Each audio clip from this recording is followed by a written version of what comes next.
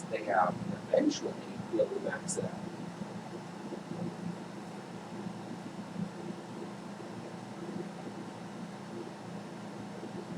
So if you're a monk rogue, both can get 20 levels eventually.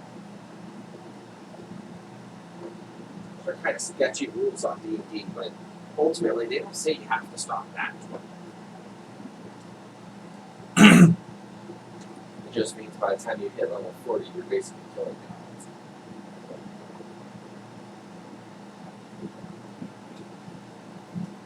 Right?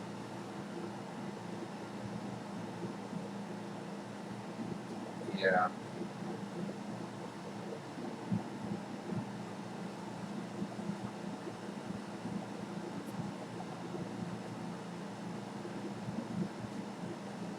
Only if you become a monk.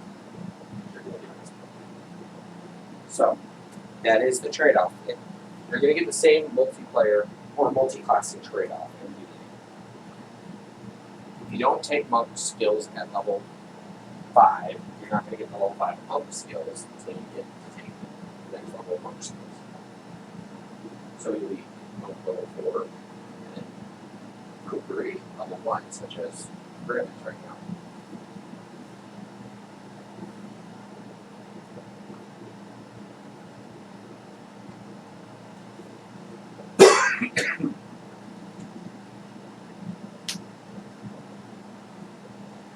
Up to you. I understand that next level, specifically, is kind of a big level for you. It will be for Mitsuru as well, because that's when she'll get her additional attack.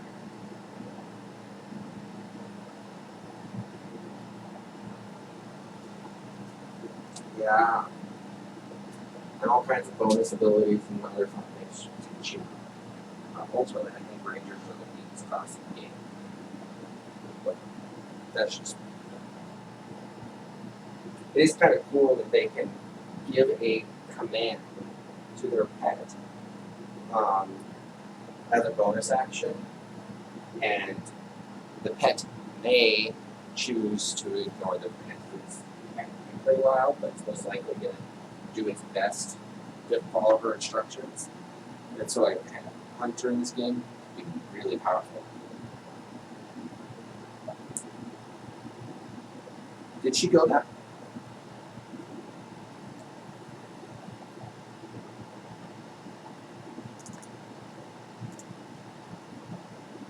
I thought that was just him being him.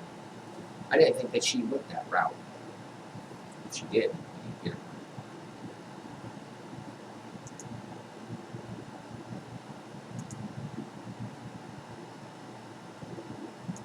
know. Favorite enemy beasts.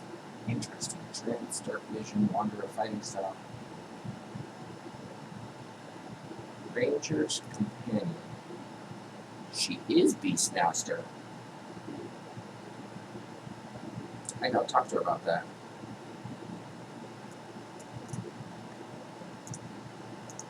Because she should have a beast by now. I did not realize.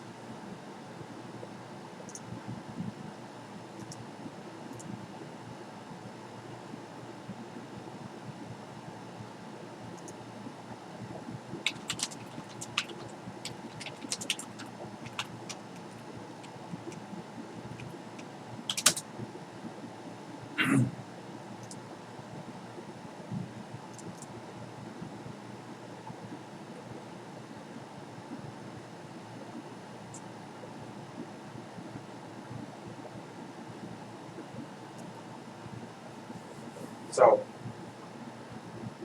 the written versions, I agree. Because if you're deciding how the player is going to be, and then you're writing them down, you don't always play them correctly. Now, on the other hand, for some people, the idea is to write them down and then try and play what's written down. Obviously, your character's a little beyond going to whatever it is. So, I understand not going backwards.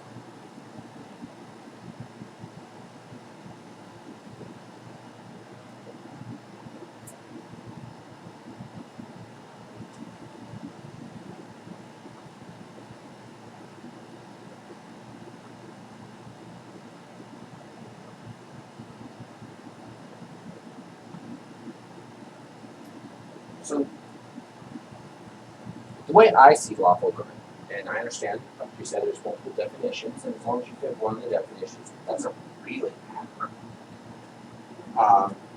Ultimately, everybody's personality in that case, their alignment can shift because there are truly 16 different alignments in human personality traits, not 9. And they're not described nearly as well as the real benefits are. So, lawful good, in my opinion, just simply means that under any circumstance, your ideas are to follow the law, whatever those may be.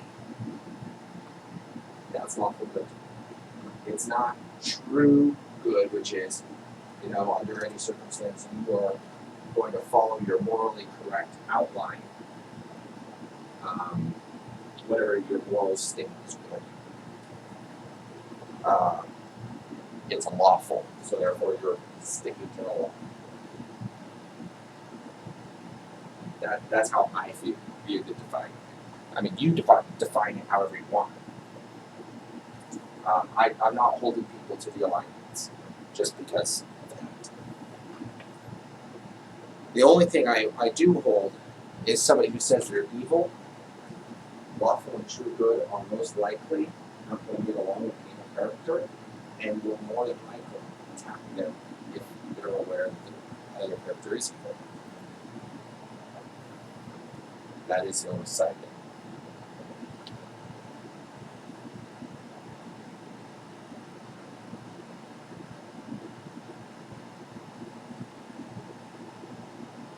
Yeah. Did you ever go back and watch any of those episodes? Oh, you were there with us, weren't you?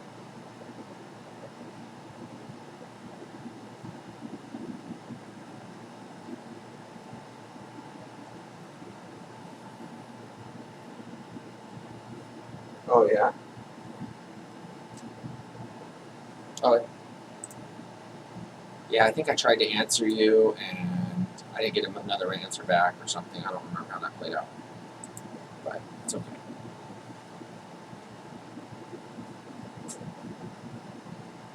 Well, yeah.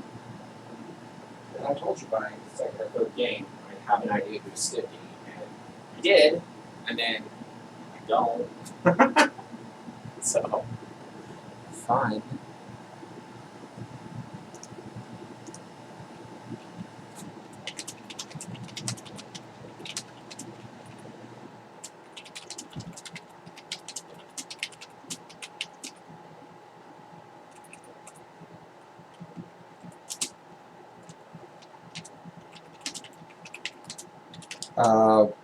Yeah, there's 2 Erics, but yeah.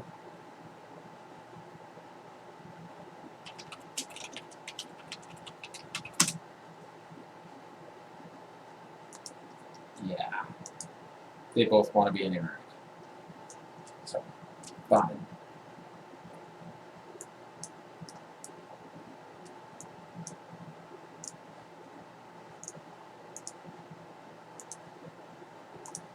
Yes. See, I think the Ranger's the one that didn't talk much and kind of was running around near the bottom of the map. Whereas the Druid was the one that was talking all the time, I think. But we skipped him a bunch. So I don't know. The whole thing got screwed up somehow.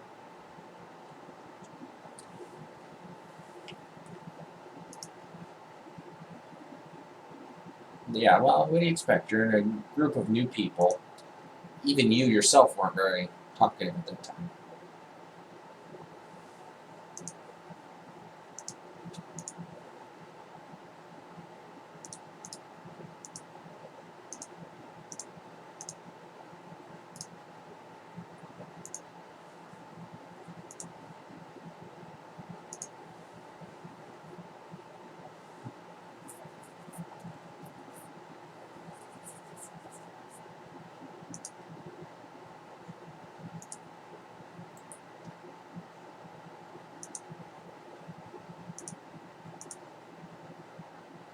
Yeah, it works.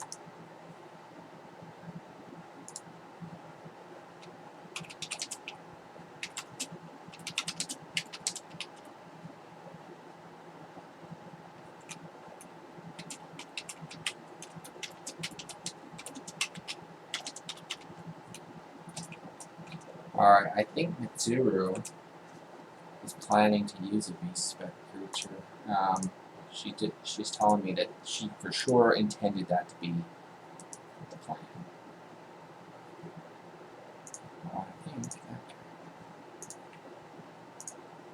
Well, I'm definitely going to give her one. I mean, she should have had it, last level when she started with you guys. Oh no, last level in general, and I didn't even think about it. You guys were just kind of going crazy everywhere, and so, junk happened, and she got forgot about.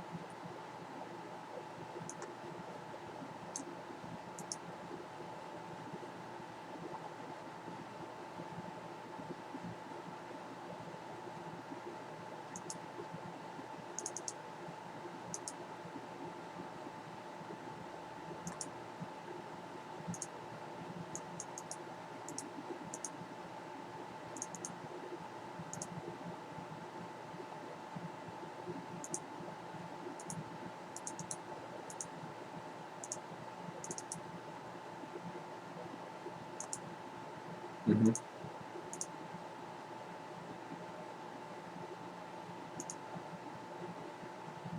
Yeah.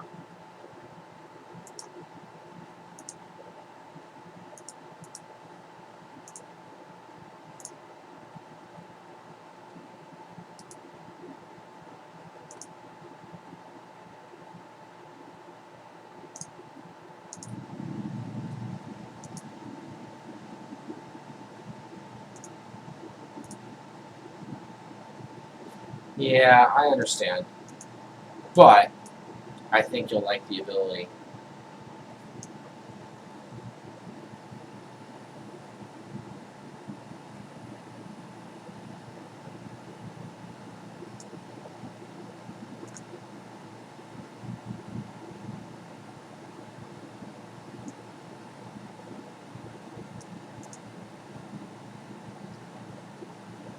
Do you like to just sit in the front of combat, or I'm just thinking because it's really hard to decide who the true leader is in this game. I mean, you guys kind of all just do your own thing, but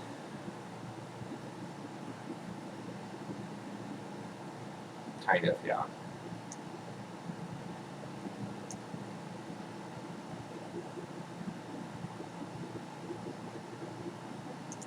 Mm-hmm.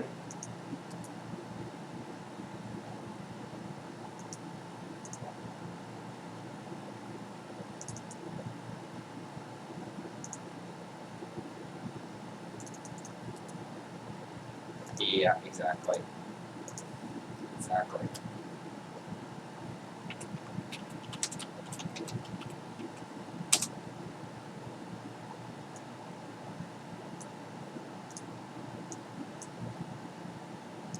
Yeah, you guys are definitely Guardians of the Galaxy. I don't care if we screw up.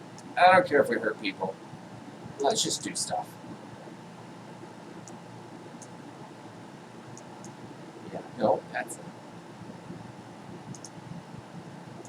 Do you really need to ask that? That was um, Salhani, literally, or Telos.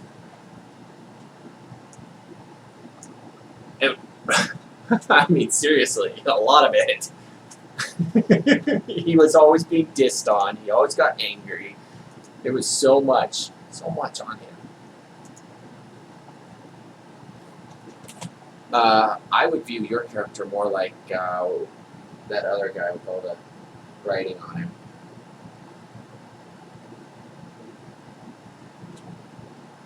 Drax, that's it. Mm-hmm.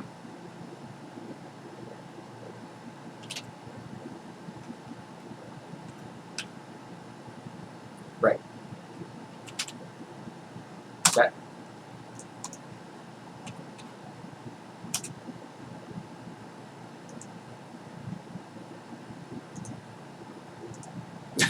Yeah, exactly. Mm-hmm.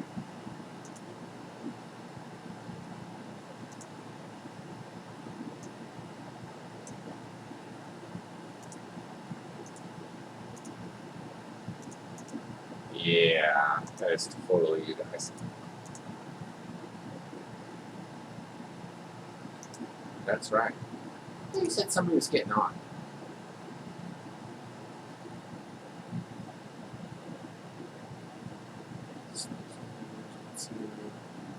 I don't see Fender.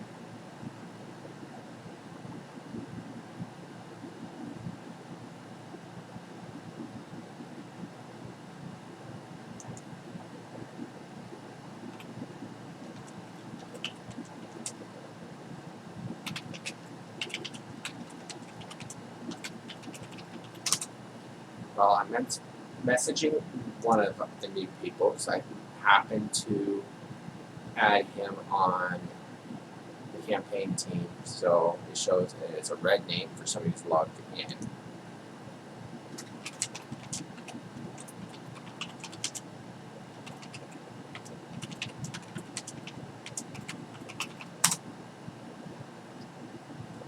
Well, both of the new guys, I guess, are on.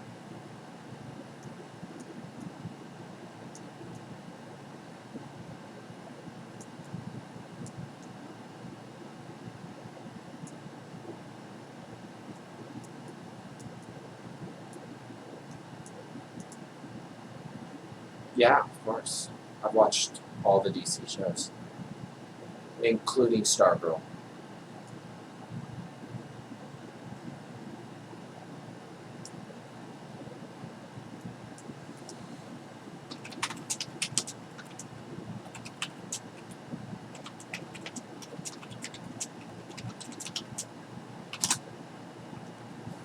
Fire.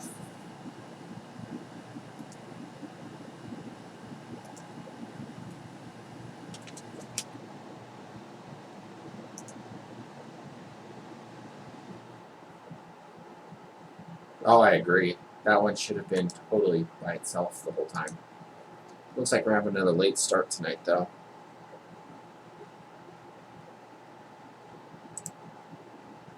And they had a good start.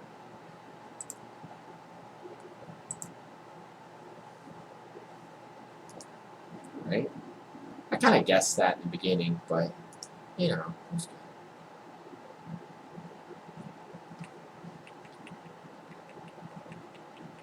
Yeah. They incorporated his story into Legends of Tomorrow just to make their own show go further. And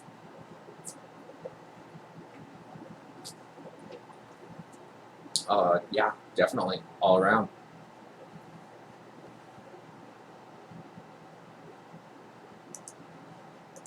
Yeah. All of the DC characters were really good actors playing them. I mean, they had spot on actors.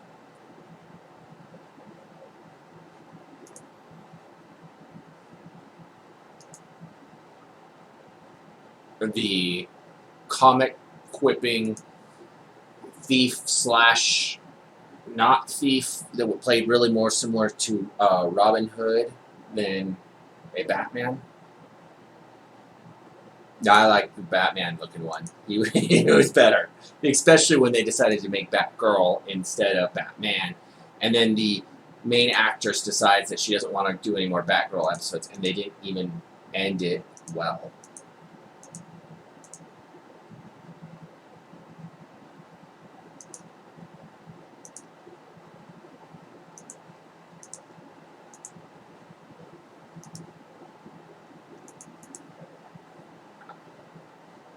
She said she was done. It was too much work and stress for her.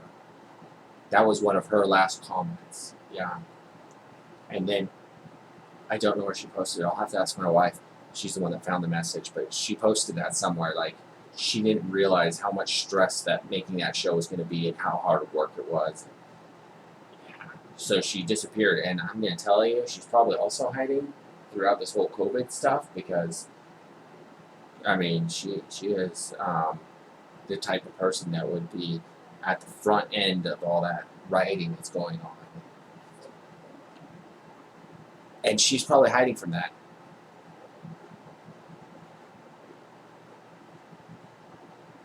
Did she do another movie?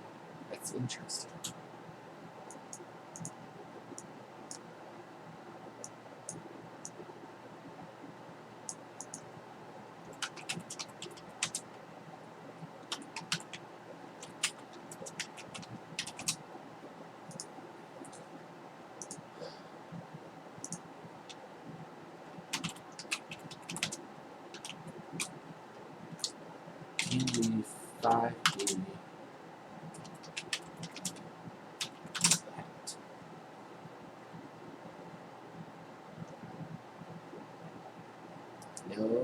was done for one game, but they didn't really give it combat. It was just a junky thing.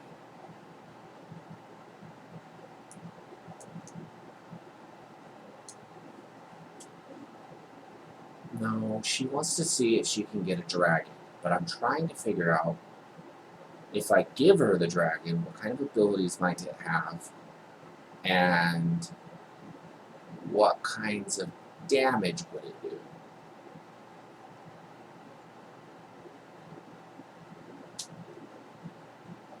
Well, I mean, what she doesn't understand is, sure, I'll allow her to have one. You guys will definitely have to fight it.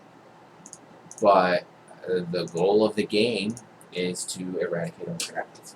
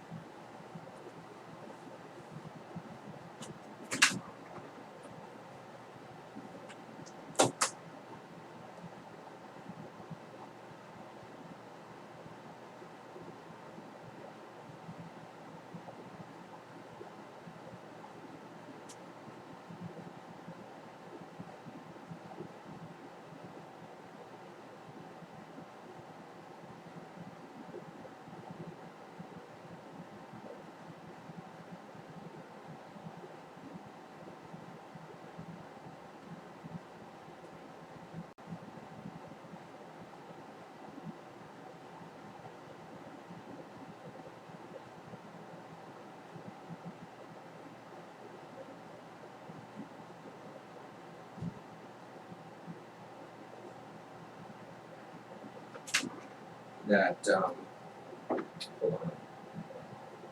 So far, we know one more is going to show up. And neither one or two might not show up. So it's going to be a short game. We may not play. Do what? Okay. Sorry, she needed that update in case nobody decides to show. I did get a second no-show, by the way. Did I tell you? Yeah. So there was a chance, a high chance, that Sulfur and her Zizzy were probably not going to show tonight. Kind of knew that last game. Specifically Sulfur. Zizzy said might join. Obviously, that's probably not going to happen. Grim said he would join. I don't know what's going on with him or how to contact him. So that kind of sucks. But the guy that didn't show was the Lord Centru, one of the new guys. He messaged me. Yes. He said something about he was doing a server update for work. Even though on my screen it shows that he's playing Space Engineers.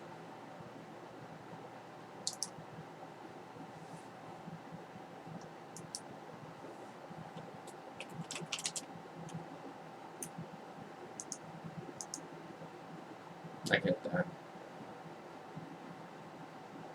Somebody just popped offline. I don't know who that was, but that's okay. Whatever.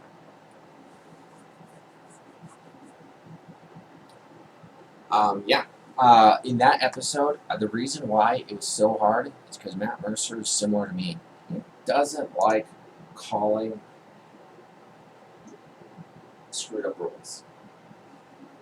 You know, he likes to say straightforward, this is what I rolled, guys. Even if it screws up everything I planned, this is what I rolled. Just makes the game the way it was intended. Just chaotic. I could plan the best monster in the world and lose to a lucky roll from the group.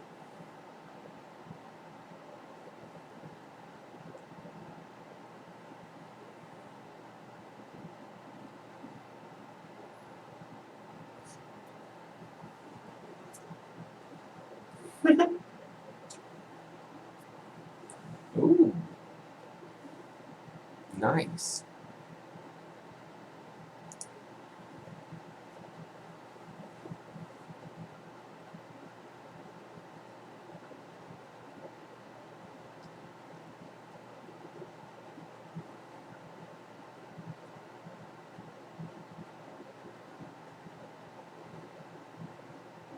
Mm-hmm.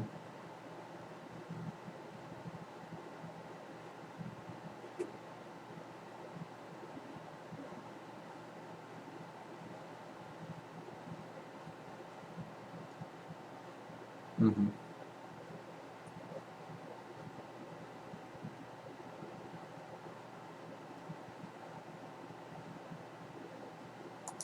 I think that's the one.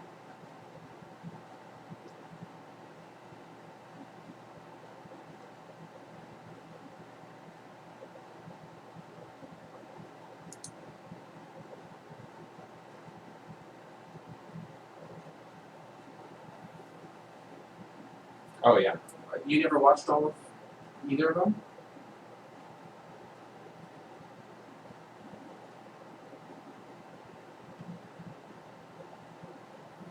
Yeah, the first episode, how great it was filmed poorly. Keep going.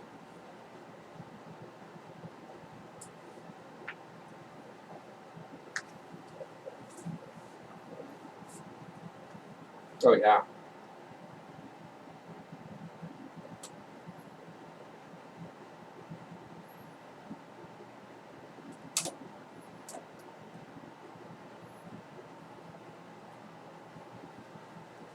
See, I was going to try that with your guys' group. Apparently, your whole group was like, well, you know, we're here. Let's do it. We're going to protect each other. I'm like, really? You guys aren't going to introduce each other. You guys aren't going to, scoff at each other. Nothing. You're just going to say, okay. No, not really. They all started at a tavern as individual people scattered throughout the tavern. And then they decided to protect Ethan, who is getting verbally abused by a bartender and then was being sent out. Grim just thought it would be funny to kill a bartender. Then they all went to jail together. Well, to go fetch Grim, but went to jail.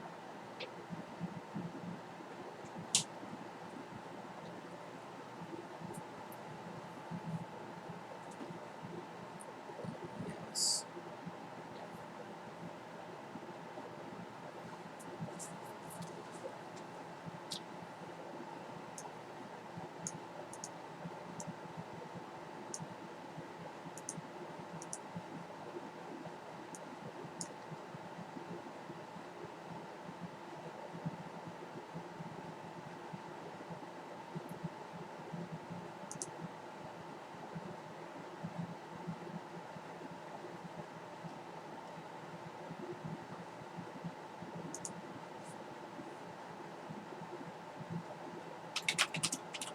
Yes, they did. That was very sad.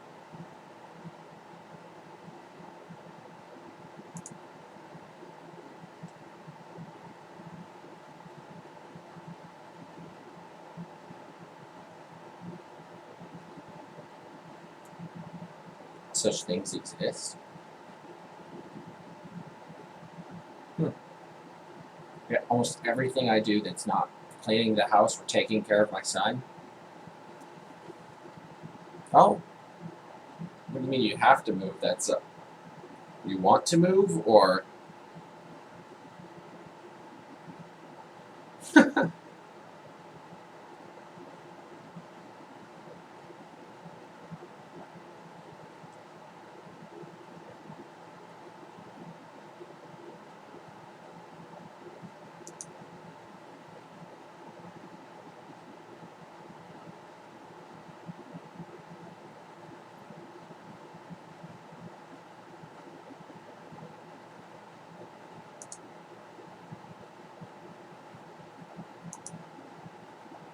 mm-hmm. Oh yeah, moving sucks. And I haven't been in this house more than 2 years, so it's kind of still fresh for me.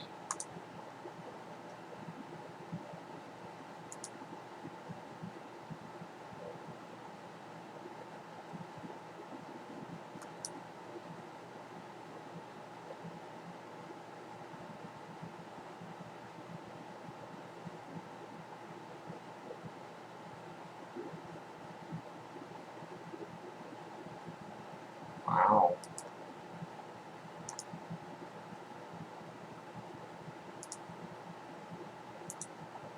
I get it. I do. Well,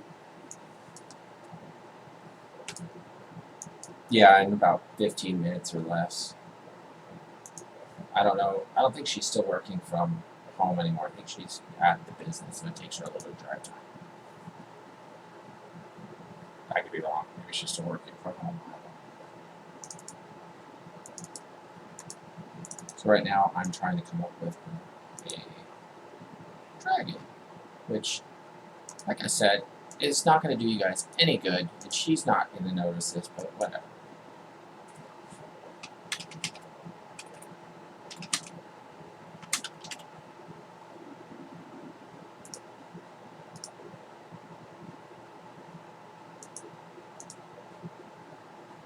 Yep.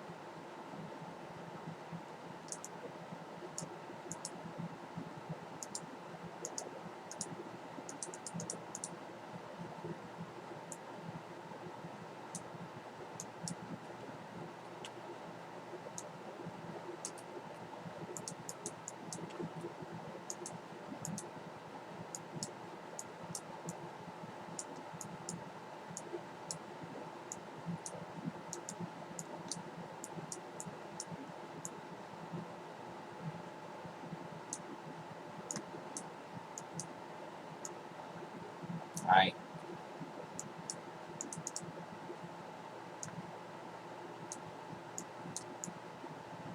Yeah, unfortunately not.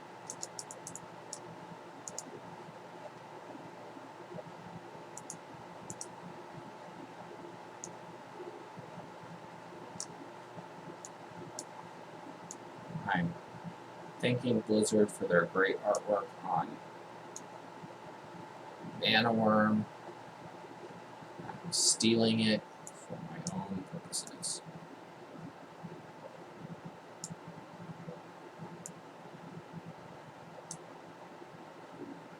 This is actually true.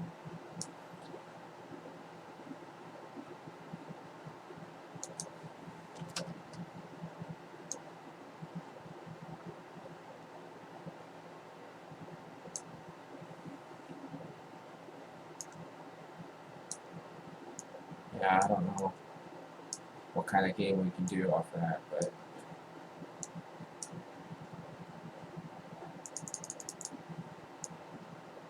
well, this is the second time in a row, and last time his excuse was, oh, I forgot. So if he does it, there's got to be a little bit better of an excuse. I'm doing this for 14 weeks now.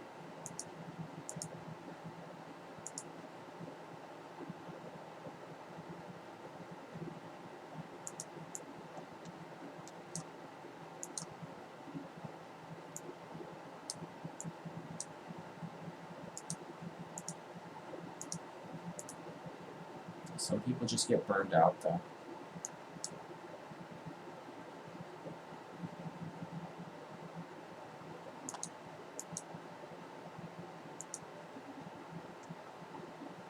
Nice.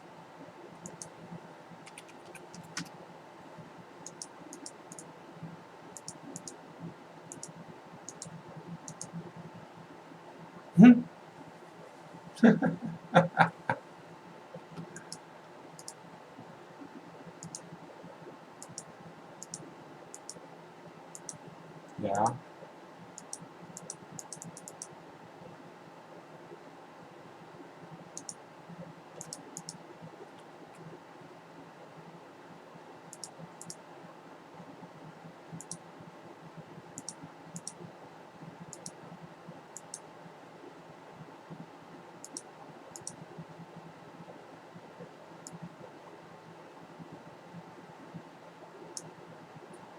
That's good to hear. So you have some new cool dice to roll.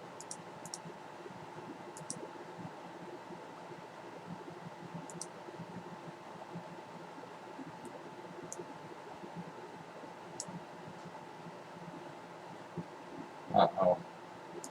You have that giant die bag and you just keep changing them, especially when they start failing you.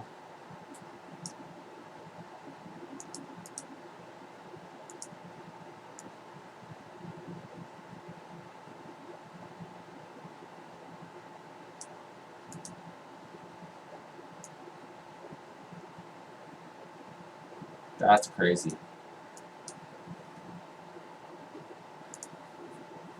Alright.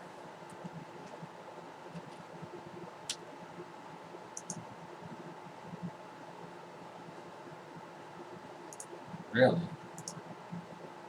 That's not bad.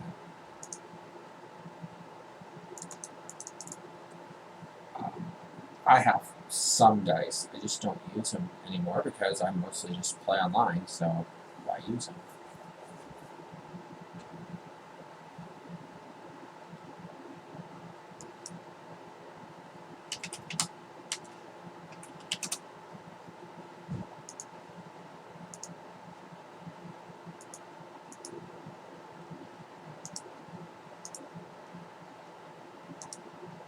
It does. That is the one thing about D&D. 4-hour game, even with us, 4-hour game seems like it wasn't enough. Like nothing happened. What is that noise? Is somebody coming and going? Oh. Oh. Okay, don't worry about it. I just didn't know what it was. That's new. I don't hear that ever.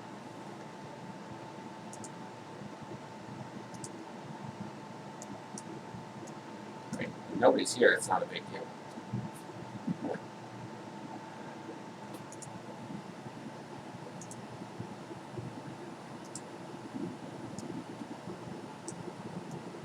Yeah, probably not.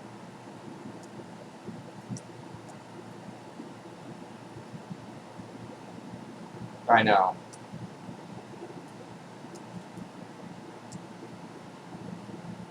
The new movie? Thor has a new movie? Yeah, I heard about that, but I don't know what it's going to be.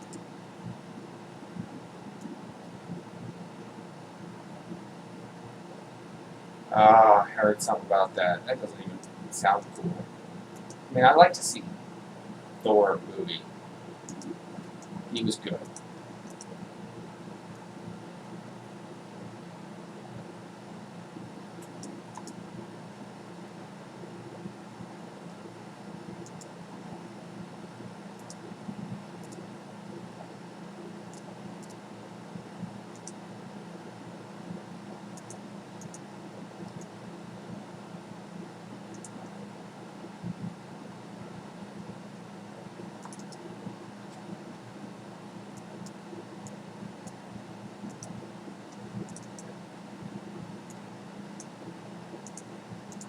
Mm-hmm.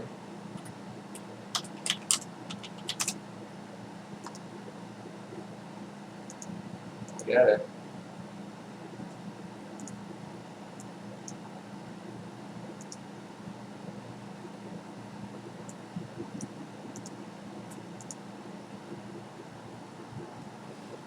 Oh, sure.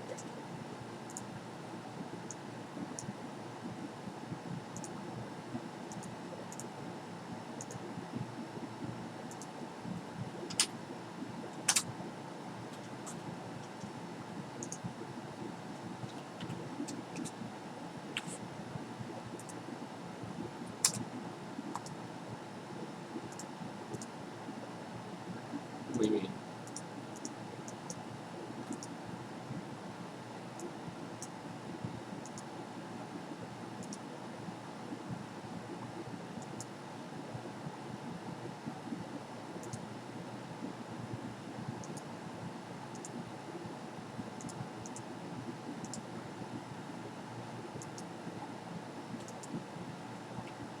Wow.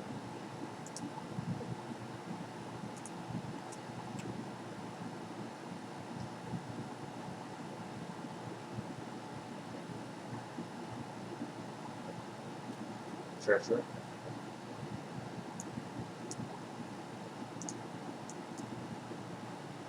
Alright, so that works.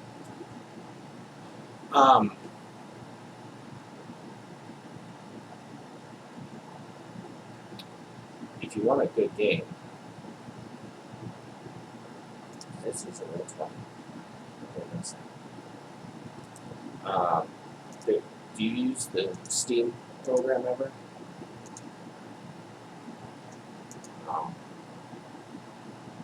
I use Steam because I like Steam, and the game I'm making is going through Steam. So it'll go through other places too, but later. I'm fighting enough with Steam that it might be a little while before I want to add somebody else. That's what I'm trying to get at. That's cool. Library. Let's see. What was it called? Where's my wish list? Steam.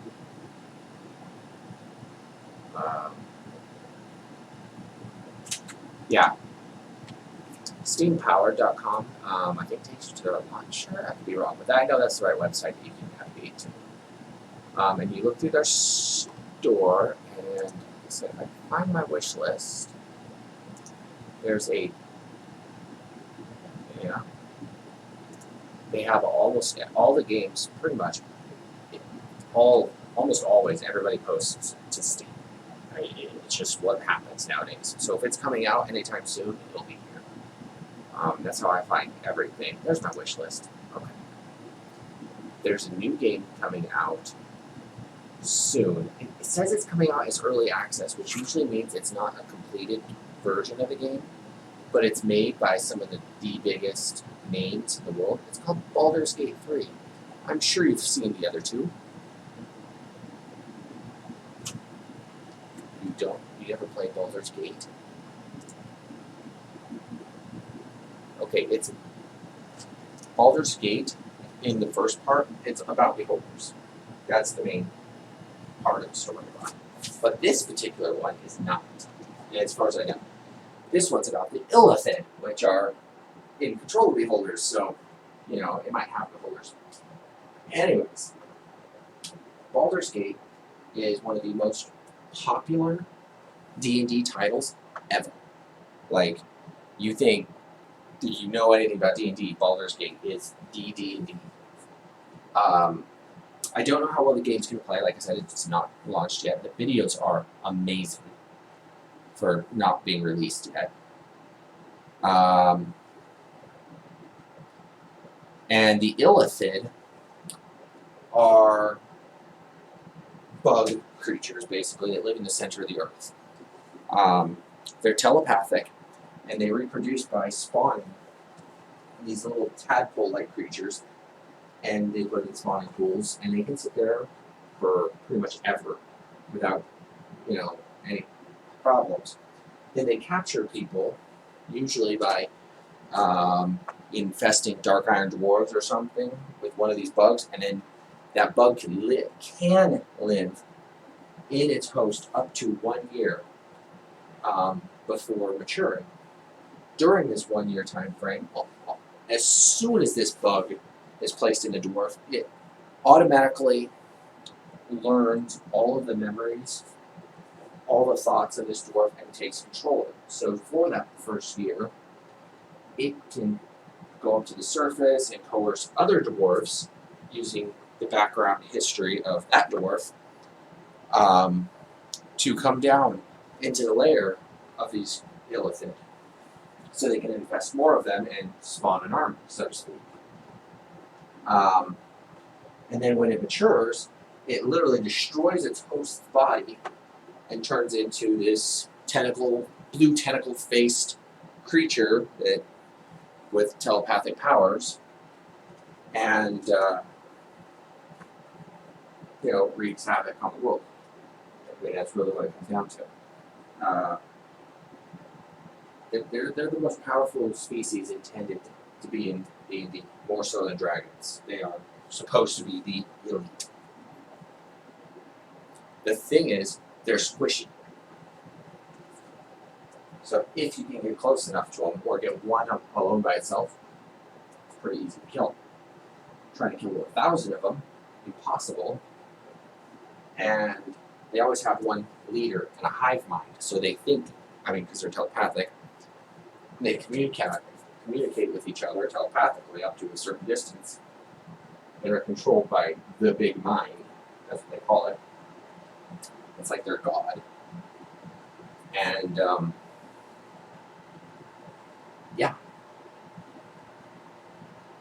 they're a really powerful creature. And that's what this next game's about.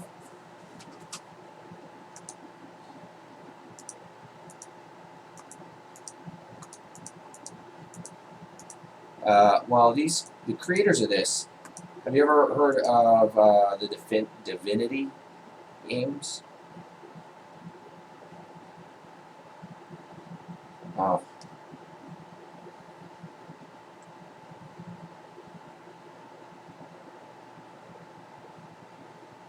Okay, well, I wasn't a big fan of the Divinity games. They were well done, they were just not my style. But the creators of Divinity Original Sin 2, specifically that game, created this game. And it's supposed to be a huge world. Online multiplayer, special characters, turn-based combat, which is kind of weird for a multiplayer game, but it works if done right.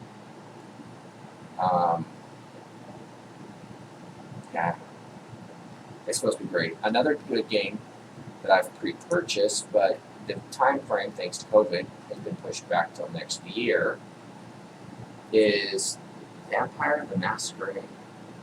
Have you heard of that one?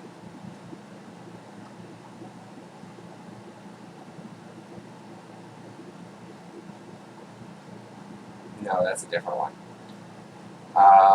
Vampire the Masquerade. I don't know if I can get you a link to the store page. But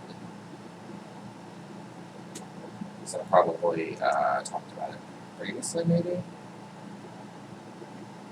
Let's see here. Is there a way I have to copy the URL? Can Pizza and check with us? Hi, how are you? They're looking at them. These are the people that showed up today. Yeah, and there's two. Oh, Grim just got online, whether he's with us or not.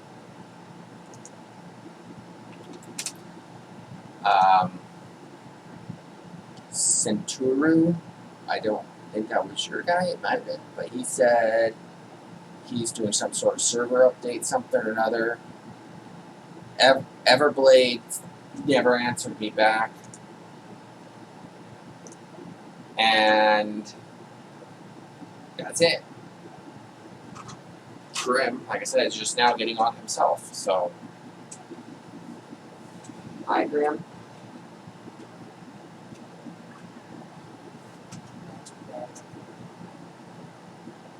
Yeah, it's okay. There's 3 of you now. Yeah, we've been wondering the same thing.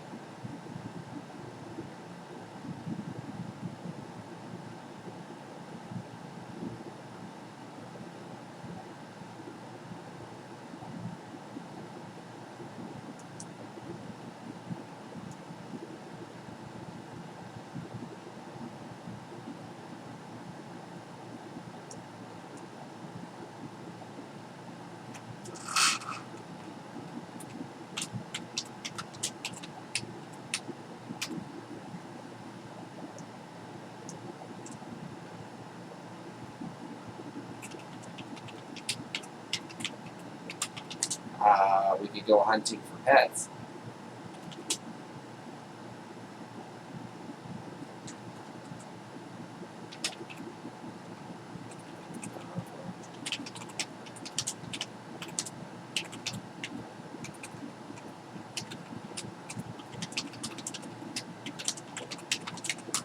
Sorry, I can't talk and type at the same time most of the time. I don't know why. My brain just goes crazy. Well, now I used to not phone repair, tech support, for half my life. I worked with Timmy at one job for a while. You know what we did? We sat and played card games, Magic the Gathering, for a long period in K8. In between calls, of course, right? So he'd make his turn, wait, finish my call, make my turn, wait, back and forth. It was great.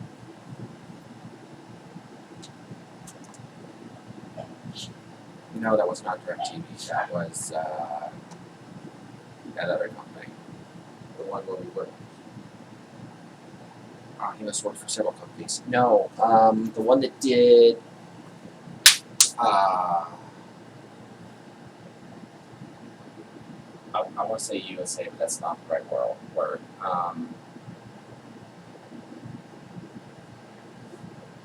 It was a cell phone company, Verizon. We were subcontracted for Verizon.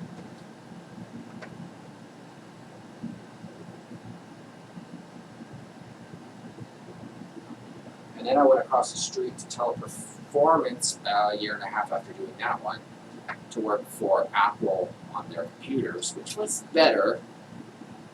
But if you've ever worked in it, that's really what it is. Talk to a person. Do you own our package? No. Well, I'm sorry. Unless you buy our package, we can't support you. Argue. I can't do anything. If you would like to buy the package, I'll sell you the package and then I'll support you. It's that simple. All right. Yeah. Fun stuff, right? Let's go ahead. Mm-hmm.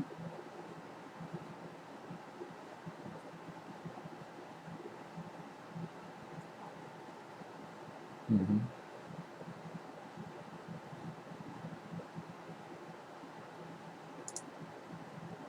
Yeah.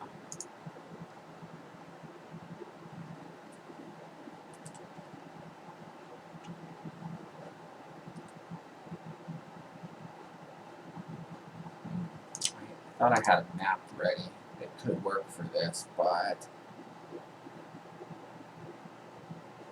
one map I thought I had is set up for something different. I guess I could use it. It's not quite right. Oh.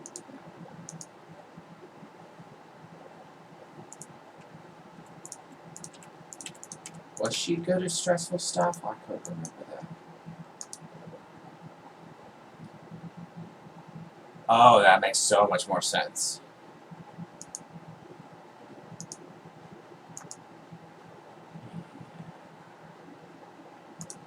Okay.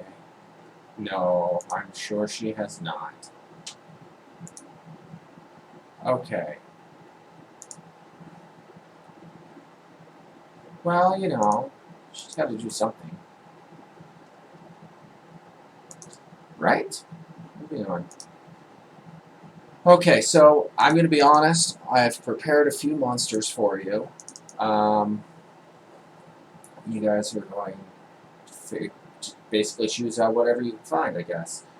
I don't have all of their stats perfected as of yet, so they're going to be semi-similar close, but once you tame them, just don't expect that they're going to stay exactly the way they are before the next game.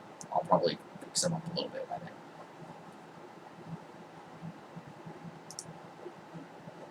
Hey, this is a huntress that needs a pet. Would you rather her use a druid for a pet?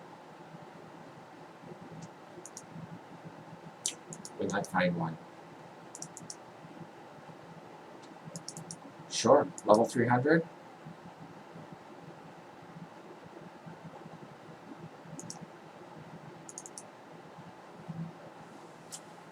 How about a bloodhawk?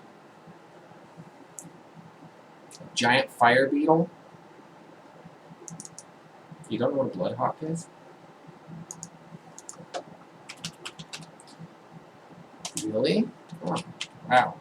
I should introduce one into your game. They're okay for, you know, being what they are. You know, a fire beetle, a giant fire beetle is another demon creature. I went through and found a bunch of potential forms for a druid at one point. And so I have everything from red and green dragon all the way down to spider monkey.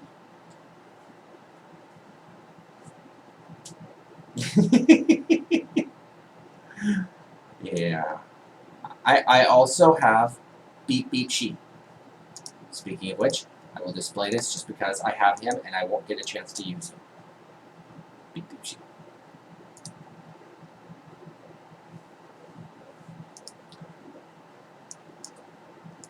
Alright. So, I have a weasel. Did you know that? I have a weasel. Guess whose fault that is? Uh-huh. And he ate all your cookies. He said he ate them all. He told me he ate all of them. Well, she just gives you more the next day.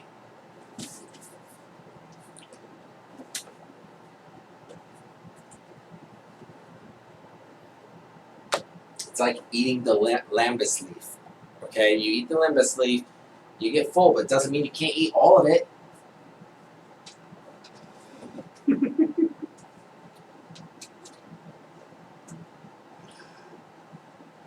Uh-huh.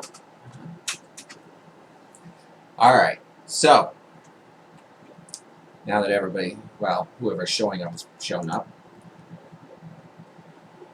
Okay. You guys have just teleported back from your brutal, fight with these golems where everybody died a few times. Grim here is still hearing the words of it echo in his brain as he carries this torch or candle in his other hand and can't seem to figure out why he can't let it go. But he's holding on to it.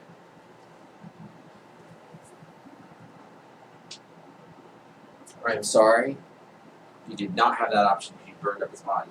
He disintegrated. Yep, it's all gone now. It's all gone. Magic away. Don't worry, it's a magical fun event. Everything's going to be gone for good. Just right now, it doesn't. You don't need to be trying to cling to a body. So, maybe when you think it's back. Maybe, yeah. Somebody might need their fingers back. Alright.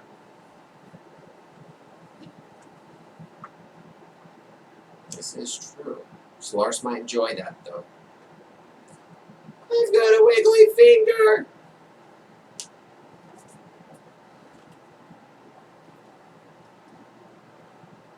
Yeah. Solaris has this problem with magic.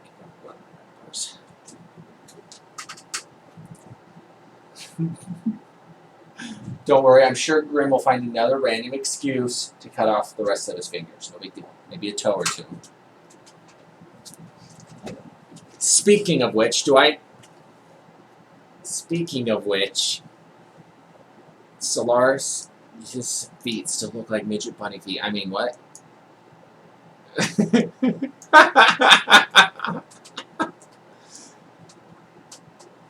It was an illusion, but the illusion is still there. Alright. As you guys start to look around, you see you're sitting in a chair, and a stone chair, so don't try to burn it, Mr. Pyro. And you're sitting in a black stone room, so it's really difficult to make out the true features of the room. And there's 2 torches lit behind the 3 of you, and 2 torches lit in front of the 2 of you, where you see a very tall tower, and up at the very top you see a gavel and a book up there, and you can clearly hear somebody writing in the book.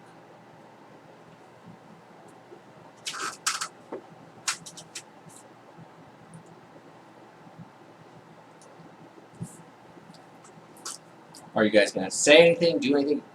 You just see a very tall pillar up there, and leaning off the edge is clearly somebody flipping through a book, writing.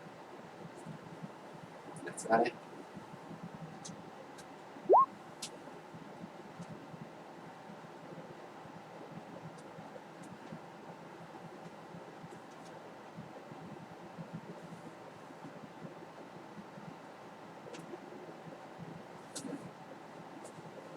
So,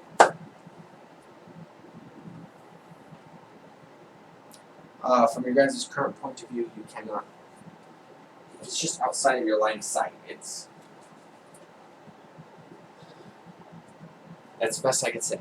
He's outside of your line of sight. He's a little high, kind of hiding behind his desk type of deal. Clearly doing something.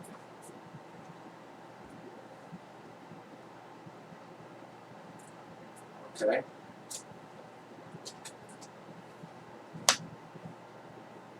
So, you start to stand up out of your chair to go behind it because the chair is too heavy for you to move. And as you start to stand up, you hear a noise. You're not really sure which direction it comes from, except for above you. Booming voice that says, "Sit down!" What do you do?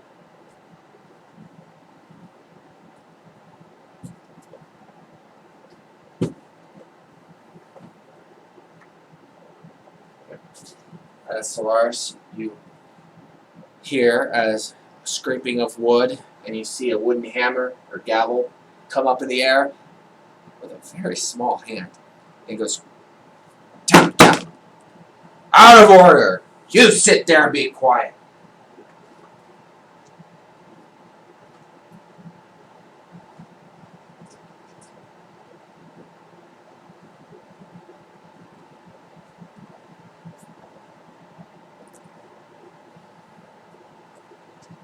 Well, it's just a loud, almost unrecognizable voice at this moment.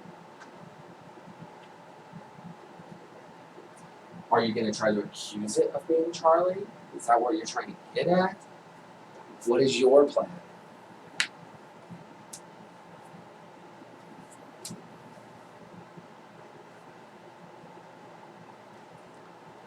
You hunters have no pet. Why is that? Have you been unable to make a bond with anything? Are you broken?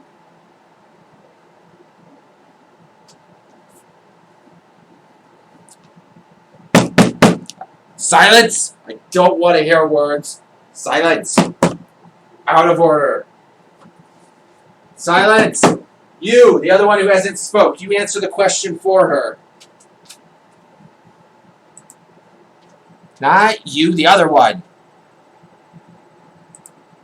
Haven't been able to go to a correct place where pets are at. There haven't been many opportunities for us to go out and find something. And how long has what is the name here? Mitsuru been able to have this pet or make a bond? Her whole life, no? You can't tell me she's never been in the wild. Most hunters pick up at least a dog by level 1. Things, but we've never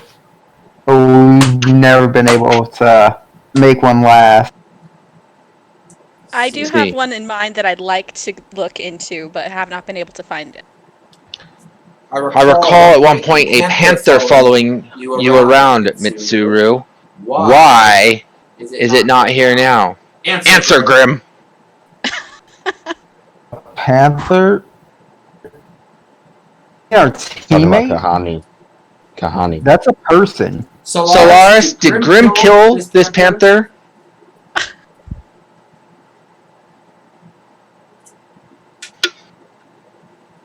Fine, don't answer. Mitsuru, answer. Did the panther die due to Grim's hand?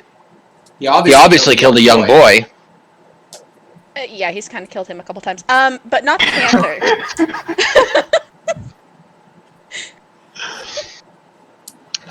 I see. Why is it you're having a hard time making friends? I don't get it. The spirit goddess seems to have no problems with you otherwise. She's very concerned that you don't cherish the wildlife as much as you cherish people. How do I cherish people more than the wildlife? You make more friends with people than you have with animals this whole time. You haven't even tried to talk to the 3 rats that was walking by you in that last arena. They stood right next to you. You didn't even care. Because they're rats. Solaris, on the other hand, whew, I'm surprised he didn't go over and try to step on him. He's done that a few times. That's because we were dealing with something more important. I honestly didn't notice the rats in the last arena. You've been hanging out with them long enough to notice many wildlife animals, and you have hunted for the rest of your team, but not once did you try to communicate with them, with any of the plants, trees, or the nature goddess herself. As I said, I'm actually searching for something that I have been missing since I was young. Can you inform your party here what they can't fill in your void? Is it right to actually say what we discussed earlier? It's up to you. What is it that your character is comfortable with trying to admit from your background? There was once a creature when I was younger that was injured outside of in the Mithril Woods where I grew up, and I am in search of that creature. It was chased away by my elders. Mithril Woods. Many creatures live in the Mithril Woods. Many creatures had you visited and or seen in the Mithril Woods, several of which you may have tended to, and only one you remember. It's one in particular that doesn't normally stay in the Mithril Woods, which is why it was chased out. Is it like a giant deer or a giant bear or something giant in the woods? Let's find out. Grim, I'm sending you to the Mithril Woods. Retrieve me this pet. Go. It's Wait, not in what? the woods. It's not in the... It was chased out of the woods from my elders. Okay. Let's see here. See if I can get this to work correctly.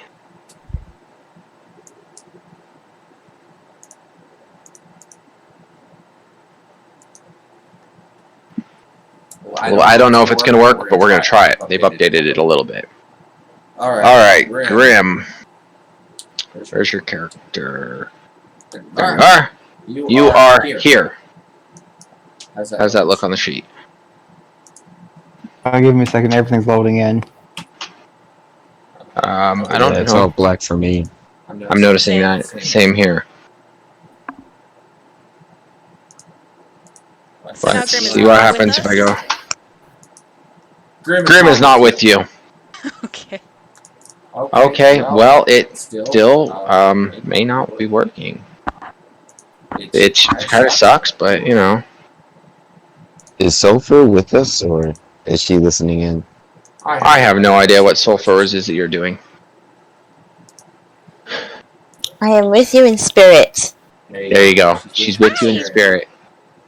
Because I have no body left, right? At the moment, do you need a body for the game? Are you capable of playing today, or are you still busy? I should be able to come in properly now. Oh, okay, great. So I'm at a good spot to figure that out. Okay, did that fix your character? Can you see?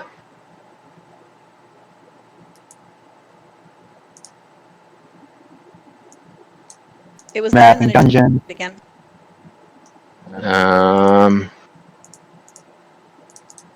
There. Grim, can you see your character? Do you see anything?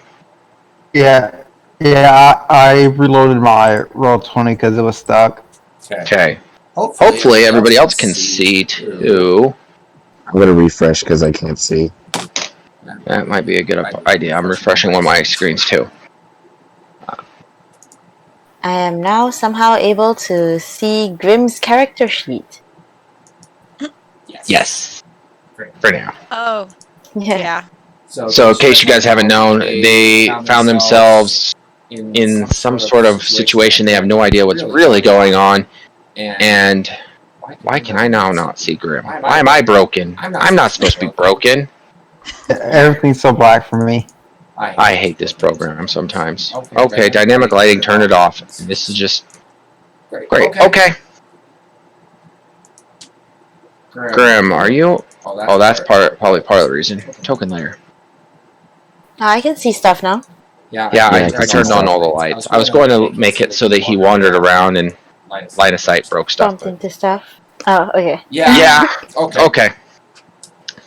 So we'll just go from here. Grim has been voluntold to find a creature for Mitsuru and bring it back to her, based on the little bit of description that he got, which is it is unique to this area, and I did not say it was unique. I said it didn't actually. It's not there commonly, but therefore it's unique when it's in this area. And it's something from her past that nobody else has seen for a while. Okay. Sorry, Grim. Okay, Grim. So, is you with Grim at this point? Absolutely. The Awesome. lantern is still attached to Grim. Awesome. E is going to use a history check to find out more about these woods. Oh, sure. Go ahead and roll off of Grim's stat sheet, or Grim can roll for her, whichever. Wouldn't it be my own stat sheet? Because intelligence, You could use wisdom, yours. and charisma? Okay. You are But right. if it's strength and stuff, it's all Grim. You're right. You're in control, so roll from you. That works. Christy, you don't get to see anything. You still see 3 stone chairs, Solaris, a poof of smoke on your left where the form of Grim once was, and a gavel still pounding on the table. Silence! Silence! Look at the center of the thing and see what you find. And right in front of you guys, like a television screen, appears Grim and whatever he's doing. Sulfur, on the other hand, is thinking, man, I've been here before. I'm sure of it. Over there somewhere is a rock I used to sit on. Or was it over there? I think there's water over this way. Oh. Shoot. Okay, now I see stuff. Okay. Good. Okay.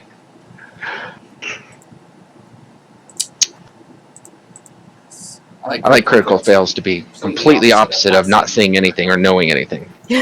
More fun. Okay. Sometimes you see too much, the wrong things. All right. Is Wisp playing too, or is it just you? She just listening. I don't. Yeah, I might just be listening in. She's not in yet because she still has a lot of work to do. So that's fine. She wants to concentrate. I just saw her name in Roll20 is all. Oh, yeah. I think she might have not logged out previously. That's okay. Yeah, we were up quite late last night just doing the stuff. I get that. Grim, I forgot to change your level on this thing. Level 4. All right, Grim. What are you doing today? You're standing in the middle of the forest. Oh, by the way, everybody's fully healed if they're from that last combat. Okay. Except for Is I'm not- Stephen still I'm gonna have to put my own token on the map because it's not letting me move that one. Fine, put your own token on there. As long as it works, I don't care. If my computer would let me do this. Should let you just drag it over. If it doesn't, it's Mitsuru's fault. Wow, we're not blaming me for once. That's good. he's been blaming me since last week. I don't know why. It is your fault. How is this my fault? Okay, this partially. Well, yeah. No. This predicament Grim is in right now is 100% your fault. How is it 100% my fault? The only thing That's enough. Yeah, at best it's 50% her fault. That's right. Okay, finally. Okay, is it letting you do anything? What's going on? Yes, it is. Okay. Okay, between you and Ethan, we got to figure out what to do. We might actually be able to bring Ethan back during this game as well, so. Woo! Okay. Currently, Ethan has no idea about this kind of thing. Can I do a perception check as to look through and see if there's anything wrong with the woods? Because apparently I have maybe been here before. Yeah. Sure. Like, There we go. they said there was something large here, right? So I was just saying there was something large here? Nah, I was saying like if No, well, it made Grim so big, but that's him. Can you move him? Wait, hold on. Yep, I can move him. Perfect. She can move you at least. I can make you do the Ethan, take Macarena. control of Grim.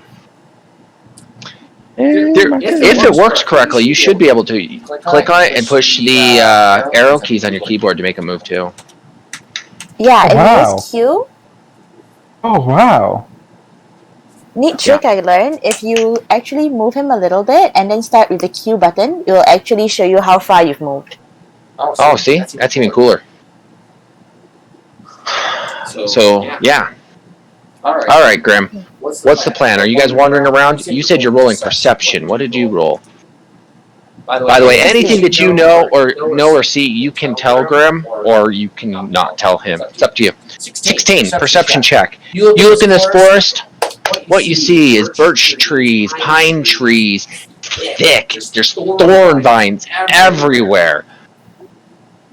You got some very tall oaks. You have, this place is just like a thick, dense forest. It's not a tropical forest of any kind. It's not a rainforest.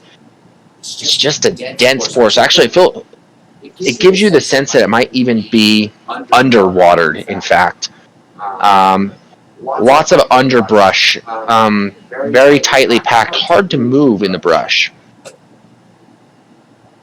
Okay.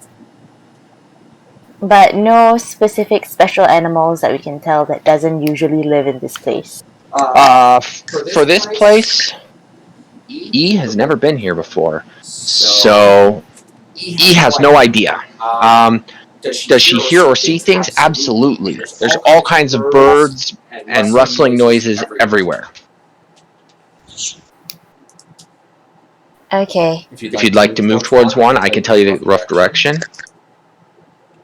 Towards the rustling noises? Yeah, I can tell you. Okay. Sure. I'm not gonna be moving the body because I have not gotten permission. But you can tell him what you've heard or seen. Technically, he's heard it too, but you know, he's not paying attention like you are.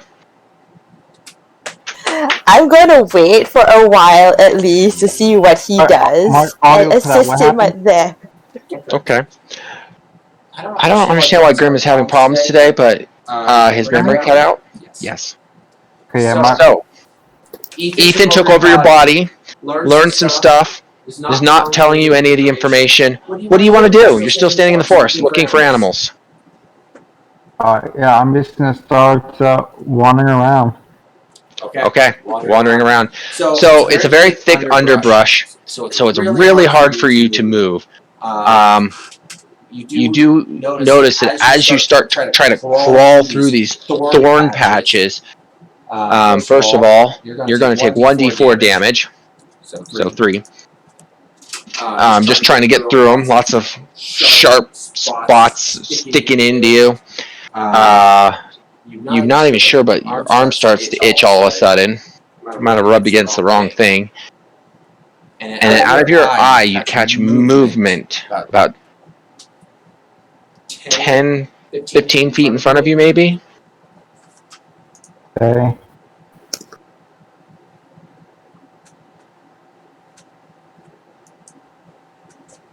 Hello? Hello, we hear you. We hear you. There. Oh, you're saying that. Yeah. Oh, I thought your audio was cutting out again. No. Oh. As you say that, you catch something dash off into the distance. I take a deep sigh, like. Okay, that was your one try. Go to this. That was your one I'm try. gonna see. Oh, I'm gonna see if there's. Go ahead. Tell me what you got first. Nah, I wanted to see if there's any way that we can go around without hurting Grim, since Grim has been getting. But if you're You going definitely back, would have noticed a way. You would have noticed a way. Yes. All of a sudden, poof, you're back in your chair. The loud booming voice comes again. Grim, you failed. How did you miss the one creature already? Come on, we expected you to attack on sight or something. Jump on it, I don't know. I'm just gonna glare at the Solaris? Solaris, it's your turn. Poof. Hold on. What the heck? Oh. Oh. Find it. I'll find this creature. I'm gonna shift so I could just look intimidating, but also just find this creature with advantage. With oh snap! I forgot. I refreshed this thing, which means all right. Bear with me, guys. Perception check coming through. All right, so I shift. I use perception. All right. 23. Solaris, you have passed through this forest one time before, so you kind of have an idea.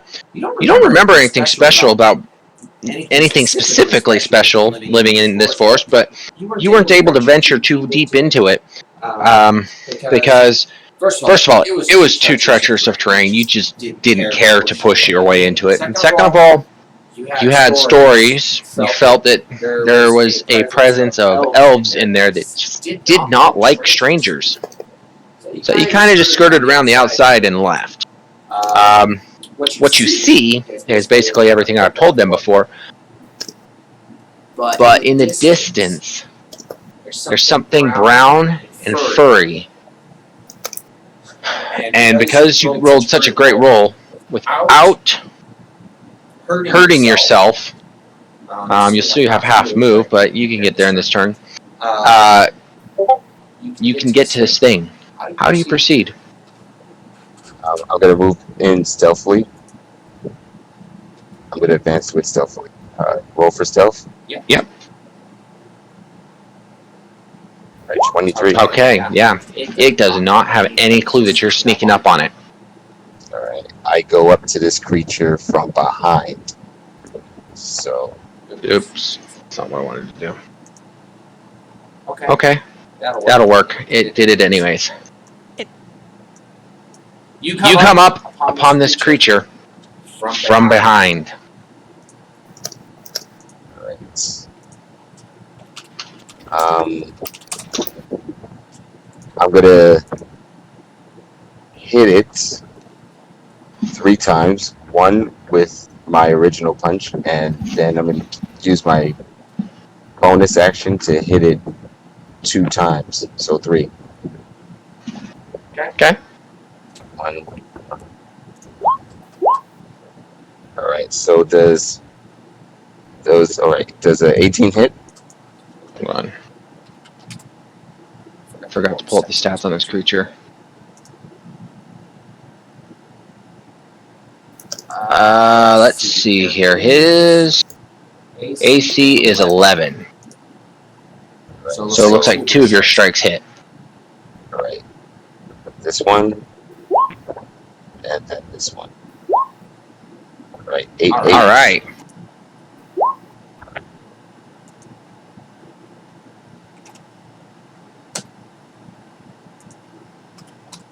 It definitely is hurting pretty good here.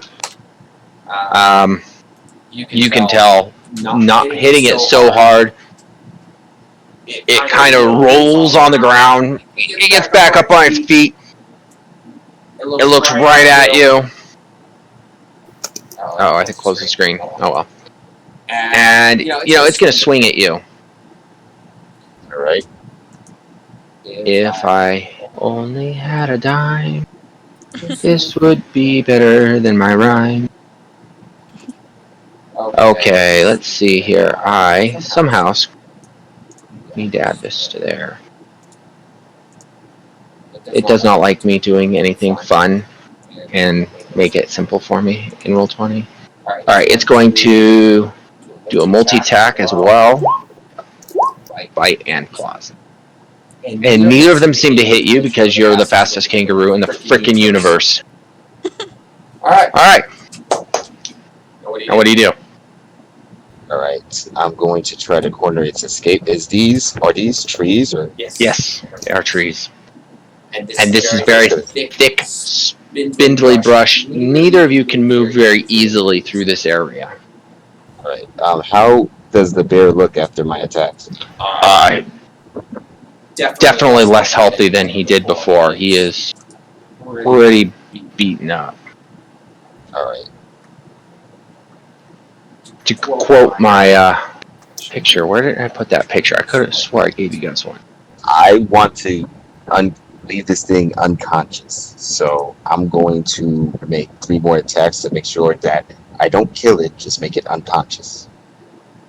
Okay. So I'm gonna burn a key point. So 1, 2, 3.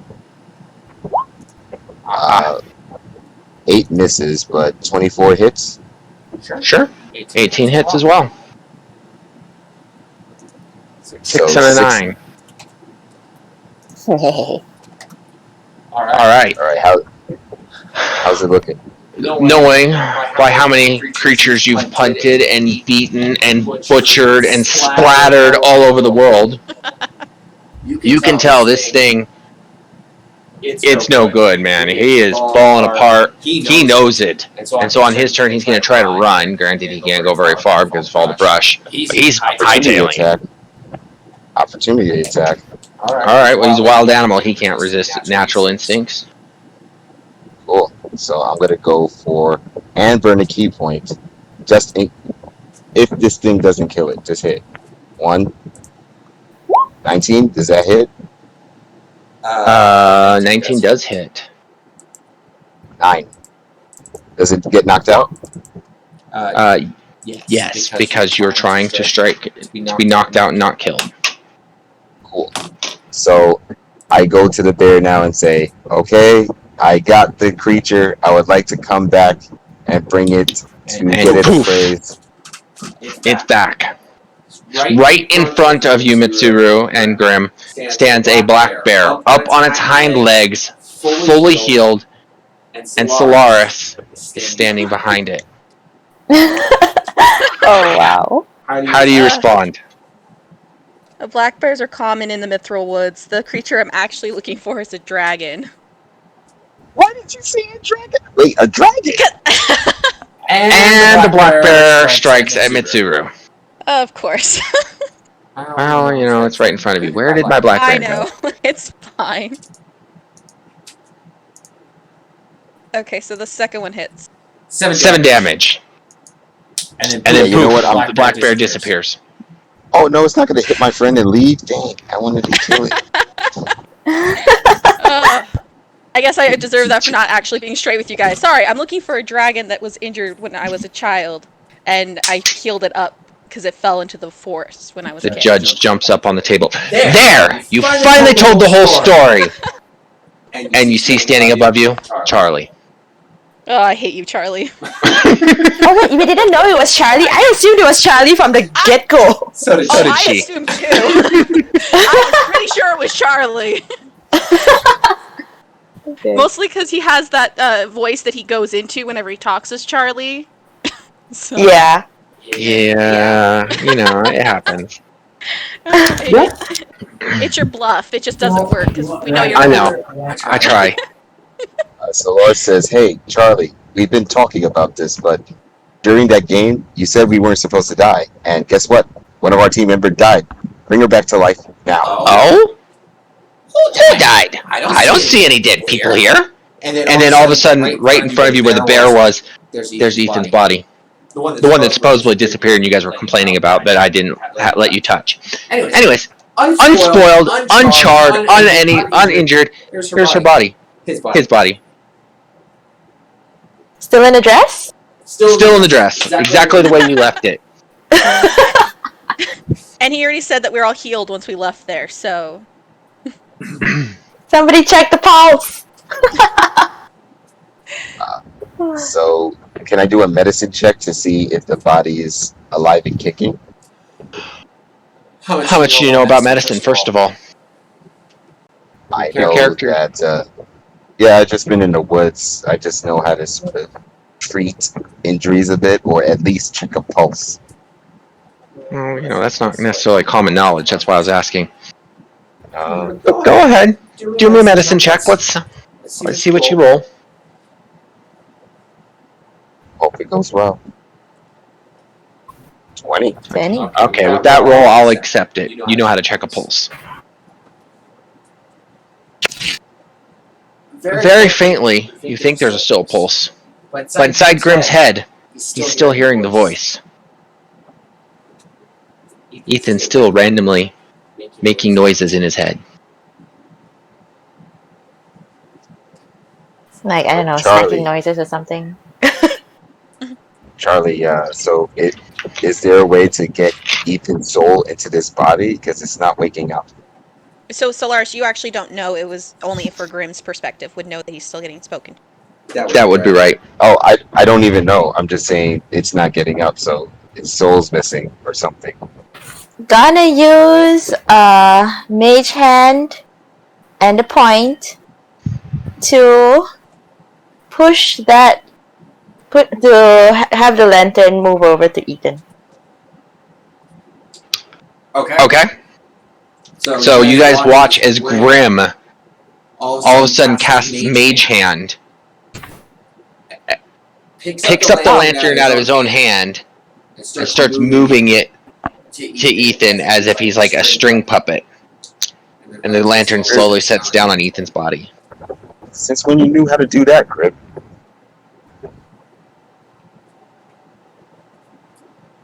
That was not me. That's Ethan. No, Ethan's dead. Oh no, Ethan's in my head. Okay, we all miss her too, and I feel she's here with us too. Lars, Literally. I'm 1 minute away from hitting you if you think that I would actually take the time on Mage Hand. Yeah. Can Charlie jumps up and down again. on the desk one more time and says, listen. And he throws his gavel at the lamp, kind of bounces off the lamp, doesn't even bother it at all. I was gonna say. All right. So you know the lamp is part of it. Silly Ethan, told too much. Who's gonna do the magic enchant? To put Ethan back in the body. I mean, it was easy the first time to go to Grimm because, its body was dead. Now it needs to transfer from live host to live host. A little bit different. Mitsuru, that's your job. What? I have to put Ethan's body or soul back in his body? The easiest way is to make its current living host dead. What do you want to do? You might ask Grimm. Grimm might know the special enchant necessary as well. But he might be trying to save his life. You never know. Grimm, is there another way other than killing you to get Ethan back into his body? I have no idea, but I'll see you guys on the other side as Grimm starts taking off his chainmail. Oh my goodness. And Ethan's been exposed to more of Grimm than he ever wanted to see before. No. I said chainmail. He always brings it a step too far. And right after he takes off his chainmail, he is gonna take his rapier out. Hold on. Oh. Before you kill yourself. I can't believe I have to say that, but it is to Grimm, so I'm not entirely surprised. Anyways, what's the enchant that has to be done excluding killing? Charlie, do you have any other way? Well, there is another way. I would have thought, asking Grimm would have asked Ethan. Ethan would have known. It doesn't sound like Grimm cares, so let Grimm stab himself. I'm waiting. Okay, Grimm, don't stab yourself. Ask Ethan. Ethan, you know what enchant Charlie is talking about. Ethan is no longer attached to Grimm, is unable to say anything, but I'm going to use another sorcery point and use Phantasmal Force. Can Grimm do a intelligence saving throw? Okay. I might just die. Oh yes, it works! Okay, so in front of Grimm, he would see a figure of a non-gender specified thing standing behind Ethan or beside Ethan. And this creature is going to say, but this creature is just like, it looks like they are not exactly human, not exactly here, not exactly alive, almost ethereal, and something to do with flames.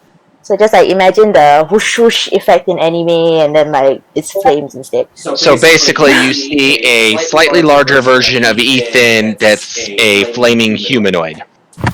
Okay. Oh. Purple flames too. Got it. What? Of course you had to put his 2 bits in. It's Phantasmal Force. What do you expect? It's force damage. Purple. Okay. Go. Okay, and this one does not have any kind of force, and there's not any kind of damage, by the way, because it's not attacking him. Instead, he looks at Grimm, bounces back, hits the wall, and passes out. Ethan takes a deep breath and sits up. Okay. Ethan, are you okay? Is Grimm... Someone go check on Grimm. I don't know what Ethan happened. goes to check on Grimm. Thank you. Grimm is unconscious, but, more than healthy and alive. You just gotta wake him up. Okay. Mr. Grimm, are you okay? I hope... Mr. Grimm, please be okay. Pat on the face. I'm just gonna wake up. the way, Grim. That little boy nearly killed you. Oh my gosh. Is that Grim? Was that Charlie talking to Grim? Yes. Yeah. Grim is gonna flip off Charlie. Woohoo! I'm sorry, There's another one. Instagram. Oh my gosh. All right, So back Lars to goes, finding- hey, Charlie. What? Charlie? Oh, there's something I wanted to ask you, if you don't mind. We We need. I wanted to know if you can take these. Wow. Well. 21. Yay! I was actually going to tell you to do that. Okay. Okay. Charlie goes, sure. And lets you connect connect with him. It feels like hitting a brick wall. wall. That was fun. Can Can I do another one? Oh. No. Can I do it to you? No. No. Just wanted to check your power level. Dang, that hurts. Oh.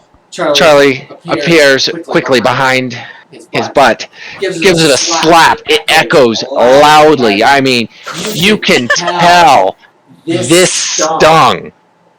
Grim feels nothing. Or Lars feels nothing. You promised last time that you were not going to hit him anymore. How do you hit him? Died. You just made a lot of noise. Okay. Grim felt nothing. Sorry, Solaris felt nothing. So, it was just a loud smack noise. Minor illusion noise.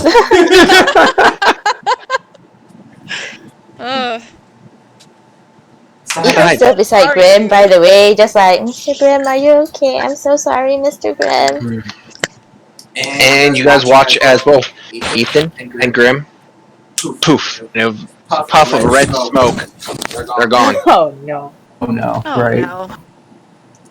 Great, we gotta look for a pet, and now we gotta also look for these two. What'd you do, Charlie? Where are they? Oh no! Grim didn't pick up his payment on his way out. No, he did not. Oh, no. Yeah. Well, so your armor class is a little bit low for the moment. Yeah. Charlie, can you please send this stuff to him? He's going to get hurt. I I have never said please before. Please do this. You guys stop trying to hit me. Fine. I can't. I won't hit you today.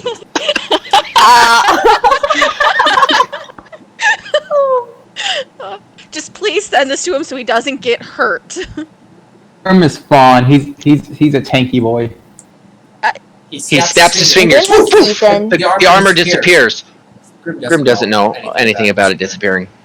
It doesn't reappear. It just it's gone. Charlie looks at you. There, it's taken care of. It looks It looks at Solaris. Him? I just sent your best friend and his pet.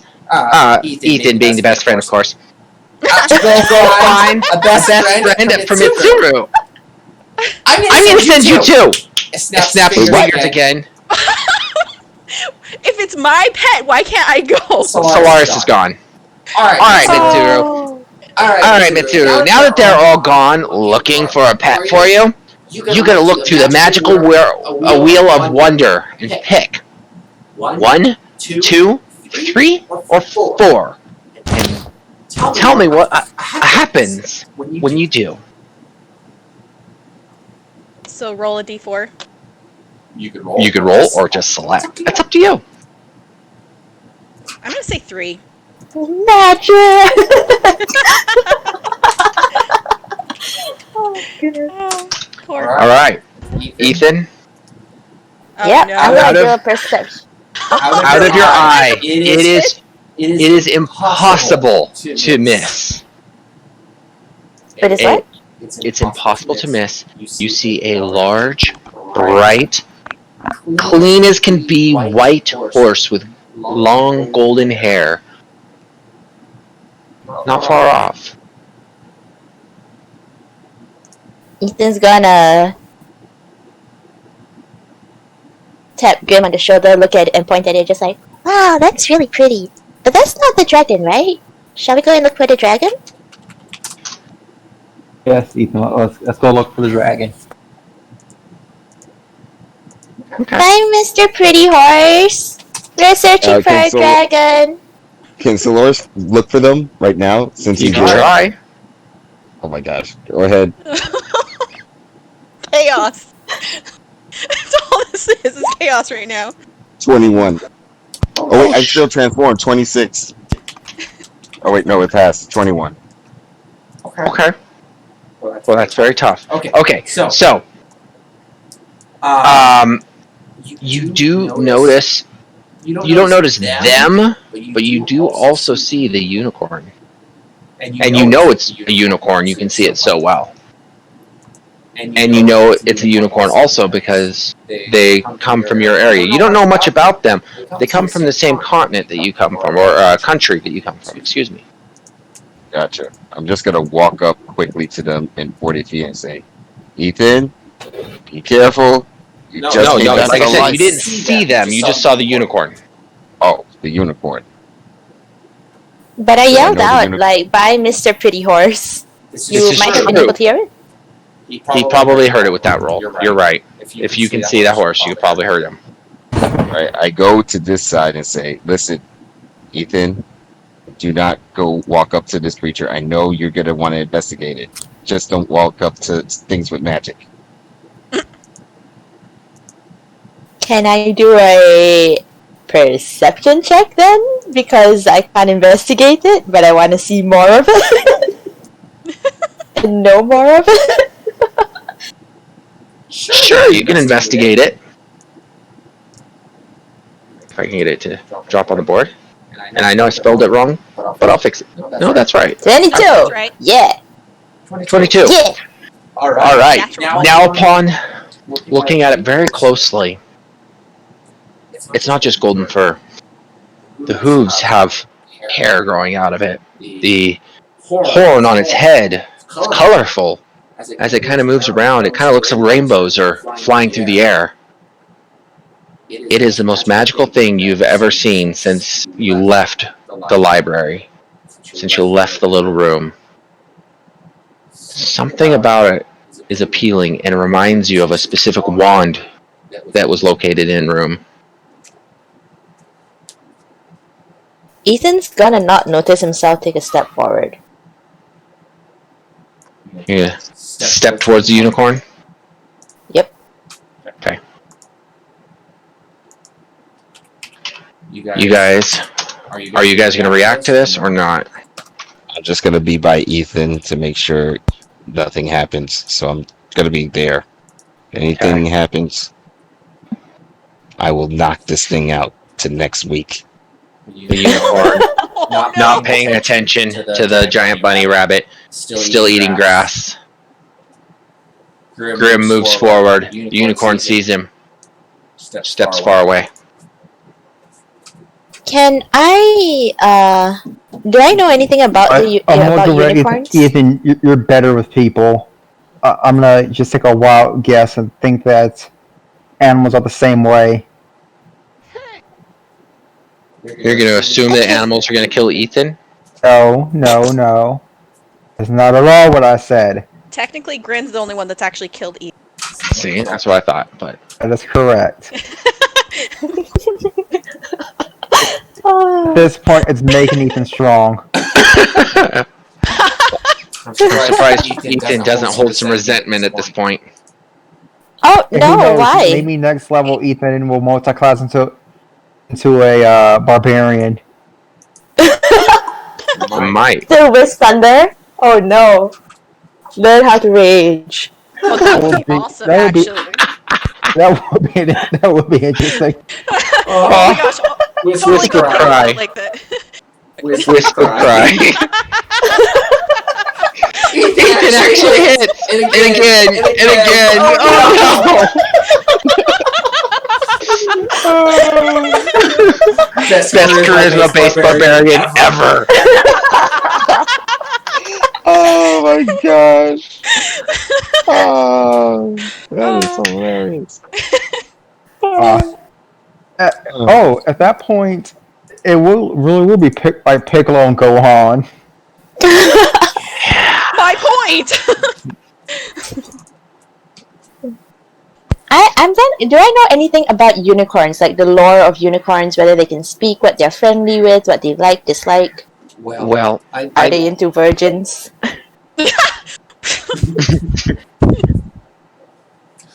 well, are you asking me, or are you thinking to yourself? Or are you asking out loud? What are you trying to do? I'm asking if I know this stuff, or do I need to roll for it? You have to roll for it. Okay, rolling which? But I can tell.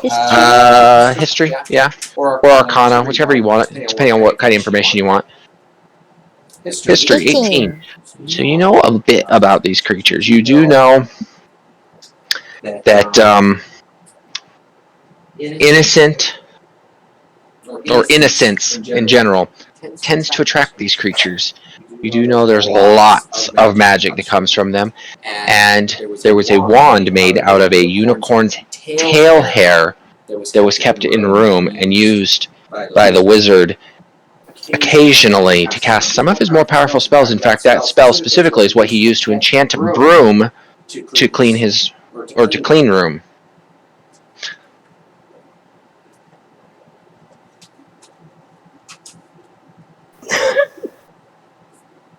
They're yes. Anyways. Okay. I'm not sure if you get the reference, but okay. Never mind then. I do. Harry Potter.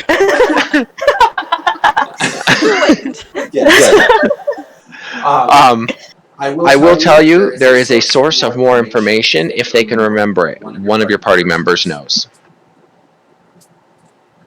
Okay, but do I know this?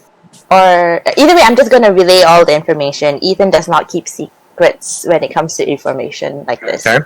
Are you just saying out loud or telling somebody specifically? I'm telling both of them. Okay. Both of them. You But guys. is there anything? Oh, yeah. You guys get this information, and Charlie sits up there. So, is this the pet you're looking for? It's No, zero. Charlie, that is not the pet I'm looking for. The pet I'm looking for is a dragon. Oh, is that not a dragon? Nope, that would I actually know? Not a game. Oh. You have the screen still, right?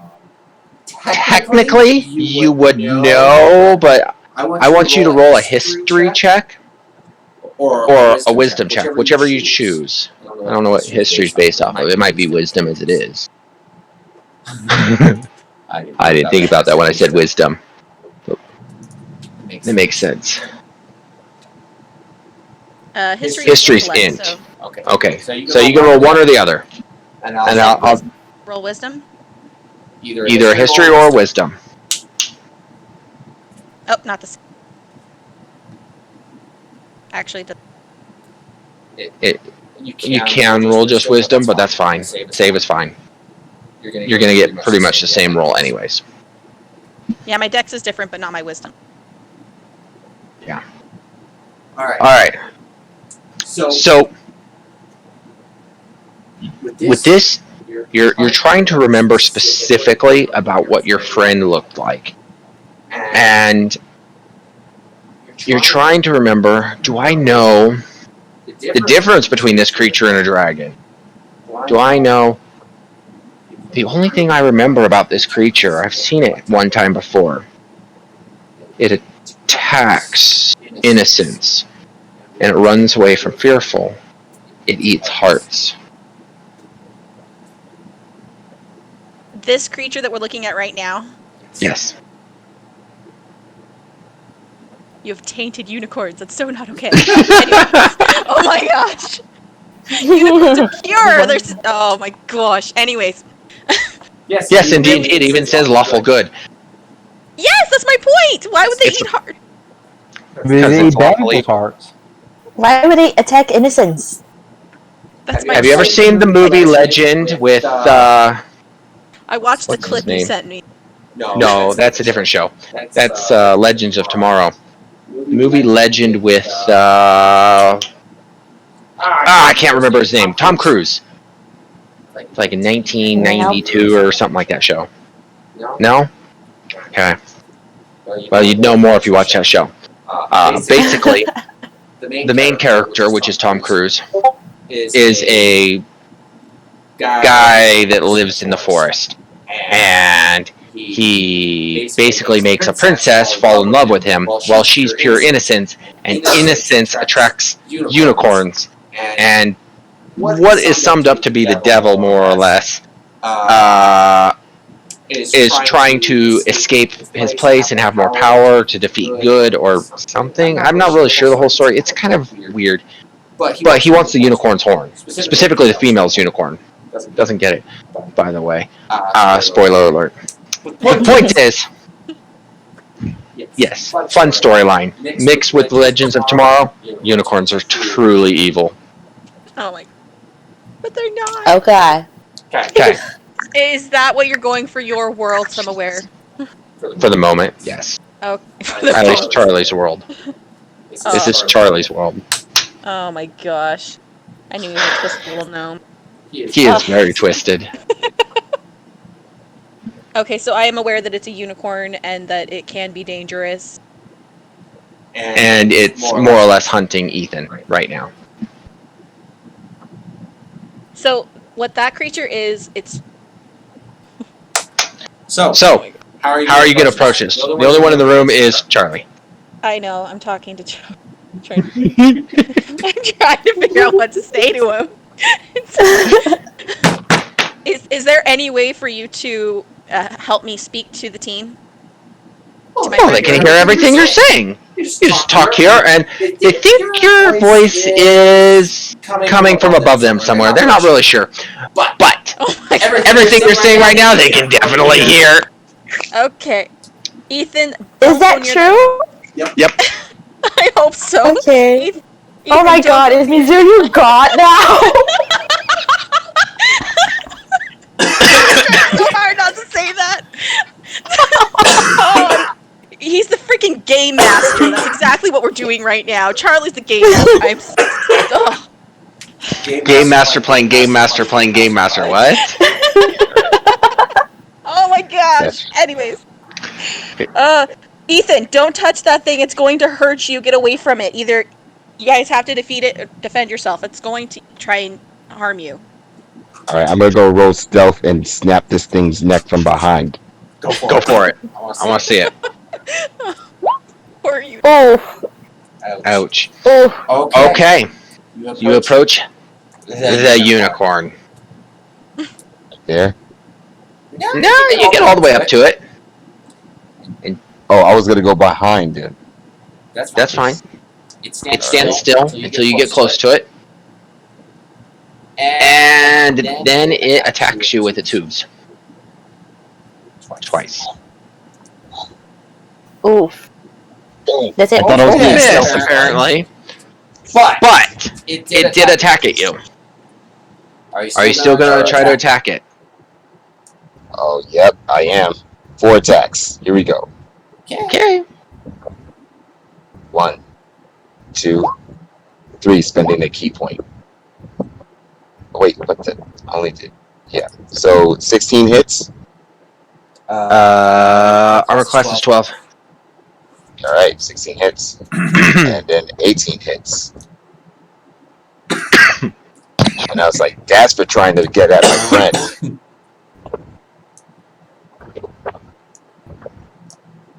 Okay. Not bad. You hit it twice. You can't even tell you heard it. Ram, as soon as Ram hears that this thing wants to harm Ethan, he is gonna run up towards it. Oh, close to it. Then he's gonna use. Wait, I forgot this is a rule now. Does action surge allow you to use magic too? What is the ruling on it? Does it say take another action, or does it say? It says take. Go ahead. Another action, but I know that some DMs say, "Oh no, that's only for attacks or something." Well, I know the majority of the rule is you can't cast 2 spells unless one's a cantrip in the same turn without That was the rule. Never mind. Yeah, so that was the rule that I'm aware of. So if action surge says you can take another action, take another action. However you see fit. Act surge and just stab this unicorn twice.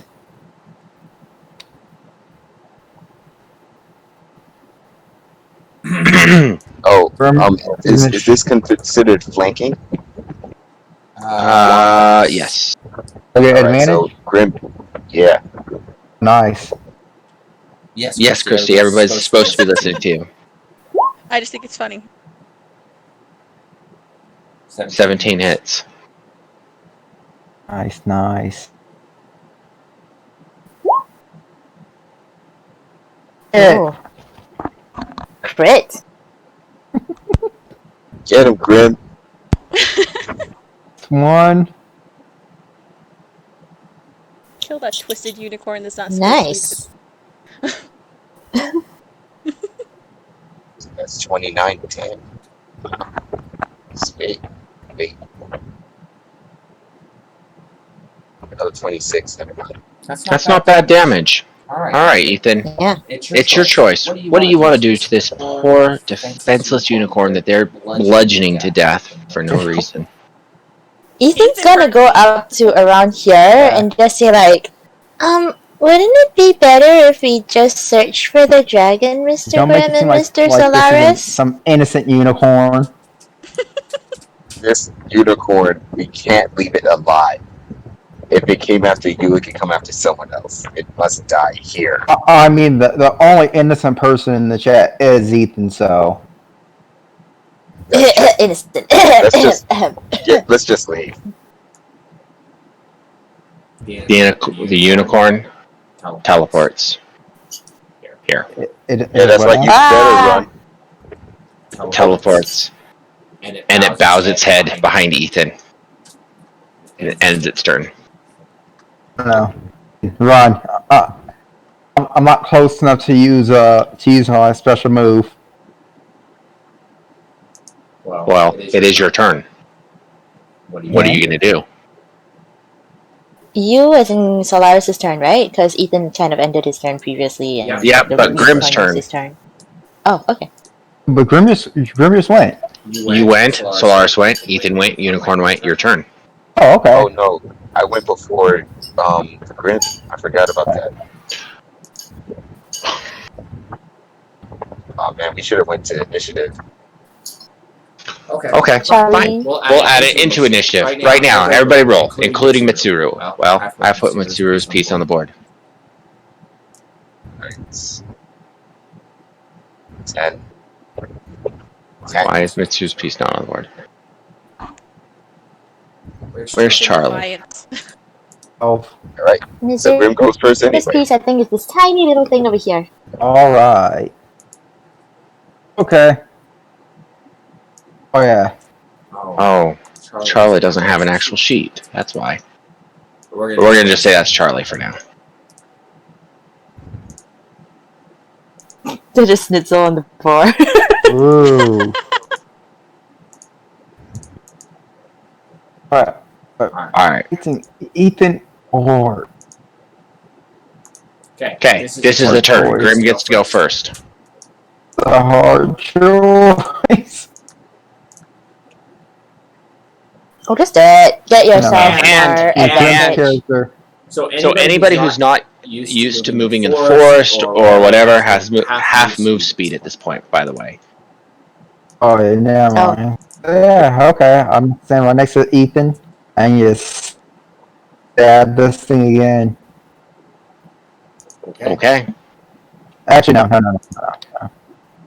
I'm trying to think.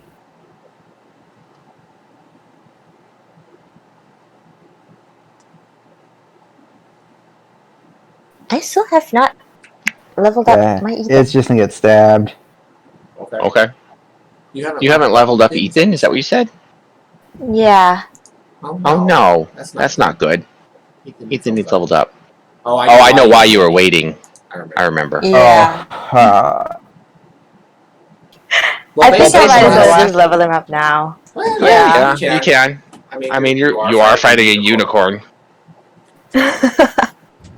a twisted It unicorn does. in Charlie's world.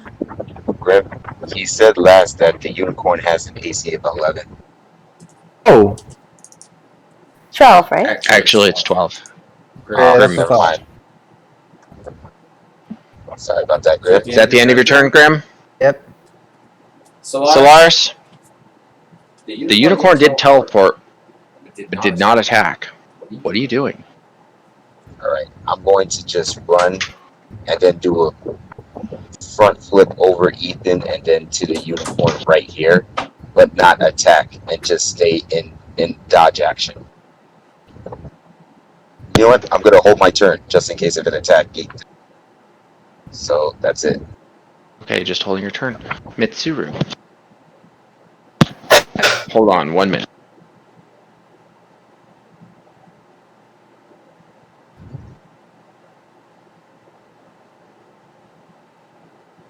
It's funny, we went into false sense of security once Ethan said we could leave, and we were literally about to leave.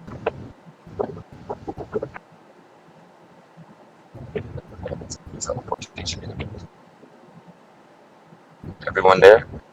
Yeah, Yeah. Yeah. I was waiting on. He said a minute. Oh, I think he walked. gotcha. I honestly hope this thing isn't friendly. Isn't? Yeah, that's. I'm starting to almost like. He told me that I know that it's Sorry, hearts and stuff. I had to talk to my wife for a minute. It's fine. Alright, Mitsuru.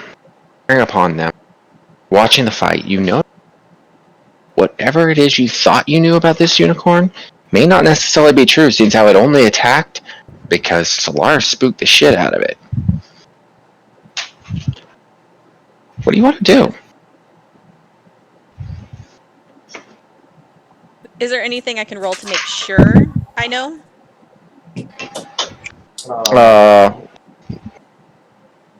I can't do. You can animal tell. I can tell you what. I can tell you what your perception will show, but I can't do much more. I mean, but you do have somebody to talk to. You know, are practically right above them. It feels like. Guys, go ahead and hold your attack because it seems to not act the way I thought it was going to. See if it'll go on its. If it'll actually harm you or not, without hurting it.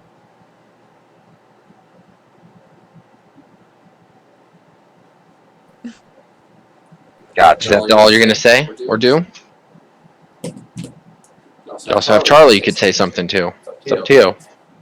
Charlie, why do I feel like this unicorn was evil when it's not acting that way? I found your best friend. That's not my best friend. You sure? You sure?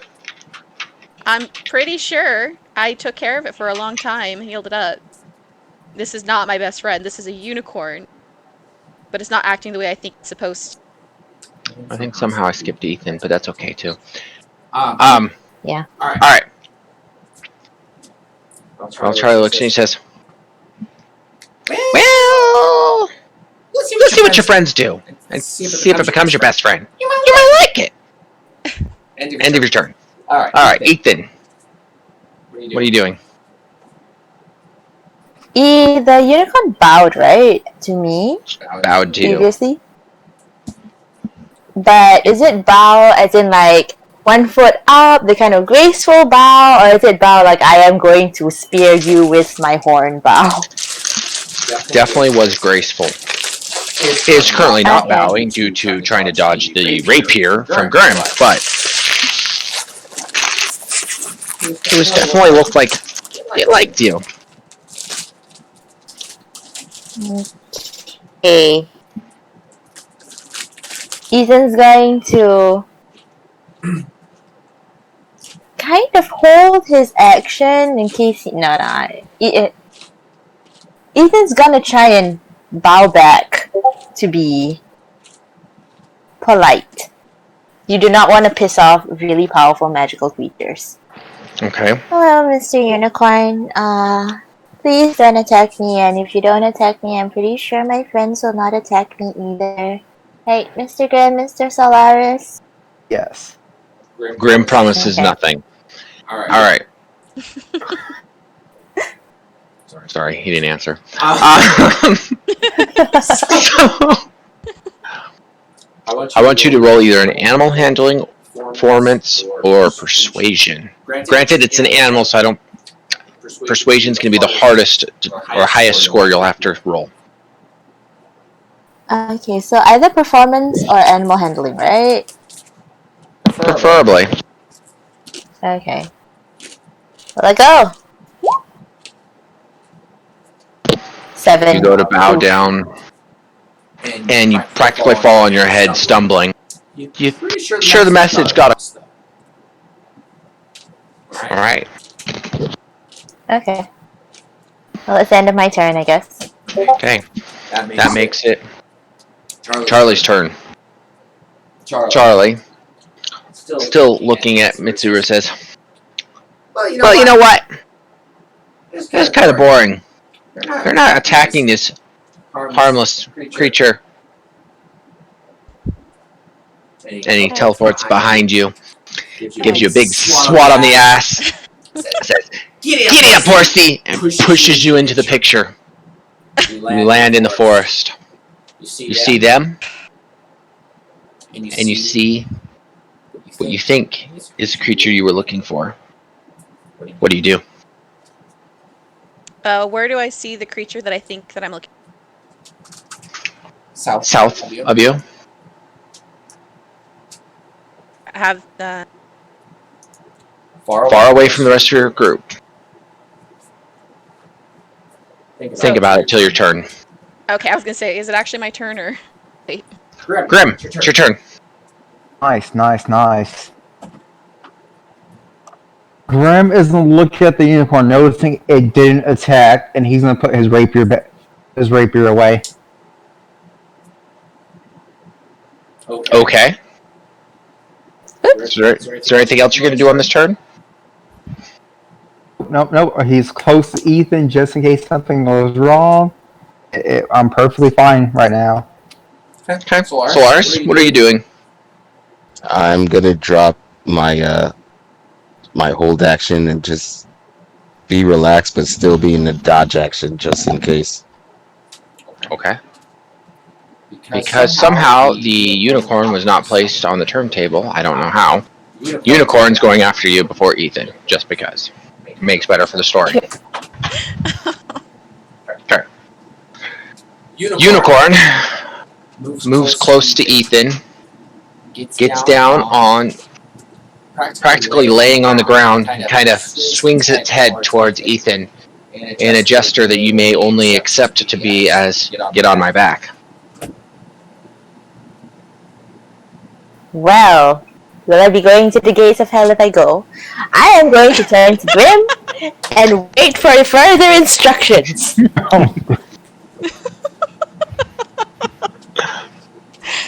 Ethan holds no grudge against Grim, by the way. You know that. Oh, I know that. We all know that. Grim's killed you how many times and you're still protecting him? Yeah, we know. At least twice. Alright, Mitsuru. As a knockout, once as a did. Congratulations. Well, you know. Ethan has Stockholm syndrome. If he didn't want to constantly throw fireballs at you, things would be better. Stockholm. That's so bad. So I yelled to my friends, "Hey guys, I'm actually in here. I think I see my friend down here," and I start to run. Okay. You guys think you hear somebody yell. It's not really discernible who or what. Actually, Hello? Not really sure what's going on. So as Mitsuru takes off and runs through the forest, you think there might be another unicorn out there somewhere at the end of your turn. Or her turn. Schnitzel, or in this case Charlie, yells over top of you all. Well, did you get her a friend back yet? And that's as far as he goes. Grim, it's your turn. Nice. Grim is gonna help Ethan Did you guys onto the miss my unicorn. Oh, never mind. Okay, I am now on the unicorn. Okay. Fun. Solaris, are you doing anything? And the unicorn takes off and brings me goodness knows where. Solaris? I'm gonna try to use perception because I just heard a voice like the others just now, but it was faint. Just wanted to know where it came from. Sure, I can tell you. What's your perception? 23. 23. All right. You definitely heard a voice. You recognize. Sounds Elven. And it was coming somewhere from over here. Wait, what was that? I can't. Hold on. Just south. And what, west? Abio? Kind of over this way.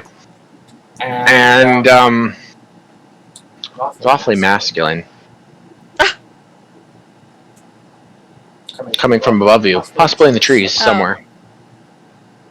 Just now? That's the voice you heard. You didn't hear her. You heard a different voice coming from over here. Oh, I thought. Alright. I know. Alright. It's Charlie. Charlie. That's what happens when the adventuring group doesn't show up for a game like they're supposed to. I showed up when I could. You did. And so did Solaris. I am just gonna make sure that this unicorn doesn't kill Ethan. I thought there was more unicorns out there. Okay, so you're not doing anything? Yep. Just still taking ready action. Just in I use perception. I'm just gonna be by the unicorn. Okay. The unicorn takes off, flies 30 feet in the sky. Let me double check. That's as far as you fly. 50 feet in the sky, excuse me. 50 feet. Yeah, according to this, I fly at 50 feet. Wow. Ethan, get back down here. Are you sure that's some words you really want to say? Anyways. Ethan. Yeah. You went up 50 feet. You feel that you could probably go up another 150 feet and still not be out of the tree line. What are you going to do? Did Ethan hear the whole "Ethan, get down here" Yes, absolutely. thing? No. 11, you should roll for that one. Your passive says it probably should, but the wings are beating. But did Ethan know that it was Solaris, not Grim, saying that?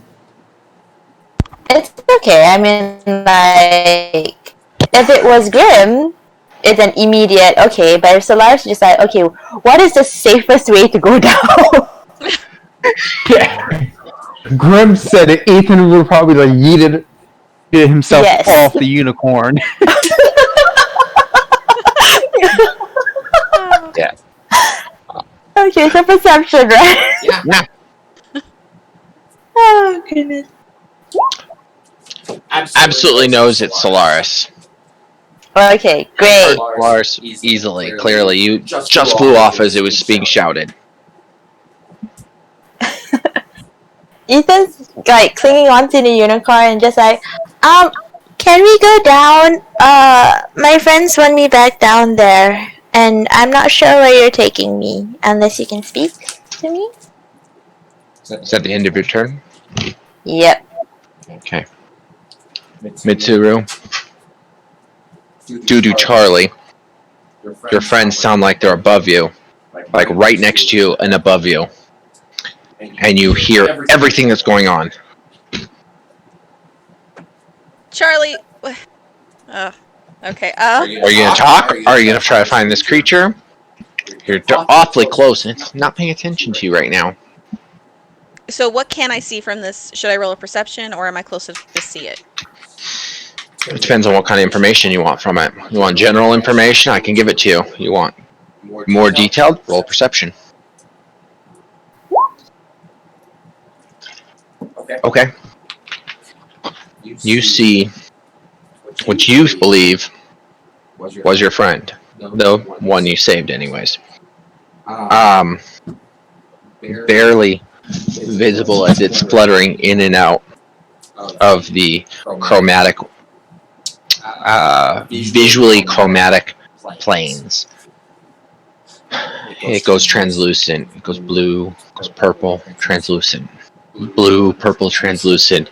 Not really doing much, kind of just slowly hovering above some bushes, eating a little bit of the fruit off of them.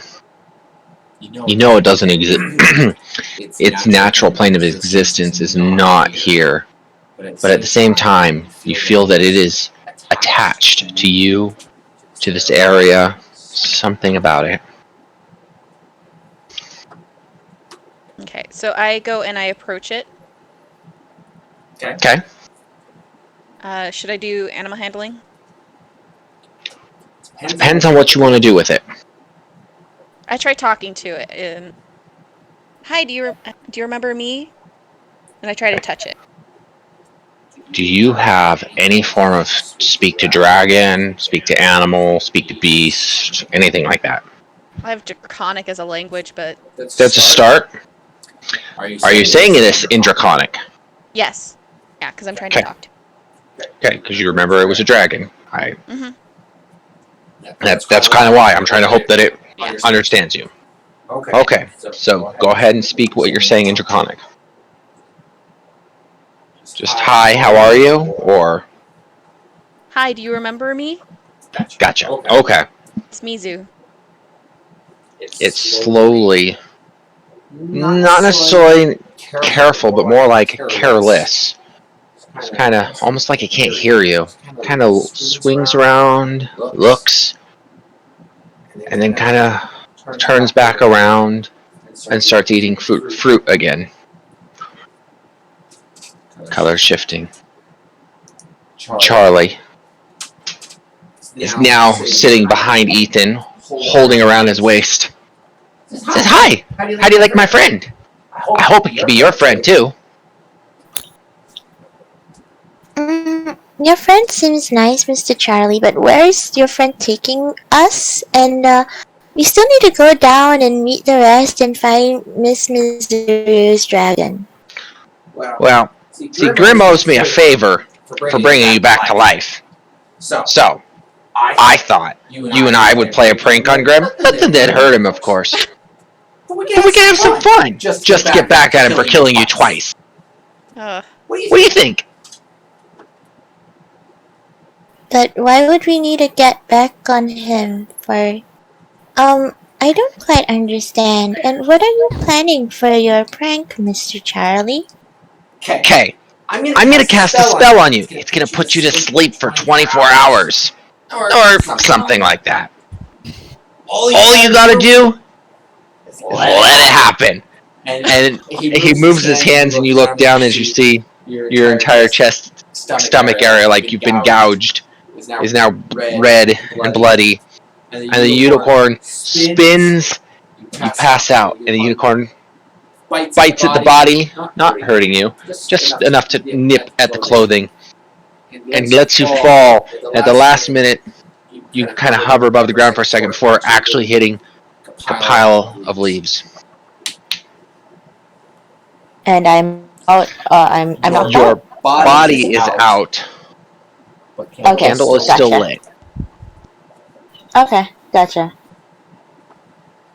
Grim, it is your turn. You just watched Ethan fall 50 feet, land hard on the ground, covered in what appears to be blood.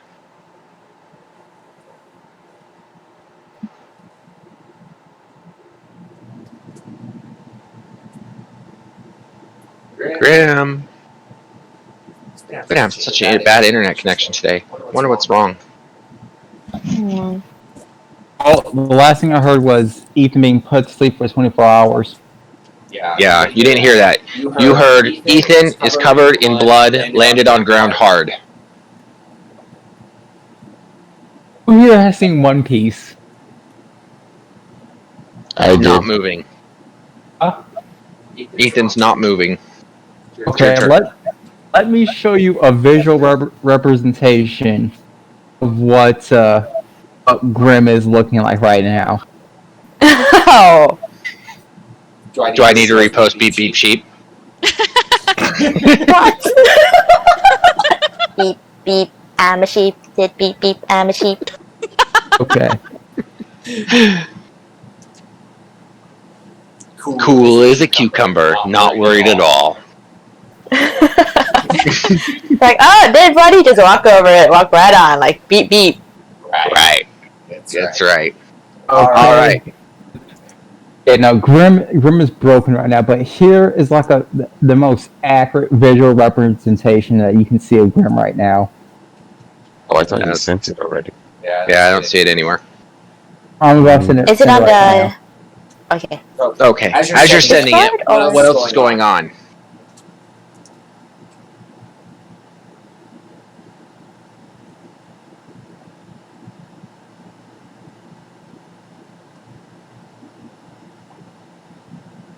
Whose turn is it now? Is Grim's turn? After Grim is Well, because Grim is not sure what he's doing. He's trying to post something somewhere. Solaris, it's your turn. Put a members chat. All right. Oh, that's what happened. Oh, Ace. Oh, yeah, that sucks. That's a visual representation of what Grim looks like right now. Okay. So Grim is freaking out. That's how Grim is reacting to Ethan on the floor right now. Not again! Okay. Solaris, how do you react? Is Grim touching the lantern? By the way. Grim is probably touching the lantern again. Yes. Okay. Just because it's Grim. Yeah. All right, so with Solaris, first of all, he's just thinking in his head, this is why magic sucks. And then is just looking up. And he could have sworn Charlie was here, but he's not here. So he's just thinking, is this Charlie's fault? And then he just ends his turn. Charlie's fault. It's always Charlie's fault, right? Yes, stop blaming me. It's Charlie's fault. We're blaming him. Alright. So you're not doing anything, you're just staring at things and wondering why Charlie has done this? I'm just wondering if Charlie was responsible. Because all we seen was a unicorn. We didn't look 50 feet up or 100 feet up how long Ethan was, so... The unicorn kind of swoops down. Still about 30 feet above you, pointing right at you. Its mouth covered in red liquid dripping to the ground. And it stops there. Ethan.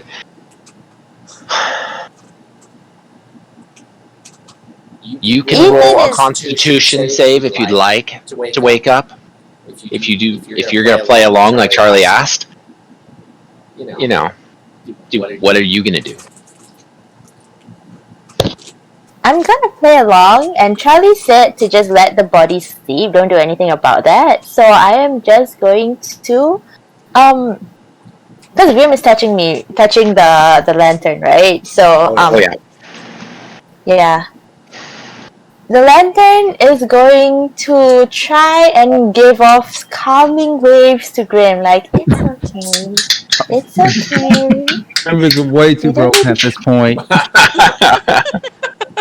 Okay, yeah, then I'll better take the Constitution save. Oh my gosh. Let's see how it goes. Oh no. 10. Just shy. So no, you do not wake up this round. Okay. Mitsuru, you're off alone with this creature that's not paying you any attention. You actually heard in the background Grim screaming and sobbing. Like I said, you can hear everything that's coming from them. Grim is upset that Ethan is dead. Only thing in your head is that unicorn killed it. Again. What's going on? See, that's not the only thing going in my head, because I know Charlie has fabricated so much crap in this world. Like, there's no doubt in my mind. Okay? I question everything. I don't trust Charlie. I've told him that from day one. Sure. Sign that stupid paper of his. Yes, but you but you did. anyway. No, we did. We did not sign it. No He one has signed everybody. anything. He magically stole blood from each of you. He has a Oh my copy of it, God. all of it, Heck. Now going you're all just- going all the way back to the gentleman. Those people who donated blood to the gentleman. I didn't do any of that. I don't even know what that is. Looking at Grim and Ethan. Possibly Hey, no. Ethan wasn't there. Solaris was there. Ethan was there in right? spirit. Solaris was there. Solaris was. So Grim and Solaris donated blood. I know Ethan signed. I know Grim signed. Wisp signed. Pretty sure everybody. I thought everybody signed. If you didn't sign, then you didn't sign. But everybody else signed Are you before referring you to got on the train. Right? Oh, Yeah. No. I remember because I used my detect magic, saw that it was magic, said nobody touch that. It is magical. We're not signing Yeah. anything, and he had it disappear. It He's like, burned. fine. No one signed it. I made sure of it. except for Grim, because you weren't there at the time. Well, I if this think was like, it burned before. yeah, Unless Grim went around when I wasn't here. Yeah, when I first met Charlie, he had that paper, and we were supposed to sign it to go on this long journey that he was going to put us on the train, and he was trying to get everyone to sign that. I didn't let anyone sign that. I stopped everyone from signing that paper. So I'm not sure if there's another one that Grim signed. There was one back with the village, that town Oh my god. The that we Thin Man, got right? kicked out of. Okay. The Thin Man. Well. Okay. So apparently Grim signed something at one point or another with blood. Okay. Money. Yes. Grim and Solaris both were tricked into having a goblin stab them, and specifically Solaris, if I'm not mistaken, stab them with a knife and steal their blood. Oh my gosh. I know Wisp was part of that. Wisp was part of that. Fender was Alright. part of that. Telos, me and Telos were not there, right? No, Telos was definitely part of it. Really? Okay. I don't remember if you were or not. I didn't actually write that down, but you know, I know the rest of them. Pretty much everybody got their blood drawn when you guys turned in the quest. I Yeah, Didn't get I wasn't there stabbed. because I was at work, so I wouldn't know. Yes, I didn't believe get you might have been stabbed. one person. Yeah, I didn't get stabbed. Charlie just removed the finger and the blood spewed out, and that was the signature. See, I believe that. That probably Oh my happened. gosh. Yeah. Wait, you got your finger removed twice? Yeah. Yep. By this. Are you Yeah. serious? Make it the third time. How do you have... Oh my gosh. Not. He put it back on. Otherwise, I would have beat him to a pulp. You were using your appendages as... Oh. Okay. I whatever. I don't even know what to say. This is our group, everybody. He's an animated cartoon character. He only has 4 fingers instead of 5, by the way. So down 2 on one hand leaves 2 fingers left.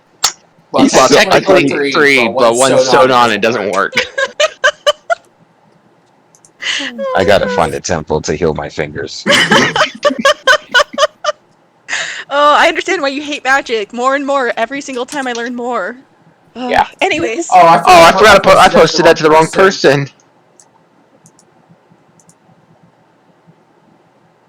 That's what I meant to do. Oh yeah, I remember that. Jester went into the gaming channel instead of the D&D channel. Oh, I actually saw that picture somewhere. Oh my gosh. Okay. Yep. Yeah, I posted it or pinned it for everybody to see. Back when Sulfur was drawing pictures of the most standout things, and apparently everything stands out too much for her to draw anymore. So awesome. Understandable. Right. And then I focused on the character drawings. That's fine. Nobody's criticizing your comes to art. Oh no, I love it. It's great. All right, Mitsuru, your turn. knowing that this is Charlie's world, he's been messing with everything. I'm not overly concerned about them when I have my friend in front of me. So I'm actually going to call out in Draconic. Camille, is that you? Are you still here? Can you hear me? I'm going to try to touch it. Your hand. Go ahead and do animal handling first. Ha! Ooh, crit. Dang you. Okay. Well, I was going to draw this out quite a bit, but critically hit. Okay, that's fine. You go and you touch the dragon. Your hand starts to push through it first. Its essence starts to solidify as its color joins the real world as a bright bluish pink. And it, like if it came out of a fog itself, it looks at you. And all of a sudden, you can see on its face, it recognizes who you are. And that's all it does for now. Okay. Alright. Charlie. Charlie jumps out at you. And sitting on your shoulder, of course, says, "Good girl, you met a elf. How you doing?" The dragon looks up at him. Looks at you. Is that all you're going to tell me? Don't worry, this elf doesn't bite. You remember her. Eat her. And then disappears. Grim. Nothing's changed since your last turn with Ethan. Except for now, you also notice the unicorn floating up where Solaris saw it, with the blood dripping on its mouth. What are you going to do? We may have a guest star coming in soon, by the way. Ooh. May. We'll see if it happens. Still cool. Did Grim get pulled out of channel again? Grim is in a different channel, and okay, now he's back into the D&D channel. I'm starting to hate this more and more. What is going on with you, Grim? I have no idea. Maybe my Discord needs an update or something. Yeah, my Discord does that too, so sometimes I can't hear what anyone else is seeing, so you have to jump into another group and then come back in, and then it works. Oh, I disconnect and then come back in. Yeah, I do that. I've never seen anybody have so many problems with Discord ever. So, you guys are. I have no idea what's going on. I'm sorry that happens to everyone. It's cool. It is just a Discord thing, I guess. Yeah, we know how to go around it. The literal word for Discord is disorders. I believe that. So, Grim, above you, flying, you look up and see this unicorn, red liquid dripping off of it, staining its chest, dripping down onto Ethan's shoes, which are still red high heels, almost sparkling with this new shimmer from the blood, or what you assume to be blood. I'm gonna look down at Ethan's. I'm gonna look over at the unicorn and say, "Come down here." Is that it? Okay. You must have given your bow to somebody else. I wonder who that is. Solaris. Once again, nothing's changed. What are you doing? How far is that unicorn from me? It's about 30 feet above Ethan. Alright, so it's 30 feet above me as well? More or less, yeah. Yeah, I'm hitting it with a radiant sunbolt. Okay. And use burning up my last key point just to use another radiant sunbolt. Sure. Alright, 11 misses, and my last one, which I burnt the key point, that hits? Yeah. Man, I wish I critted it. 8. Not bad. Okay. Okay. You don't notice any change in the unicorn. Unicorn's turn. It It smiles. It does a spin in the air and starts to fly off. As you see that happen, right where its tail was, like it farted, a giant rainbow comes out. Oh my gosh. Slowly falls down, What the heck? and it goes into Ethan's stomach right where the wound was. Ethan gasps for air and wakes up. Oh Ethan, it is your turn. How do you wish to tell everybody what's going on? You just woke up again. no. Unicorn farts have rushed you. Yeah, wow.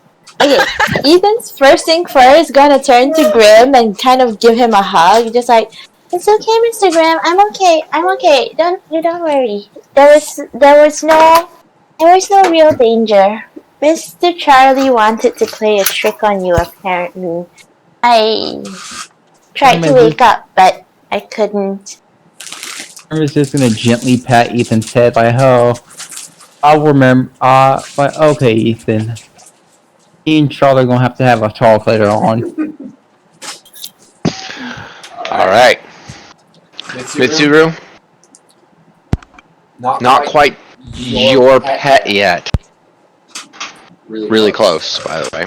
What are you gonna do? Okay. Was Charlie speaking in Draconic? No, not at all. Charlie was speaking Charlie. Ugh. Charlie's Game Master. Fantastic. That's everything. Okay. Charlie's kind of like Deadpool. Do not compare to Deadpool. I love Deadpool. Do not start. Deadpool's amazing. Deadpool is awesome. I have like a freaking. I have not posters. They're more like wooden plaques. But that's beside the point. Deadpool's awesome. He's not Deadpool. I'm sorry. Charlie is just like Deadpool. I'm sorry. No. Charlie knows of his own existence. He has the possibility of altering time to see his existence. Okay, how about this? Charlie is like Joker. No, he's not. No, Definitely not Joker. We have to think of another character that breaks the fourth wall without it being an issue. And then that's what they're getting at. Is that that would be Gwenpool. Yeah, I was thinking Gwenpool. I don't think I know that one. I don't know that one. She's new, but to be honest, Charlie's like Deadpool. Oh. I'm sorry. I'm not gonna like Charlie just because he's compared to Deadpool. I hate him. And No, he's the jerk. He's the jerk version of Deadpool. Deadpool is there's a lot of different qualities. There's a lot of different versions of Deadpool depending on the writers. Infinite amount of Deadpools. Oh There can be. That is for sure. There has already been an infinite amount of Deadpools. Deadpool has killed the Marvel Universe once. This is true. Yeah, it's Deadpool, of course. Anyway. See? All right. Anyways. So does does Camille look hostile at all after Charlie spoke? Not at all. Okay. Totally ignored Charlie. Good. Hi Camille. How have you been? It's been over 30 years. How have you been handling everything? Dragon spins around a few more times. Lets out a deep breath as you see mist, a fog almost, in front of you. Dissipates. You notice it kind of makes your memory a little foggy for a second, but it goes away quickly. The dragon speaks up and says, I don't remember. Will you stay with me? Stay here, in the grove, with our friends. In dragon, of course. Is it still my turn? Or are we actually talking? You could say something more. Now, the others are done with their exercise unless they want to speak more to each other. At the moment, they're in a limbo. Charlie's gonna go mess with them some more in a minute. Yes, he is.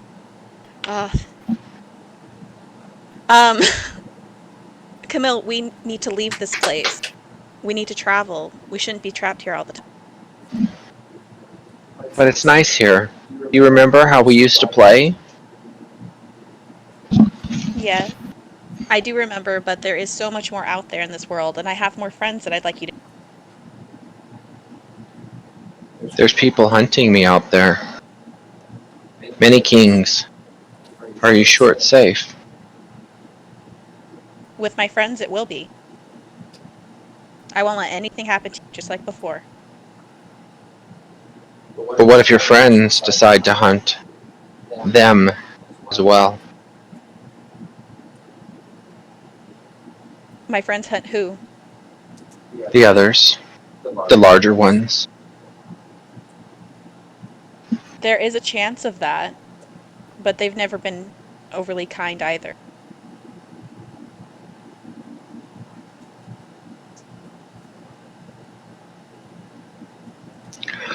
I will follow you for now, my friend, but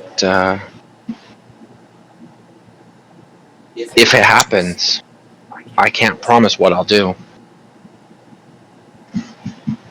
You'll still protect them? I'll protect you. Okay. That's all I ask. Okay. Boom, you're back in Charlie's hall, just you. Your dragon is now sitting up where Charlie was. Charlie's not in the room. Finally, breathe. Right? The dragon uses its tail and wraps around the gavel and bangs it 3 times hard. This comes to a conclusion of naming your first beast. Let's hope there's not a second. And then it all fades away into blackness. Back in the wilderness, Grim's sword feels heavy.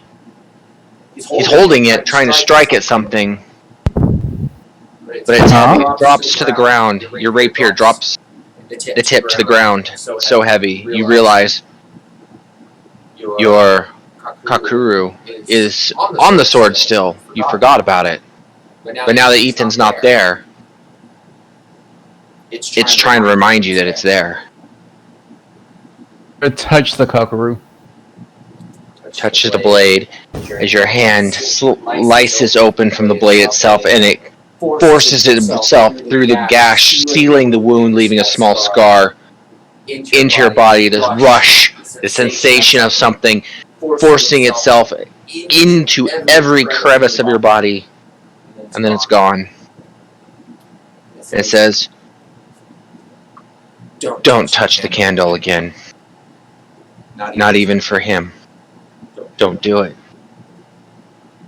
And everybody else sees Grim standing there, his body almost rubber with a shininess to it, completely masked out, and his sword like 2 katanas sitting across his back, talking to himself once again.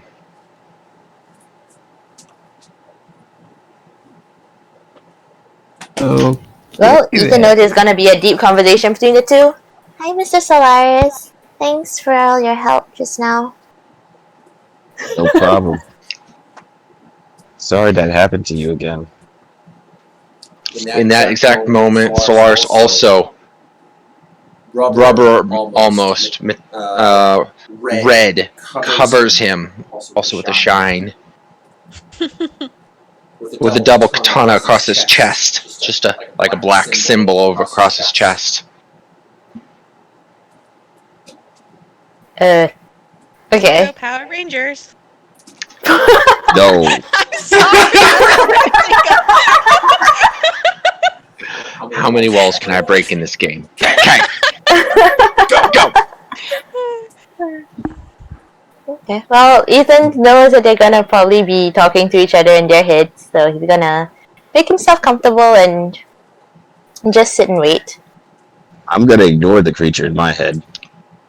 Speaking of that, the creature screaming at the top of its lungs, forcing Solaris to have a headache, screams at him and says, "Touch Grimm's blade. Touch it. You will see."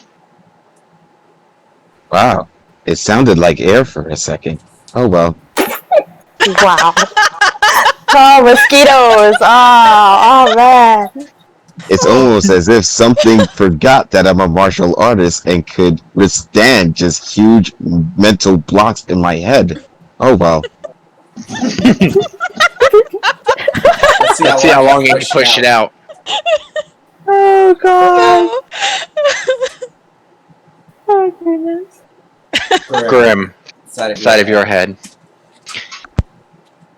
Why? Why have you not called me back? Why did you let the boy take over the body? It was ours to share.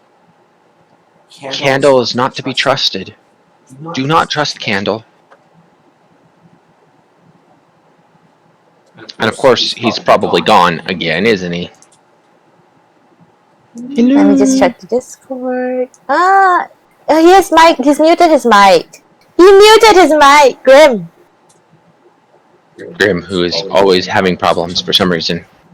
I had to Yeah. talk to somebody for a second. I'm gonna say, but I did not know it was gonna do that to you. But if it means me keeping that boy alive, I will do that again. Candle is not like me. I will freely share your body with you and allow you control of not only it, but some of my powers. Candle is not like that. Candle will steal your body from you, forcing you out with no place to go. Candle does that? Oh. Candle doesn't know. Candle does it. Don't tell anyone. Not even Candle.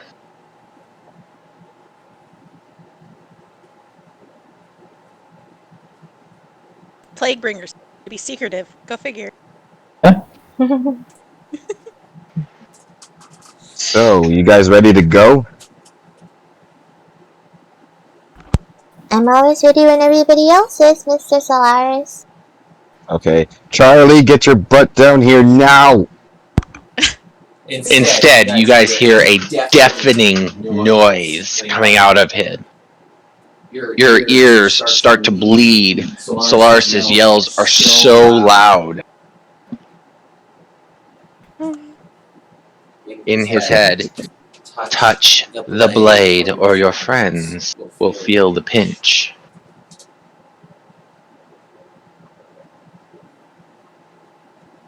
He's just, for a second, hesitates and he's like, "You're threatening me now?" I wish to show you your capabilities. How about I touch that candle? No! You may. You may touch any inanimate object you choose. You know what? This is ridiculous. Why don't you stop talking to me? We are one, you and I. No, you pay rent in my body. We are one, you and I. Touch. Touch your shoe, for all that matters.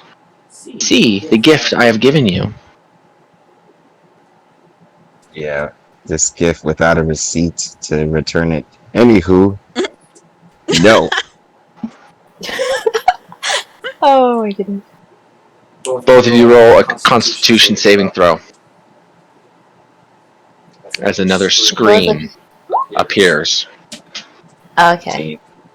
Grim and Ethan.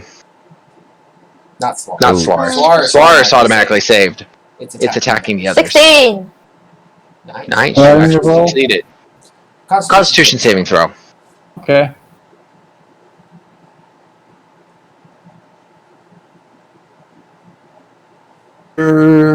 it comes. Ouch. Ouch, Oh. failed. Oh. Okay. You take 8 damage from the psionic screaming that's coming from Solaris. You have no idea why he is making so much noise. This is uncharacteristic of him. But it hurts Okay, your 8? ears so bad. Yeah, just 8. Okay. And again to you, Solaris, it says, just touch something inanimate, something that doesn't mean anything to you. I just wish to show you what you can do. I will not force you to do it again for a while. I'm gonna take out one of my darts and it's like, here, touch my darts. Nothing happens. There, I did something. You said touch an inanimate object, so it's done. I don't want to talk to you till at least maybe 2 months from now. At least. At max, I wish it was forever, but at least. What is your favorite element, my son? Fire? Lightning? Water? Air? Earth? Heart. Heart? No. What is your favorite element? Pick one. Captain Planet is.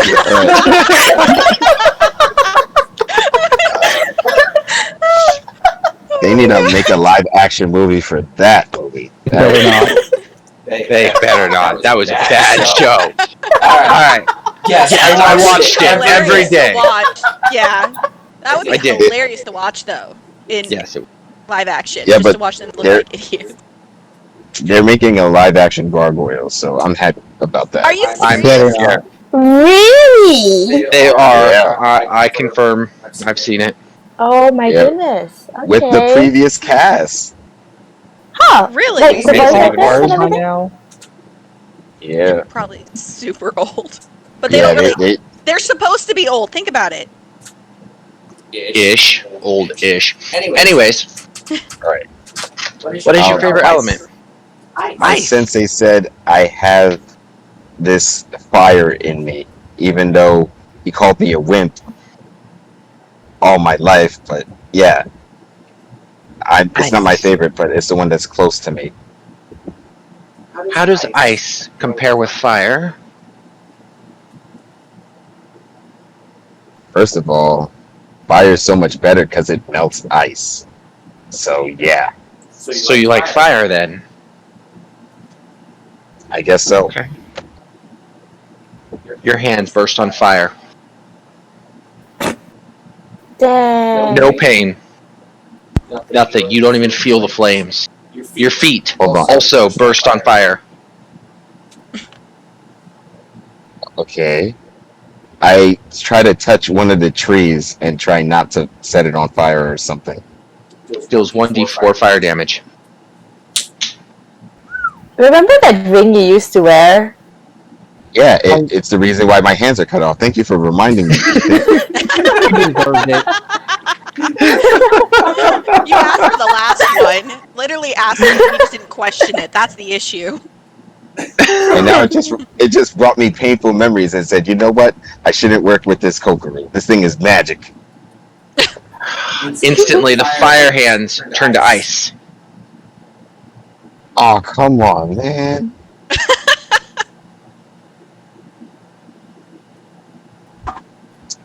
They change hard as rock. Hey, thing that is inside my head. What's your name? I am the siren. You may call me Solstice. Good. I like to insult the people of names I know. Listen, Solstice. You better stop this right now. Because if you don't know, I hate magic. And you are magic in my body. So, just, I did your thing. You can stop, right? Sure. This is Awesome. not magic. This is the key in your heart flowing through your body. You don't use magic? This is not magic, son. I block magic. Really? I was not to give you this power now, it would later in your training, you would eventually figure similar things out. I've just advanced that training. Sure did. This is awesome. Okay.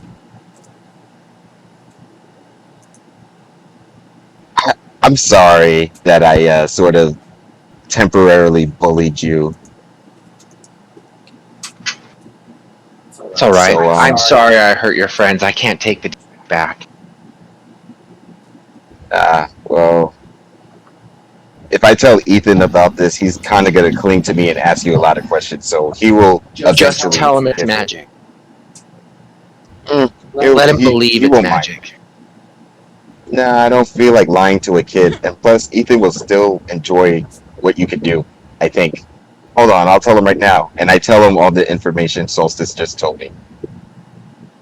Wow, that's amazing! You see? You see? So, Oh, he's adorable. Sparkle Okay. eyes. You all disappear. Everything's black to everybody. Next thing you know, you are in a round room, green brick walls. There's something black hiding in one of the corners, away from all of you, cowering, as if it's been stuck in this dark room alone for about 2 weeks. And I sense where it's at. You can see it. I'll walk up to I it. hold up the candle. Oh yeah, So I hold the candle to see what it is. I want to do walking it. up to it. It's the shape wanna of do a this. furry beast. I'm I gonna want to reach do out a and new pet it. thing. I walk Oh. over to it. It bites your hand off. Wait, what? There's no way. There's no way. Like, or at least roll animal handling? Wow. Wait. Who did he bite? Or did the creature bite? Nobody, that was just a joke. Okay. Like, can I roll animal handling to pet it? You can definitely do that.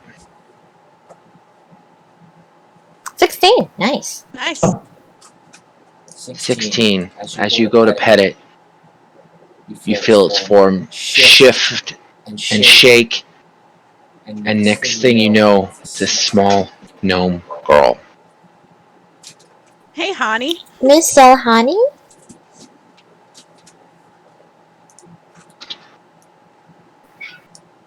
Goes up and then tries to see if it really is her or somebody. I don't know. Doing something.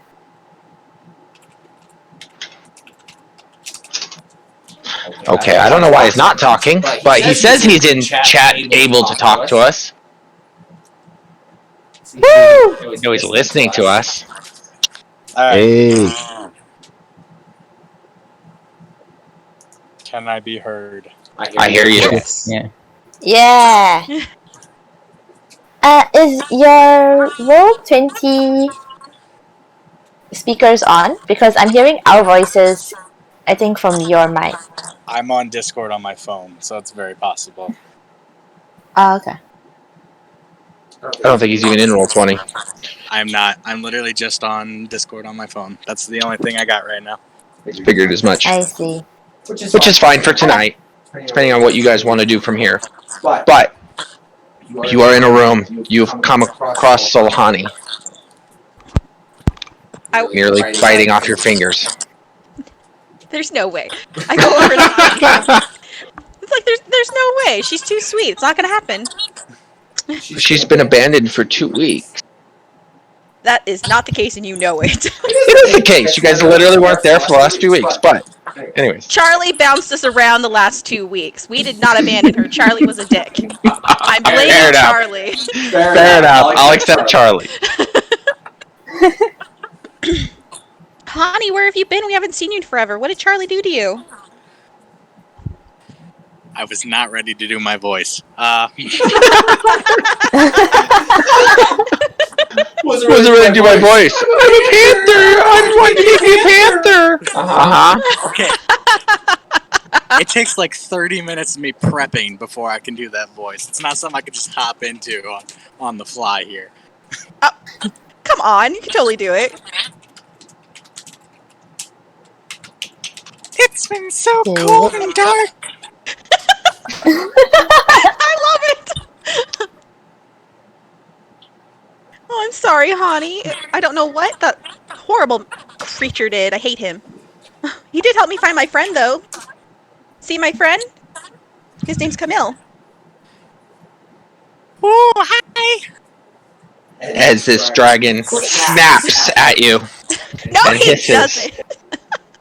He said he'd protect you, but nobody else. Okay. Ethan's gonna wave at Camille. Hey, Hi, Mr. Camille.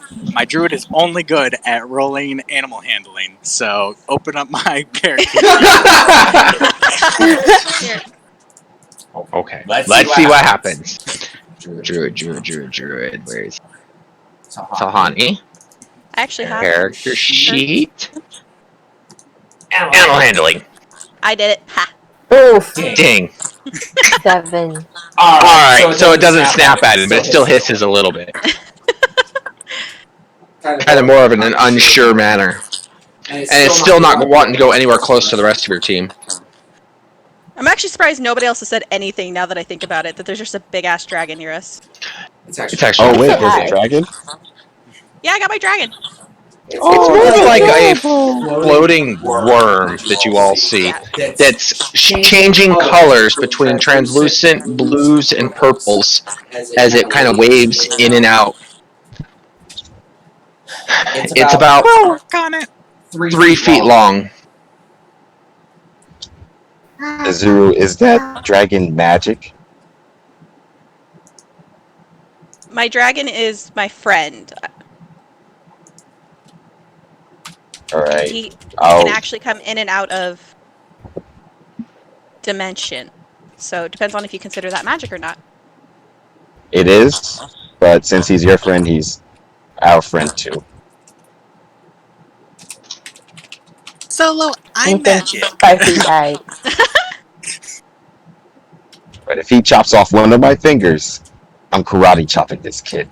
He's not Grim. Don't touch my friend. I will hurt you. Okay, speaking about hurting, I'm just gonna swat the back of Solaris's head. Oh my gosh. With that ear thing. Why? You go ahead and try. Okay.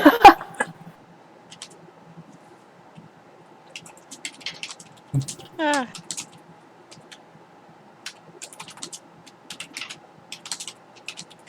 I'm just gonna swat him with the rapier. Are you letting him do this? I said he could try. If it misses my AC,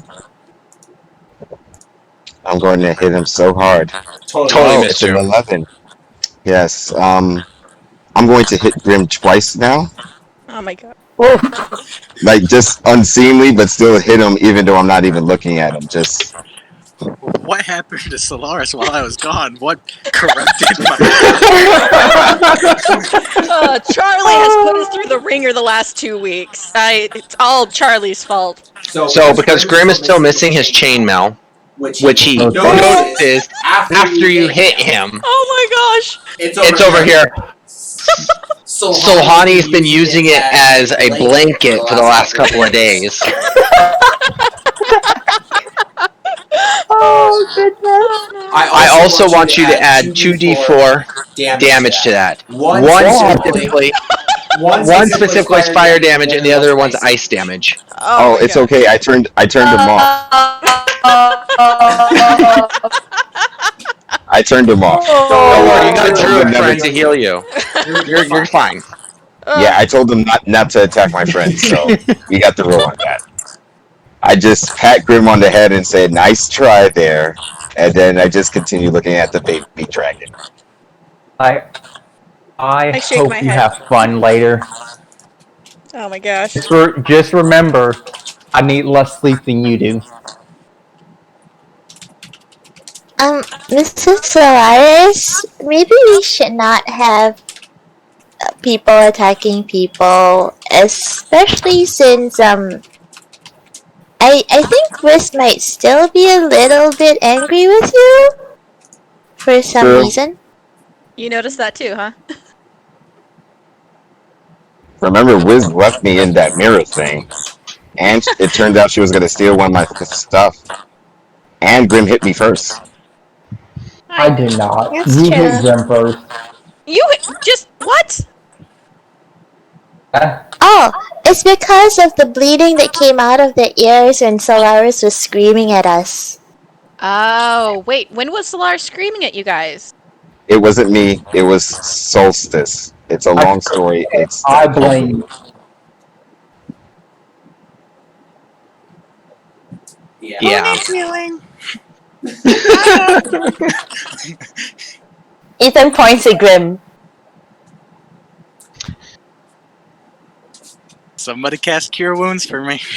Well, I thought she was doing it, Miss Mitsuru. Here, hold on. Give me one It's all sec. good. While she's doing it. All All right. right. Next thing you know, Salhani all of a sudden looks very much like Charlie. Just, wearing Salhani's clothes. Coming out of Salhani's mouth without her noticing. Charlie speaks up to all of you. Hi! Well, that's nasty. We've been trying really hard to get you all focused in on this new arena. We're wondering if we should just pass out gifts and skip it, get you all back on track now that you're all where you need to be. What do you think? Mr. Charlie, you said one of the things that we could get was my book back. Well, I have a talking book, is what I said. Is it your book? I don't know. But it's a talking book. You can check if it's your book. I don't know. May I check it, please? Sure. The book appears in your hands. Is it the book which I'm thinking about, or is it a different talking book? Do I need a roll to know? At least a history check to see if you remember what it looks like. 13. Well, I'll give you a description and you can decide. This book has no labels on it. It is a brown leatherback book, almost scaly, with one green ribbon wraps around it, tightens it closed. Small latch holds the ribbon. You can tell there's power coming off it, but you're not sure. You don't remember seeing a book necessarily tied closed, but it could be, maybe. I'm gonna unbind it. You unbind it. This book starts yelling at you. Close it! Close the book! Ah! It starts trying to bite at you. Oh, yeah, this is familiar. Wait, the voice yells, close the book, or is somebody else yelling, close the book? The book said that. Okay. Oh, yeah, not my book, I don't think so. But still a good book, still a good book. Kind of like tries to stroke the spine to calm it down. Charlie says, well, this is, I don't know why you're stroking the spine. He asked you to just close it. But, whatever. It's a talking book. It says whatever you want. You just gotta talk to it. He's usually nicer, but you woke him up from a good sleep. Okay. Closes the book then. Okay. Have another nice sleep, Mr. Book. Does anybody else want to look at it? No? Nobody? Too bad. It unlocks the mysteries of all kinds of things. Alright. Snaps it out of existence. Oh, can I look at it a bit more? No, you closed it. It's done. Dang. That was Okay. messed up. That's just like you, making sure to just drop the bomb before taking it away. Oh yeah, Charlie, I needed to talk to you about one of our trials. I got this map. Is it a treasure map? I forgot to ask about this. Oh yeah. Nah. You mean the one that showed you the location of those ships out in the ocean that had been there for 300 years? Wow. They've Longest just been freaking sitting pictures. there. I don't know why you copied that map unless you want to go get the boats. I could put you out on an island. Magical island cruise. No, we're good. Oh. No. I just burned a map with my Kokuroo power. Oh. Well, there's a good treasure saved on the bottom of those ships. Too bad you don't know where they are now. No. I just put it on water and everything. I just put it on water so they could make sure it didn't get totally burnt. I was just joking. Oh, water. Yeah, so you look at the map and the part where the boats are, it's completely burnt off. Say that again, I can't hear. Yeah, you Nice. cut off. Can you hear me now? Yeah. Yep. Okay. I said, as you look at the map, the part where the boats were is completely singed off. Ethan, you remembered how it looked, right? Didn't Ethan copy yours, or did he just look at yours? I I copied made him it. copy. Yeah. Success. Ethan's looking a little bit bummed out because he's no longer there. Just like, I like books. I wanted to read it. Oh well. Mr. Charlie? Yeah. What's gonna happen now? Well, that's what you guys. I know there's this guy that's been wanting to talk to you all. King Ugosh or something about that. I don't know. I could also put you behind the fog over there. Not many people have seen what's behind there. I don't know if you guys are ready for that or not, but that's up to you. There's also a wizard. He wants to talk to you too. Well, not necessarily you, but somebody like you. Let's see. Have you guys ever wanted to figure out what's in the boneyard? No? Yeah? Okay. It's the boneyard. And before you just zip us away, we actually are just asking the question. And I have one question before you do anything. Do you have a bowstring or anything that I could repair my bow because it snapped in the last tournament you sent us in? Well, that depends. On? How flammable are you? I hate you. He shakes his hand, and a red bowstring appears in his fingers. See, this bowstring, it's a really powerful string, That might be too much for you. And he drops it as it disappears. So, let's see what else I got here. Bowstring. Can't you just steal one from Grim? It would be so much easier than asking me. You never like my stuff. I'm not sure if I should give you anything. Didn't his break?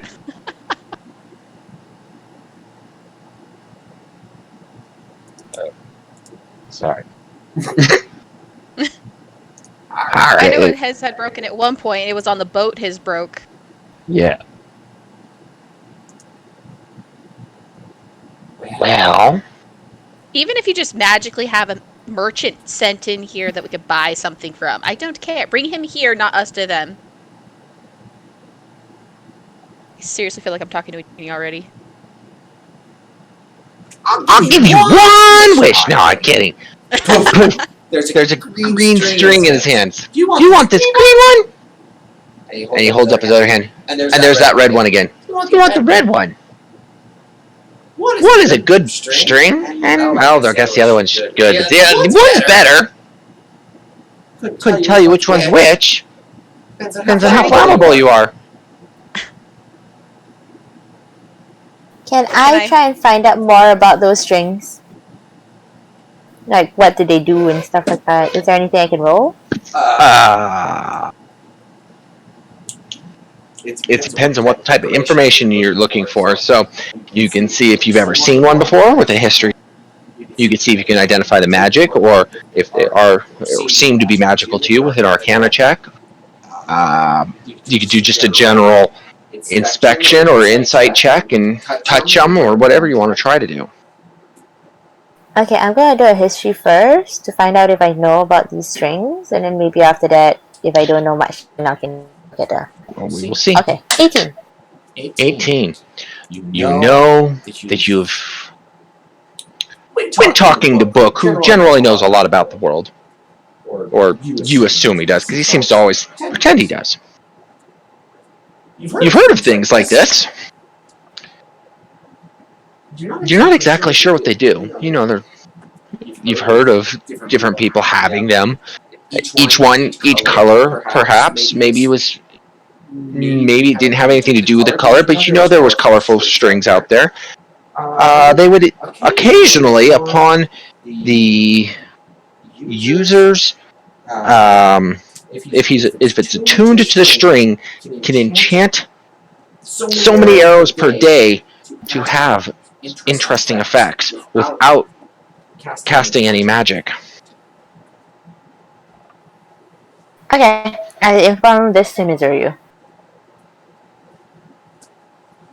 Okay, which one was the can enchant arrows? As far as Ethan knows, both of them, technically.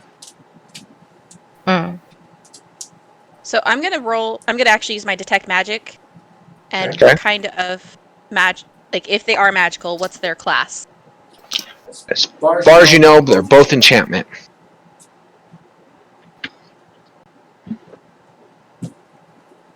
Can I touch the red one to see if it will light me on fire?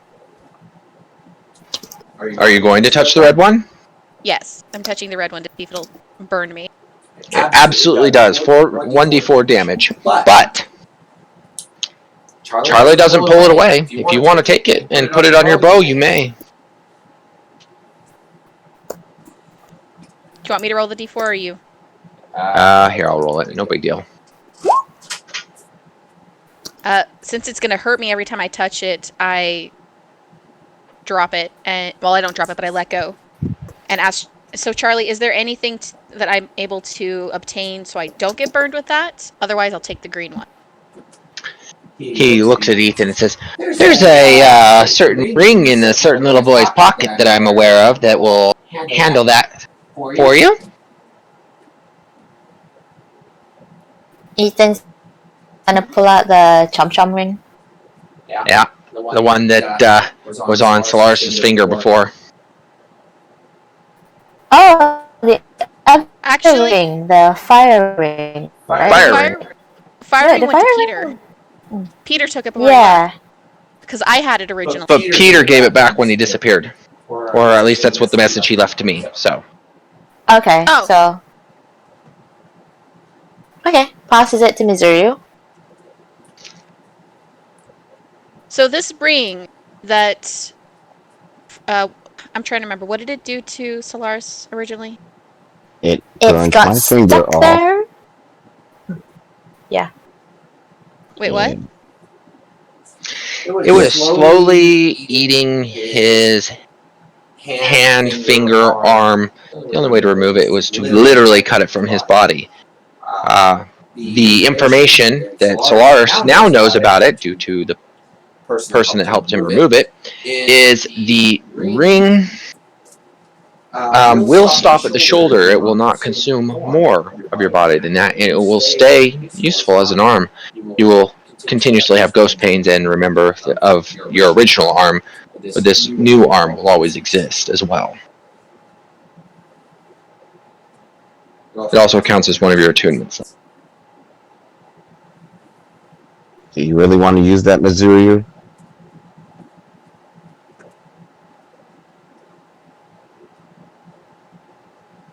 No. She ran away. Mitsuru ran away. Mitsuru ran away. Danger reared its ugly head. Mitsuru turned her tail and fled. Okay, it did that thing on me. Sorry, I had to jump over. Oh, she came back. Bravely bold Mitsuru set forth from Camelot. She put on the ring finger. Oh, brave Mitsuru. Oh my gosh. So what part did you hear last? That it will basically make your arm numb and you'll have phantom. Is it phantom pains or will it actually cause damage once it's at its shoulder?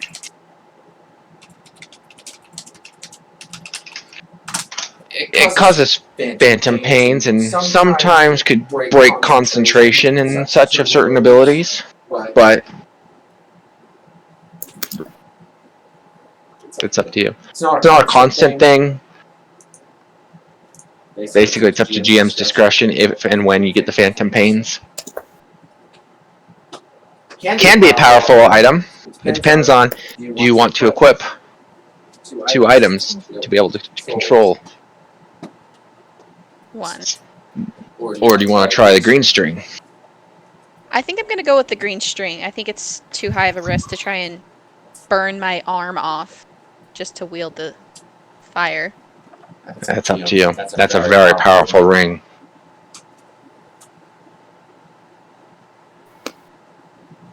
So what are you gonna do? And is there any way, like any roll that I can do to try and see what might control the green one? Like what it might actually do? Nope. You can ask Charlie. Because he's always so forthright, right? Absolutely. What does the green string do, Charlie? Oh, this string. Well, let's see. I've only seen it touched one time by anybody other than myself. And I use it for fishing, really. It's my favorite fishing string. But I can't tell you. That was very helpful, Charlie. I know! I was totally what I expected, too. Ugh. Anyways, I touched the green string with my hand. It glows, but nothing else seems to happen. He says it's better than that. Better than that? Better, you know, it does more than just glow. Ah. Maybe. Does it do poison damage? Wow, little boy. Have you ever ridden on a horse before? Unicorns don't count. Has he? I don't know. I will make a history check.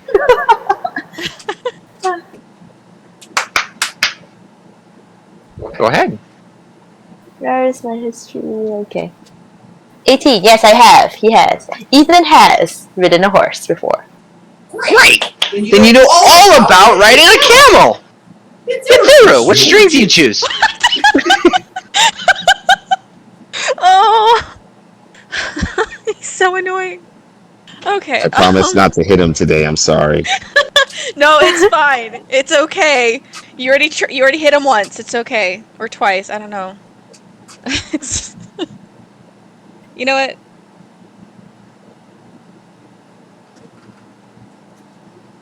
Ethan, can I have that ring?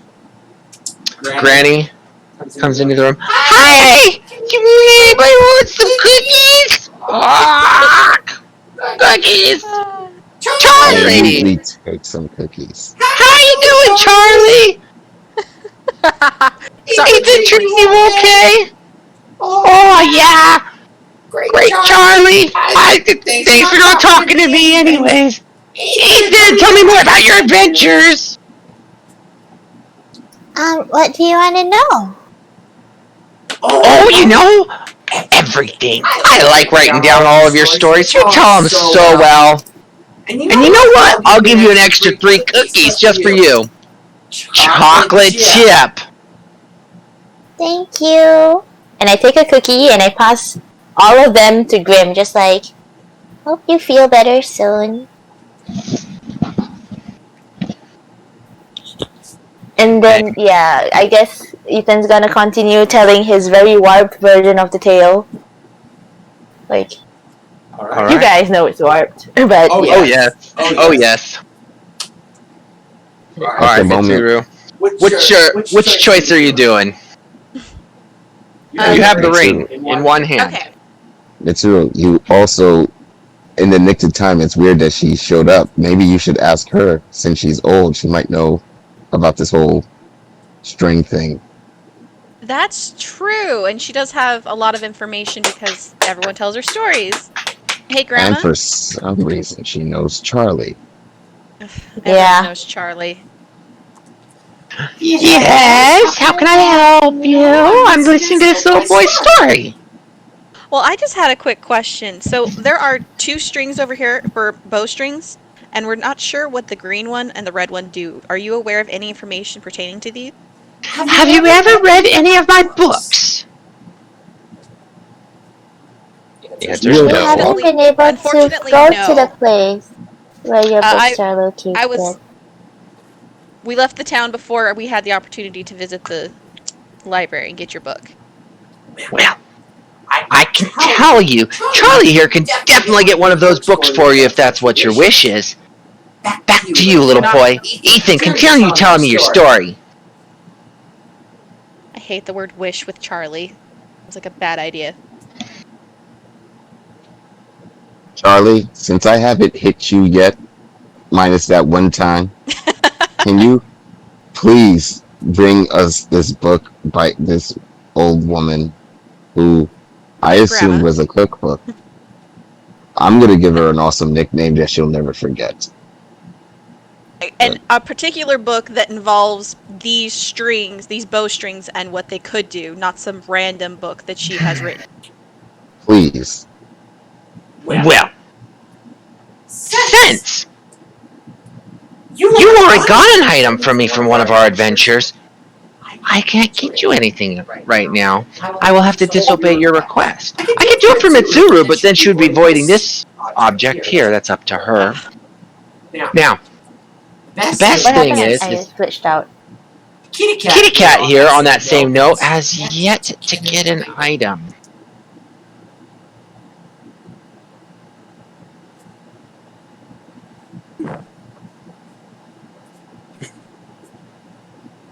Oh, and I don't like Grim. And where are you?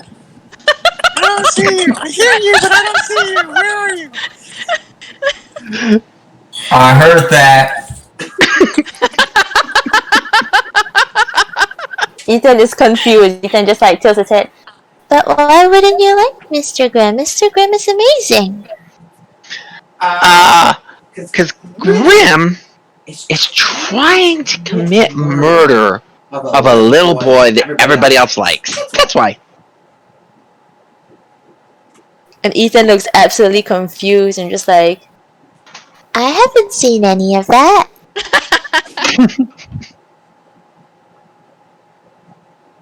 It's okay, little boy. You'll know someday. Next!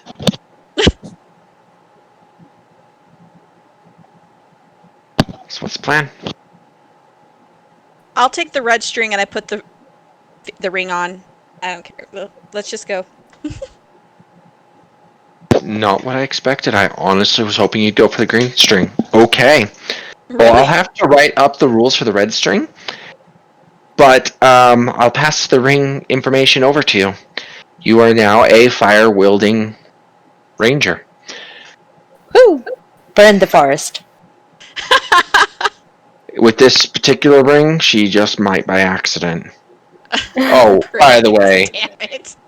No Nobody more touched- little Missourius. Yes. If you remember Solaris, you can't physically touch anybody anymore. No more hugs. With No more. hold on. With one hand or just that particular hand? Or at all? Everywhere. Yeah. Prepare for the depression. Because I don't Yeah, I believe remember it was that everywhere. at all. Because I also have... Wait, does that mean no more pets? See, okay, if I knew that, I'm not going to choose that. He had a reason why he didn't like the ring. I didn't know it was for that, that. Bruce Fire damage. 2 fire damage on every successful melee strike, or when somebody touches you, they also feel a burning sensation. Okay, never mind. I don't want to do the ring. Forget that. I'll take the green bowstring. I'm not doing the red one. It also gives you minus 50% fire damage. It also allows you to touch anything or temperatures up to almost lava, which is, I think, 300 degrees Fahrenheit. I could be wrong. I have to look that up. It's pretty powerful by itself. But then the bowstring is obviously going to be something also equally powerful if you wanted to take it.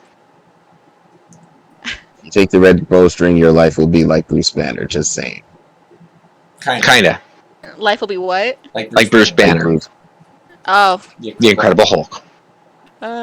You'll be powerful, but you won't have the sensation of love unless you find She-Hulk. Oh my god.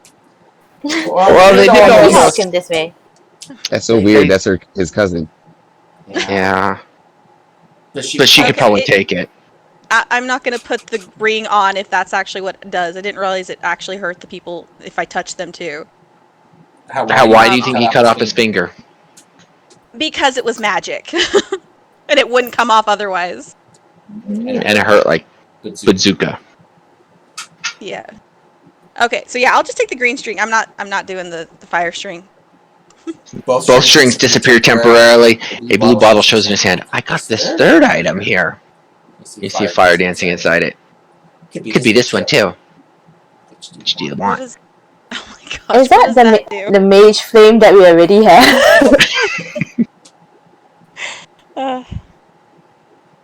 What is that, Charlie? It's very powerful fire in a bottle. I'm gonna check if that's the mage flame that we already have. If I remember correctly, I have a magic fire in a bottle. I pull it out. Is it this? It looks exactly the same. Yeah, no, I'll take the green string. Okay. You are handed the green string. Where did I put it?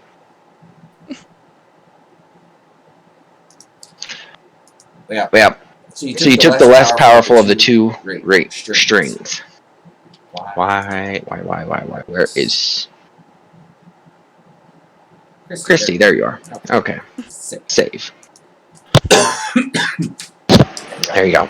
It should be in your magic items. Ignore the picture, read the text. Pictures while I was basing the trying to balance it. If you have any questions about it, we may balance it a little bit further later. Okay. Anyways, so she takes the green string.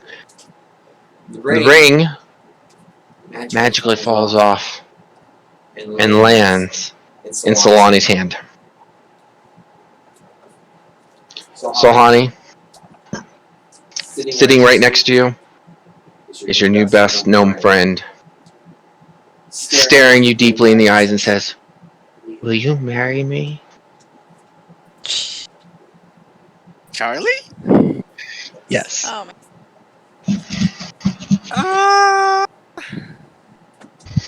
How old are you? Well, how old do I look? Older than me? I'm not sure how old you are, but I'm sure I don't look much older. Well, I'm only 40. Great. We're perfectly compatible. I think 140 and 40 are compatible. Oh no. Look, I'm just too young. I gotta see the world still. It's not you, it's me. Charlie got shot down. Oh, Charlie holds out one hand and goes, Look, it's the world! And a spinning globe is in his hand. Oh my gosh. See the world! But like, I haven't seen the world. Like, I've seen the world now, but I haven't seen like the world. And just like, God, you're just not my type. And Alright. I'll give you a hint. About a year from now, the whole world as you know it's gonna end anyways. You might as well just marry me and, be great for a year. Wait, what? Yeah, but like, first off, we'll get back to that. I'm just really enjoying the single life. Just like my house, kind of. Oh, goodness. He looks down at his crotch area and he looks back at you, and all of a sudden there's a bulge in your pants, and he goes, "Look, we're perfectly compatible." What the? Oh my I gosh. mean, even if that was the case, I still want to play for that team. So, like, I really don't know. Fine. At least give me my cucumber back. Yeah, we're just gonna. I druid craft a cucumber. Here you go. Oh my god. Fine. And he points at your pants. Oh my god. I'm not gonna think about it. We're just gonna pretend it doesn't exist. Here's a cucumber.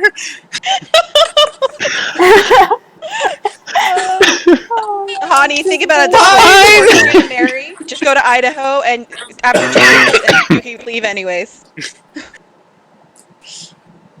Charlie, what did you say about 2 years this world's gonna end? He said 1 year. That's even worse. He looks at Soul Honey. Well then, fine. Give me the ring and take this book and call it good.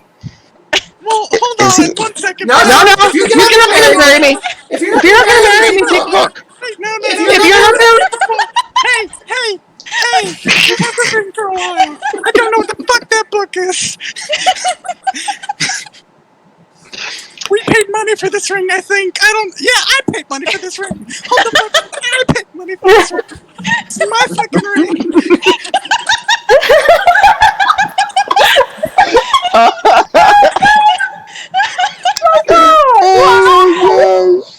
Grandma looks up. Oh, that's one of my books. I'll trade you. It's the book you were asking for earlier. Tells you all about everything. I just want that ring. Yeah, here's the thing. I haven't asked for anything yet, so I'll go ahead and take the book and the ring. Thanks. Charlie scratches his head. Graham, take the book. Give me a ring. Any ring. I druid craft a ring of flowers. Here you go. Not you, somebody. You lost your chance. Graham. You told Grim you hate him. Why would he do anything for you? Graham, I got a book here. Will you marry me? Wait, I don't want to marry you. Here's a book for free. Just don't give it to Soul Honey or it'll burst into flames. Okay. Thank you. Oh my gosh. Soul Honey, as part of your gift, here's a bouquet of mushrooms. Watch out for the unicorn jizz. Those are definitely. Poof. Salani's out of there. Did you actually hear what he said? Unicorn jizz. Yeah. Oh god. Did Charlie just leave? Nope. So Honey's gone. Sent Hani away. What the Where heck? did you send Hani, Charlie? Oh, I thought you guys were all done here. So I was sending him to the next place. Wait, you guys didn't decide where you were going. I didn't manage to get anything either. Solani's back. Alright. Maybe Solani will stop turning down my marriage proposals next time. Alright, Candle. I mean, Ethan. That's called blackmail. Yes, Mr. Charlie? Here's a book for you, too. Holy shit! What book is this? This is a very special book to me. And he holds it close to his chest and says, "It will help you dearly. If you read it, it will work on one time for anyone in your party. It'll teach you any third level sorcerer spell. Or wizard spell, for that matter.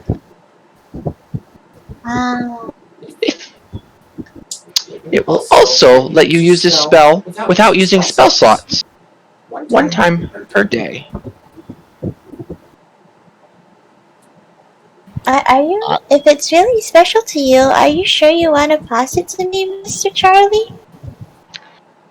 Well, just because I couldn't provide you with the friend you were looking for. And I know these other people are all fakers and they don't really like you, especially Mr. Grimm over here. He keeps trying to kill you.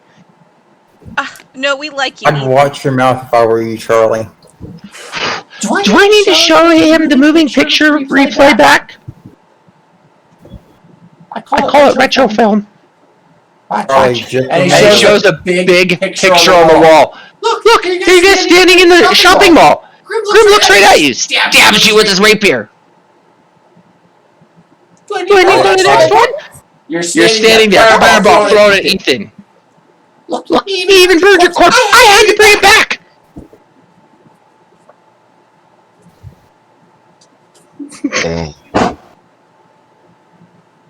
Charlie, this is actually the meanest thing you've ever done. Charlie, I hope you know one of these days I'm gonna be very powerful, and I'm gonna remember this day. Ethan, you know that Grim wasn't trying to. You all want to know something really cool? Watch this. He points at Ethan. Ethan can't remember the past 5 minutes. Completely wiped from his brain as if nothing happened. How old are you? Like, seriously? Like, oh my gosh. What are you, Charlie?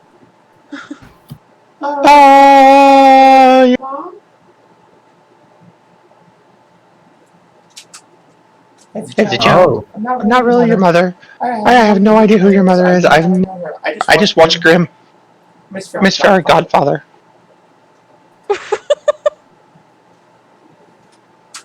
So Ethan is why just have you confused. watched all of us?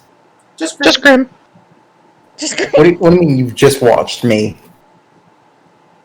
Well, it started back when you were a child and you needed a friend. You were so lonely back then. Nobody would play with you, which is why you're so angry now, of course. And so you made up me. I was your only friend in the world, invisible to everybody. And you loved me so much, I gained all the powers like you always wanted to make this wonderful adventure that you could never go on before. And look, I gave you all the friends you ever wanted and never got to thank you. Well, thank you. He whispers over to Solars. I have no idea what I'm saying. Dang it, Charlie. Wow. I promised not to hit him today, so I'm not going to.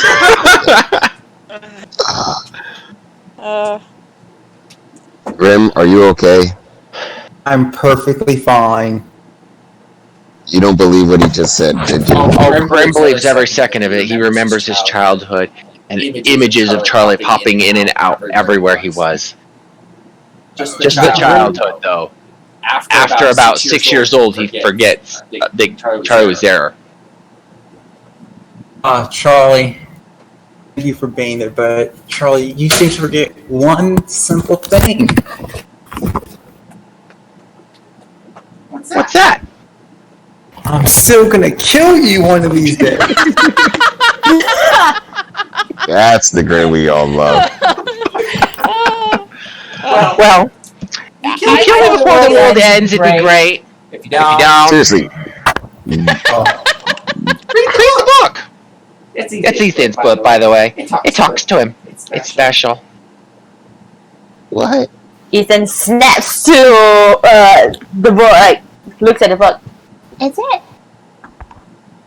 Yeah, it's Ethan's book. Thank you for the book, Grim. Mr. Charlie. You're welcome. For the spell book, Mr. Charlie. And thank you for my friend back. Well, not really a friend. Sister? Brother? Yeah, something like that.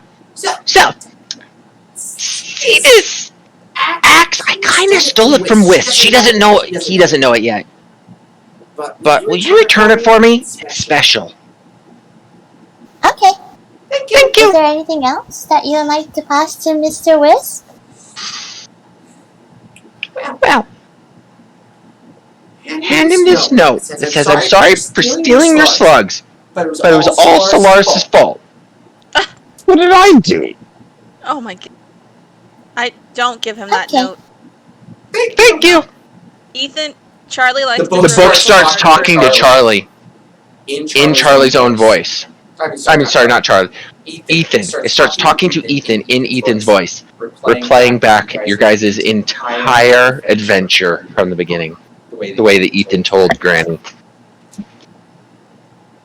So Grim is this heroic, suave, I don't know, great mastermind leader. And then there's Solaris, who is like this cool macho man, like Hulk Hogan macho man.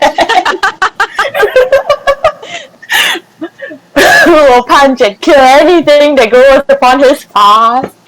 And there is Mizuru, the wise person who knows what to do every single time, always has a plan.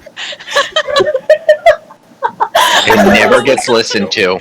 Never until today. This is the first time everyone listened to me, and it's because it was my voices coming from above. Ugh.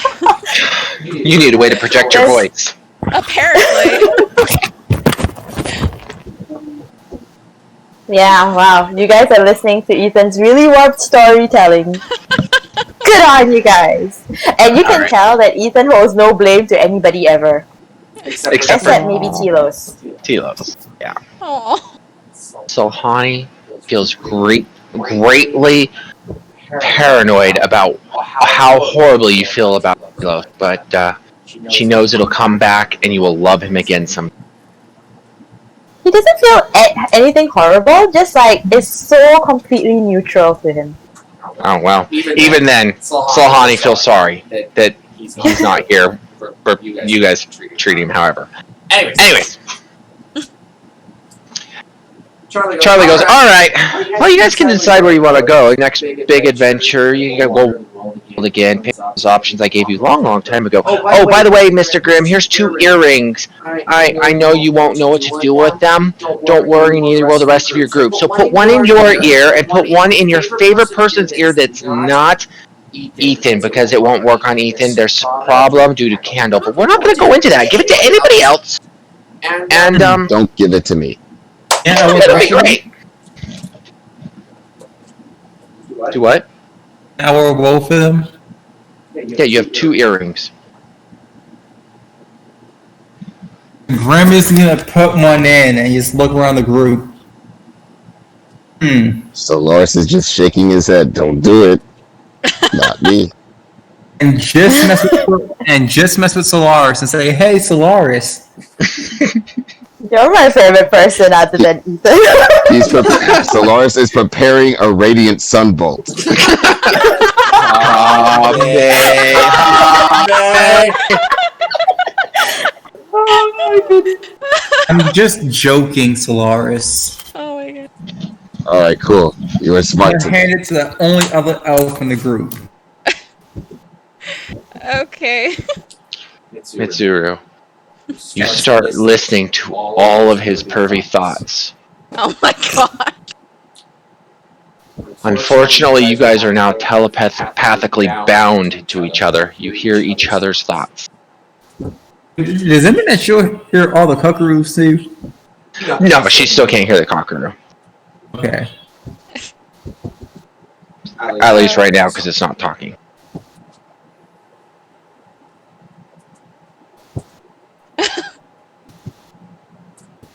Okay.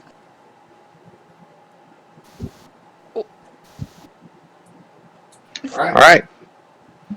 Charlie gave everybody an item. You guys are all special and magical and wonderful now.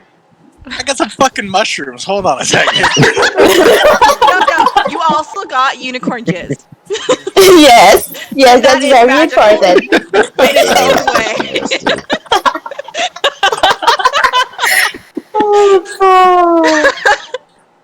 This is what happens when you try to milk a unicorn. It doesn't work. Alright, in this case, maybe it does. Well, no, you don't get the milk. Found out it was a male unicorn. At what point in the milking process? The jizz on that same note is also rainbow colored. Oh wow.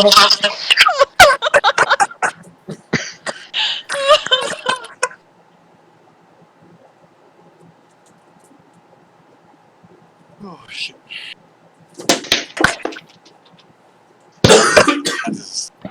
It goes in my pouch full of ingredients. That's right. Hey, you might be able to use that unicorn. Uh huh. Yeah? Yeah, you think so? Maybe. It came from a unicorn. I'm sure there's some magical attributes to it. And of course, it just happens to come from a mushroom. It's on a mushroom. Doesn't necessarily come from mushroom. Actually, If if he inspected it properly, it's it's actually in a vial stuck in the center of the bouquet of mushrooms. I don't know. I didn't get a chance to inspect it. I got teleported to who knows where the fuck. And back. Oh, he doesn't. Yeah, Charlie is a very vengeful ex. Whatever that was. I have no idea. This was new to me.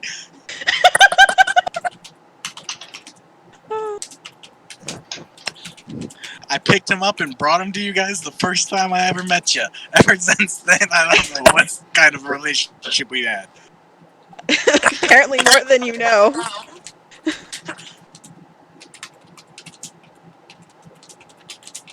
Oh.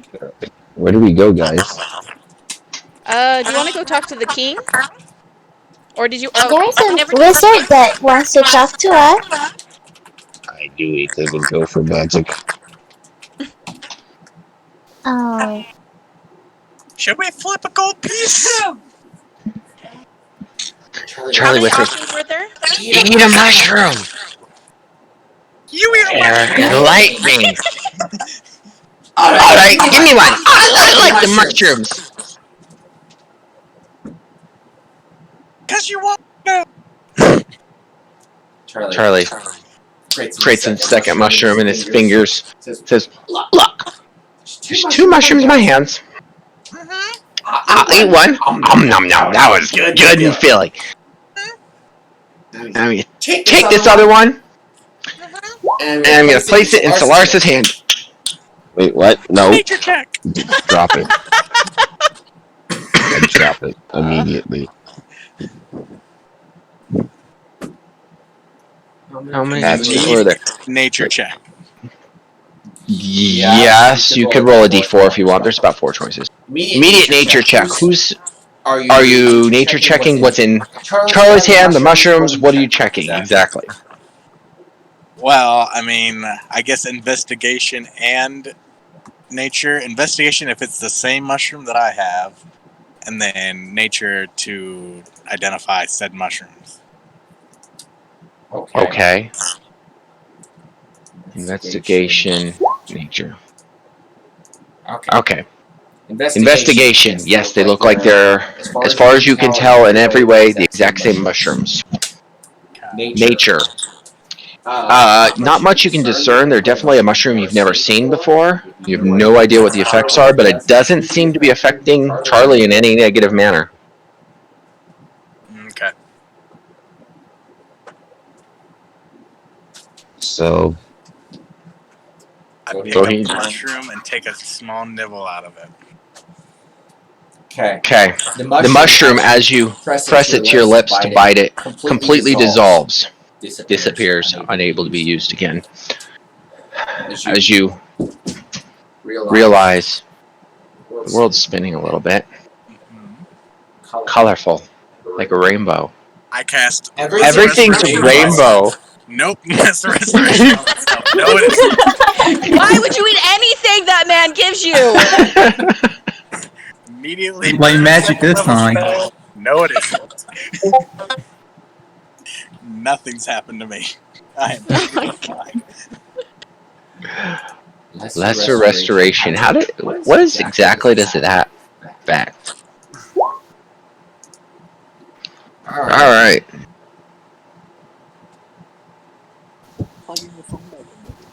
Blind, deaf, and paralyzed from poison. Technically, none of those.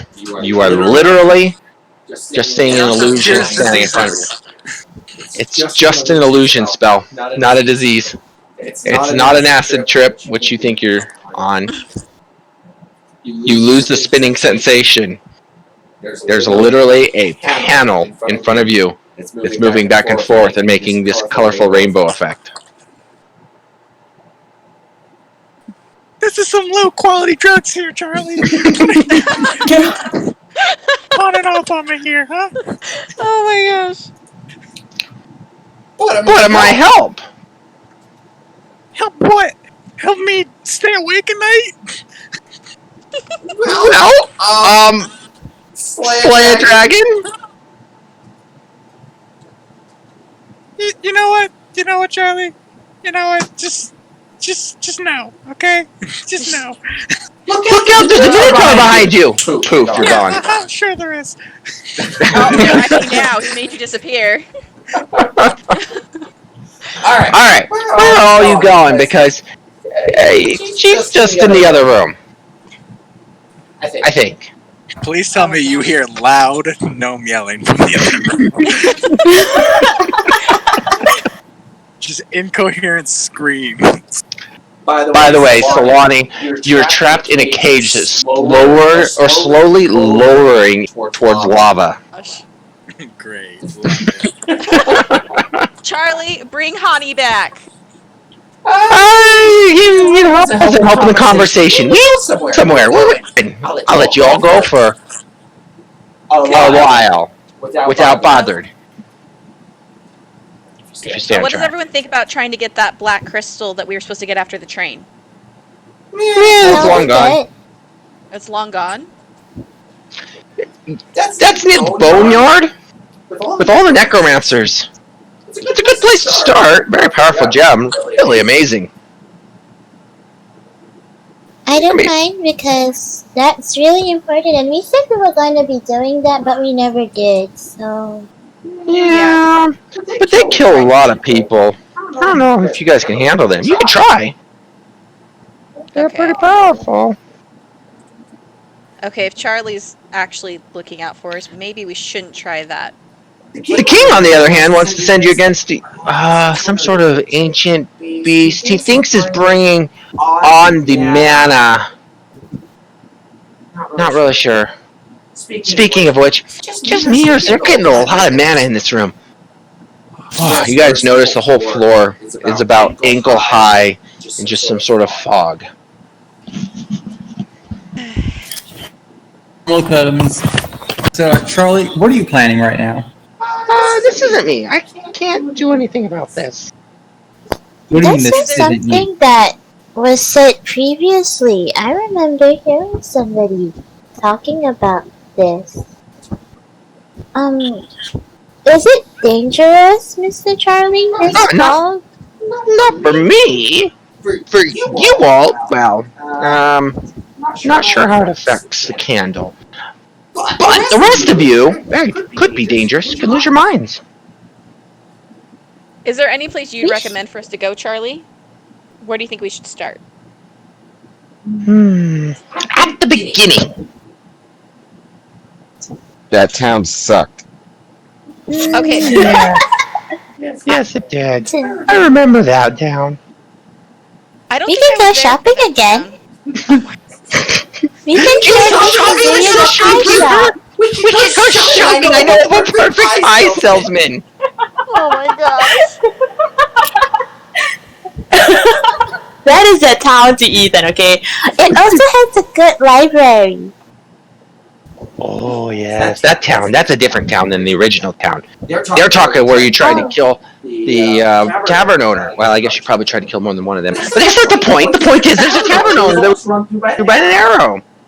Where you all met that one fateful rainy day when you had just barely escaped room. So this is before I joined everyone, right? Oh, yeah. Yeah, that was like at 1. Do you guys want to start there? Because it sounds like that might be the best one, unless you guys want to go for the boneyard. Well, you can talk to the king. You never know what he really wants. But I mean, I told you what he wants, or I think he wants. And there's always the wizard. I don't know what he wants. Slars? If the mist is going to be dangerous, especially for everybody, I think that's a really big problem. Yeah, we gotta. Maybe we can. We need a decision first. To So hide from the mist, now that it's knee high, by the way. Just stay in open areas, avoid caves, dark places, stuff where you can get stuck. Mist kind of Okay, goes guys, down we need to make low, a decision now before Let's this go to- raises up, suffocates let's go to the people. wizard. What are we talking about? Is there any objections to going to the wizard? I know you don't like magic, Solaris. What? I'm fine. I'll react to that later. After we get out of this Let's call. go to. Okay, everyone that is here, including Hani, who you zapped away somewhere, we all want to go to the wizard to talk to him. What about Wisp? Yes, Wisp too, wherever he is right now. Oh. You guys are all of a sudden in the cages nearby Salhani, slowly lowering into lava. Okay, did I find everybody? I hate him. What the heck? Stupid Charlie. And is Wisp there as well? Everybody's in a cage, slowly lowering to the lava. Okay. Hey, You guys Charlie, sure you what wanna go see the time is wizard? it? Yes, What do you mean, what time is it? You mean, what day is it? I know. Has the day passed so far? Where is it? How much time has passed since you've been in this cave? Well, all time and no time. We live in a different time. We live in a different reality. You actually entered a whole different realm when you came into this cave. You just didn't know it. Oh, so if we leave here, it's a new day. Or it can be years later. You never know. You are literally. But it wouldn't be In my dimension. Ugh. Can we get out of your world? Let's go to. Just bring us to the wizard. Just so you know. Oh my. No. I'm not bringing you anywhere. I'm going to take you back to To the beginning. You guys take too long To decide what you want. Only one of you know what you want. That's the smart one over there. I don't want to talk to her. She's too smart. Back to the beginning. Poof. You said you were gonna go to the wizard! Oh my goodness, I can't. Not even Charlie's Naked. listening to me now. No items. Your hands are Hands are bound. Your feet are bound. You see each other. You're all in one room. There's a cage. You're inside a cage. Some sort of. You have no idea what's going on. Groggy. Wait, we're still in the cage. What do you do? Are you here? So Or we're- is a You're on the ground. Okay. Dirt. And we're all Yes, bound, Charlie. right? You smell wet dirt. Yes, you're all bound. We're all bound and we're all Smell. gagged and stuff? The filth coming off of Grim specifically, but not gagged. Just bound. Hands, feet tied behind your back. Okay, using my last sorcery point to mage hand and cut everybody out using Does my mage umbrella. Does Mage Hand not require a hand movement? I use my sorcery spell, the subtle spell. Oh, gotcha. Okay. So everybody's unbound. But, wait. Mage Hand can untie, not cut. So the small ropes binding you. Nobody has Okay, weapons can or I items. use my knife? Oh, nobody has a. Okay, can I Hey, unbind? Yes, you can unbind them all. Awesome. Alright, Slars, standing there with no more than something covering your loins. You guys have no idea where Charlie is. You are in a dark, it looks like a cage inside of a tent. You can smell the wet ground. You can smell the wet Solaris. And I mean, because the rest of you can see, well, he's an animal, but you all notice you're covered in water, you think. Could be something else. You smell piss. You smell. I knew that was coming somewhere. It was eventually coming. It cleans up most of the smell. She has to cast it, or sorry, excuse me, Ethan has to cast it many times before it's cleared up good enough. In this time, hearing all these incantations, a large orc bursts through the tent. What are you all doing in here? Guards! Guards, get in here! Prisoners are trying to escape. All right, I acrobatics myself out of there. I don't know. You're in a cage. Aw, dang it! I thought we broke out. We just got untied. You got untied. Oh, so can I untie myself? You're untied. Oh, Ethan we're untied you. You're inside a cage. Yeah, Ethan used Mage Hand to untie us all. We're just still in the cage. Individual cages or one big one? One big cage. Okay. And we have nothing. Nothing except for enough to barely cover your naked parts. And It looks like old, dirty rags, which are cleaned up, I guess. This is gonna be tough, but can I get help in investigating for which weak parts of the cage is the weakest, so I can bust us out of there? That's what you're gonna do instead of address the orcs in the room. Can I try persuading before he does that? You can certainly try. Okay. While he's looking around, you can try to persuade the orcs. Okay. So both of you go ahead and do what you're gonna do. What are you gonna say to these orcs? Do you know Charlie? That's bad. Ouch, your investigation. Love you!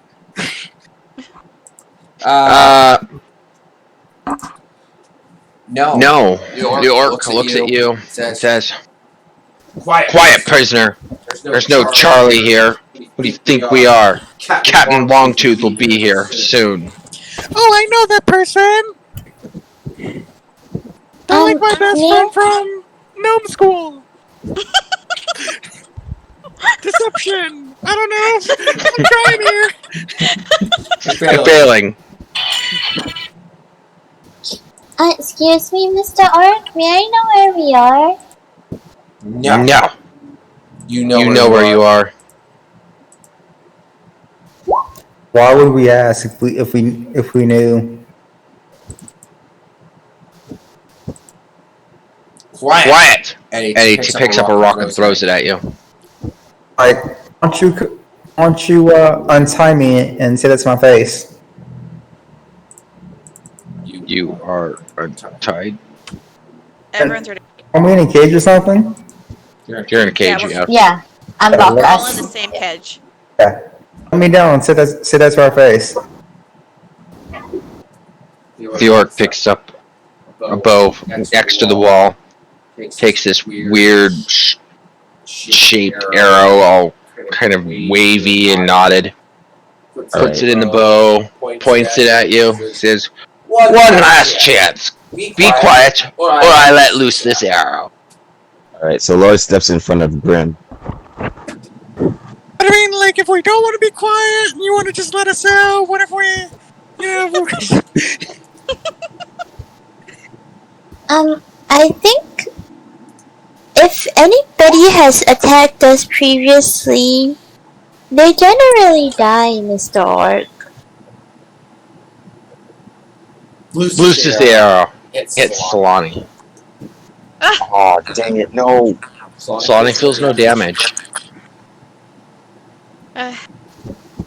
You guys watch as this arrow, snake-like almost, worms into Solani's chest and disappears. Solani disappears or the arrow? The arrow does. The snake-like arrow. Can I have a check to find out what exactly happened? Is it a magical arrow? Did Jester just make a magic missile? Too late. Magic missiles are fired. Shots fired. Oh goodness. That's one of three, so I'm guessing trying to hit my orc for 9 damage. Is that what you're doing? Yep. Okay. He takes 9 Anybody damage. has good sleight of hand and get us out of this cage. I have sleight of hand. I I have have +5. I have +5 to sleight of hand also. The other two orcs trying to strike Grim does nothing. In comes from the behind the three orcs. Comes the chieftain coming in. Captain Longtooth. These prisoners are trying to escape. What are we gonna do, sir? I've already imbued this one with the snake arrow. Ah, you stupid fools! This is wizard's tricks. Don't trust these goblins with their lives. I don't know why you would believe these goblins. I'm a kangaroo. I'm gonna look over SLR state about their orcs. They're not that smart. Don't say that out loud! Oh no. Alright, fine. You guys may all open fire on that one. Goblin doesn't deserve his life anyway. Here we are trying to keep them all alive. Why are you trying to keep us alive? To feed you to the horse master? Who's the horse master? Well, once a year, this giant white horse with a horn upon its head, rainbow shooting out its butt, land here and Oh, Mr. Unicorn! many people. Oh no, it's terrifying. I hope we don't have to meet it. Great. It'll be here in 5 minutes. Okay, oh no. Okay, we'll wait for the thing that farts rainbows. Okay. We'll be good. 3 more orcs walk into the room. I hope so. Any more problems, they'll all open fire. Are they all gonna stay and watch, or are they gonna like sit on outside? Because we can't get out. We're stuck. You have us very well captured. They're all staying watch. Darn it. It's because we got loose from our ropes. Can we talk about this? By the way, are we back to full health and everything, or is it as per normal? Yeah, I've gotten swiped by a bear and burned. You're still hurt. He didn't heal you before sending you here. Okay, so we didn't have a rest or anything. No, not today. I can start handing out healing spells, just little bloops here and there. So, a few minutes go by, the orc chieftain comes back. He's here.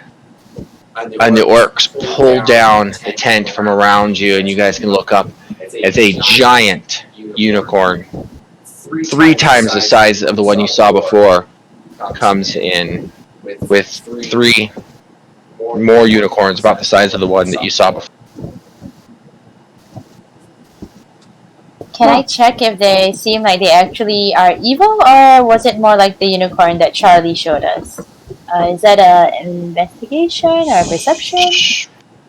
Sure, go ahead and hit perception or insight, whichever. Insight. 15. 15. These unicorns definitely look evil. Okay.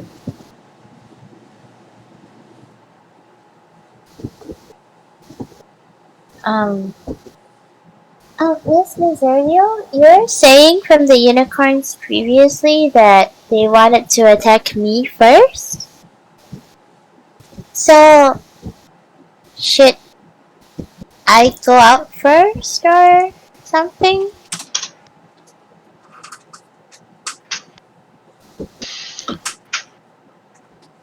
You're not going anywhere, Ethan. The horses come close, right up to the cage. The large one slowly just touches the bars of cage as they melt to the ground. The 2 smaller unicorns walk up next to him, kind of pin you into the cage. And next thing you know, the room is dark. And there's Charlie standing in front of you. So, you guys want to start at the beginning or not? Is this the Charlie, where beginning? did you or- bring us? Oh yeah. I would totally let you guys stay here. That's like the beginning of the orc. We're not gonna go to the dam. I'll put you back in the tavern where you guys started. Back at the table. As if it all happened. Or didn't happen. You keep your items you got. You know, my gifts. The town remembers what Grim did. Nothing changed. Just So they would remember or would not? oh, they'll definitely remember. I'll put you right back in like 2 days after you left town. But it's been a long time, because I remember we were trapped for like 3 months in that one thing that you... That's okay. I fix it. Like I said, time works weird where we are now. In that world, it's actually technically been about 400 years since you guys came here. Let's go back. Let's go back. Hey guys, let's go back 2 days. 2 days after what I did. What we find. Perfect. He's gone. Snaps his fingers. Wakes up. Head on the bar, on the table in the bar, covered in drool. He looks around. He definitely sees the rest of your party, including Solaris, who wasn't there before. The rest of you are still back with Charlie, though. Anybody else? I'll go with Mr. Grimm. We should all Done. be together. Oops, I forgot what she said. I can't hear her. Solani's gone. Solaris is gone. Well, Wisp gone. I gotta talk to you, Mitsuru. He can hear your thoughts now. Try really hard not to think about anything, especially Pervy. Now, Grim is gonna try to kill somebody again. And if it happens, you guys are gonna be in some serious trouble. Don't let him kill people. And he snaps his finger, and you wake up. But you're not in the tavern room where everybody else is. You're in a very comfy bed, in a small room, by yourself. And there's no distance. Distance doesn't affect the telepathy, right? Actually, you find that you can hear Grim's thoughts. So since we're backtracking that far, do they still remember me, or like are memories intact? You were never in that tavern when they did it. I know. No, I'm. Oh, your memories. You guys are exact same people. Level 4 with all your gear. Exactly the same. Okay. In a tavern where it all began. Oh my god, this is like what, episode 14? Maybe I can put you guys. Maybe I can put you guys on the right path this time. Yeah, now that we've actually gotten, a bit more coherent in a very strange, dysfunctional way. Right? Grim Okay, so you isn't said a I'm just. murder hobo anymore. Okay. There are just only 2 people he wants to kill. Charlie doesn't count. There's only 1 person he wants to kill. You just don't have to wait a while for that one. You just wait. It may become Mitsuru after you hear some of her thoughts. Hey! Oh no. She's got some pretty bad thoughts about Grim sometimes. How would what? Stop We putting talk. thoughts in my head. She's picturing Grim. And that's about it. Just Grim. Oh Can't my stop God. thinking about him. It's always on my head nowadays. Oh. Oh my gosh. Alright, so you wake up. The only thing that you actually do hear, Grim, in your head as you wake up and you're noticing this comfy bed, but you hear Grim's thought of, shit, it's the tavern, I'm covered in drool. I hope nobody saw this. I don't know about drool. Grim, is that you? I think. I'm thinking. Oh, that's right. I forgot you can hear everything that I hear. Yeah, where are you guys? I am nowhere near you. I'm in my own bed. I'm in a tavern. I need to go do something real quick. What are you gonna go do? Happen. Grim? Seriously? Where is everybody else right now? Everybody else is here with me. Grim can't see Ethan. Except Ethan. Where's Ethan? I don't know. Solaris is probably outside in the forest. Nope. Solaris is right next to Grim. Oh, that's good. Where's Ethan? Solaris was placed on the floor next to Grim, specifically, just laying down. Grim was laying, or sitting on a table, head on the table, in a puddle of his own drool. Wisp leaned in a corner of the tavern, just kind of rocked back in a chair, hands across waist, wakes up. Solhani, in some sort of small rodent form you guys may remember, hiding under a table in another part of the tavern room. So Hani's there, but I'm not? You're not. Ethan is? Okay. Ethan is not in the room. Yeah. Is the dragon there? The dragon. The dragon's with Mitsuru in the room at the foot of her bed. Sorry, just have to ask.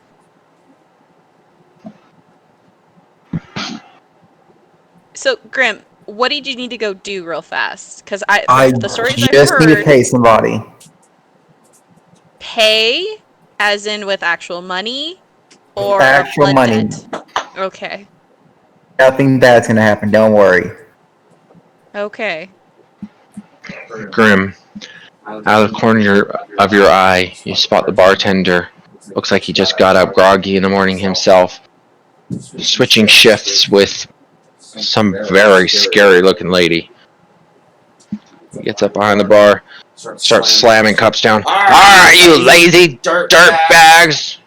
Those of you who couldn't go home and sleep, yeah, I'm looking at you. Looks kind of towards Grim. Get up here and pay your tab. Go home. It's too early.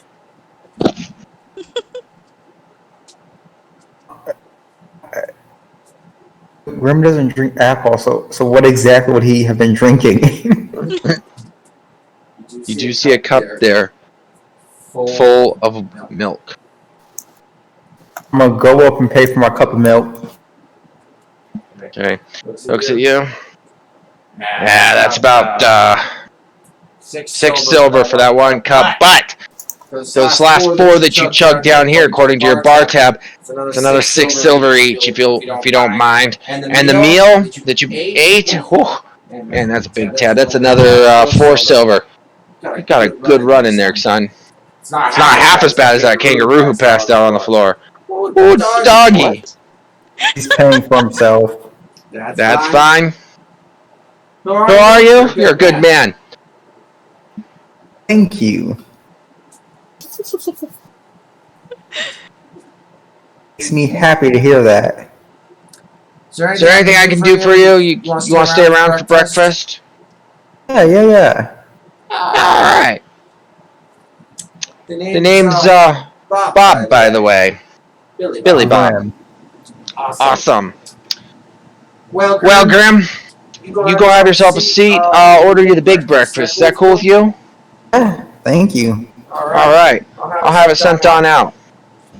Mind you, before I do this, I'm going to tell you that's going to be another 3 silver when that tab comes out. How much is that in gold?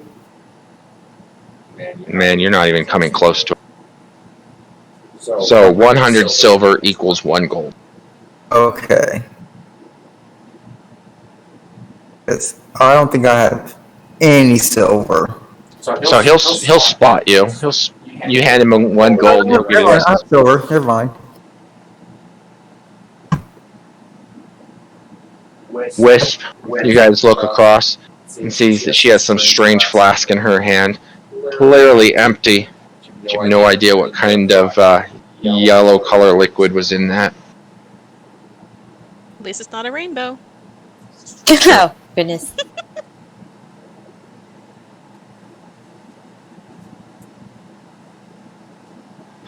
Solars, you wake up to see. You have only heard the stories. You have no idea exactly what's going on. But you see Grim cross the tavern to go talk to the bartender, and something about kangaroo murmured. I go up to the bartender. On the table and say, "Hey." Go ahead. Some other people's tabs. Tabs. Go ahead.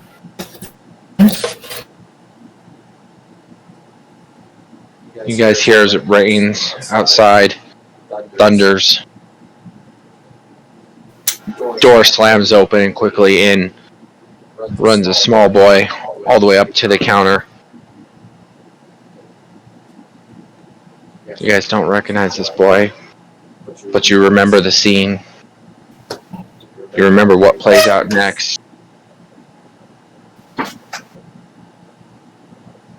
All of you have heard the story repeated by Ethan. You mean the gallant rescue? Gallant rescue by Grim. Is there anything that you guys wish to say or do for this young boy? Do I look at the young boy and remember that it's Ethan? The name Ethan, you don't recall.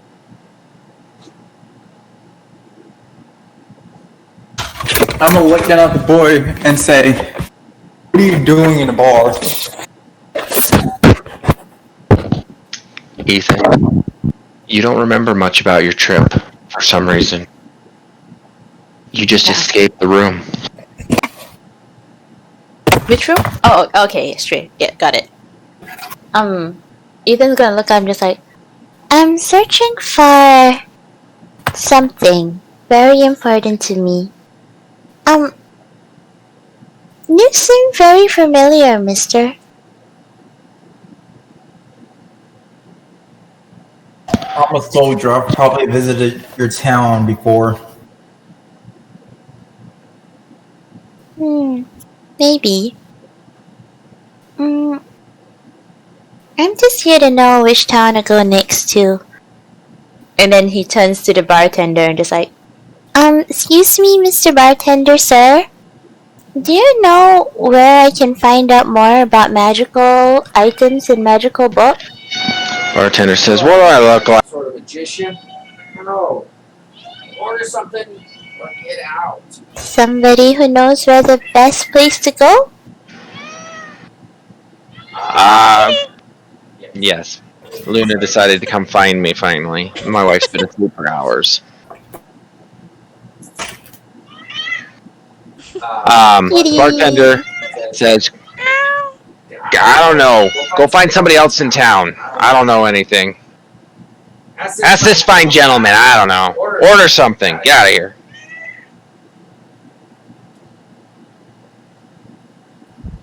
Ethan turns to Grim just like, Would you know anything about this, Mr. Mister? Like, I don't know much about magic. I do have some things I can use, but I'm not that smart when it comes to magic. But I couldn't allow someone as young as you to travel alone, so I'll go with you. wait, doesn't Grim have the book that Charlie gave, the one that was specifically said was Ethan's friend? No, Yeah. Ethan has it. Oh. Oh, Ethan has it? Okay. It's on his waist and it's glowing green. Very odd. Oh, yeah. Also, Ethan has 2 books, right? The friend book and the one that allows me to get a level 3 spell. Yes. There's a book that I have. It I is. don't know what it does. It is Grimm's book, but Ethan was last holding it. Well, it's my book now because I don't remember it being from anybody. So okay. This is true. Grimm knows. Well, would know if he could remember you, I guess. He knows it's his. He thinks it's his. He remembers the book. He just doesn't remember you. Okay. So yeah, there's this green book at my hip. Please don't shoot Ethan. That's a warning shot. So what's going through? What's Grim thinking right now? Because I can only hear his I'm thoughts just right thinking that the small boy is out here wandering by himself, thinking on going on an adventure. Then he's like, I can't let that happen. Hey Grim, does he look like this? And I describe Ethan from what I. You don't remember him either. I'm so confused. Right, Nope. Ethan has been temporarily, at least, wiped from your guys' The memory. wisp will be coming in. Okay. The wisp will be entering. Yay! Have time. I needed to say hi to Wisp all night.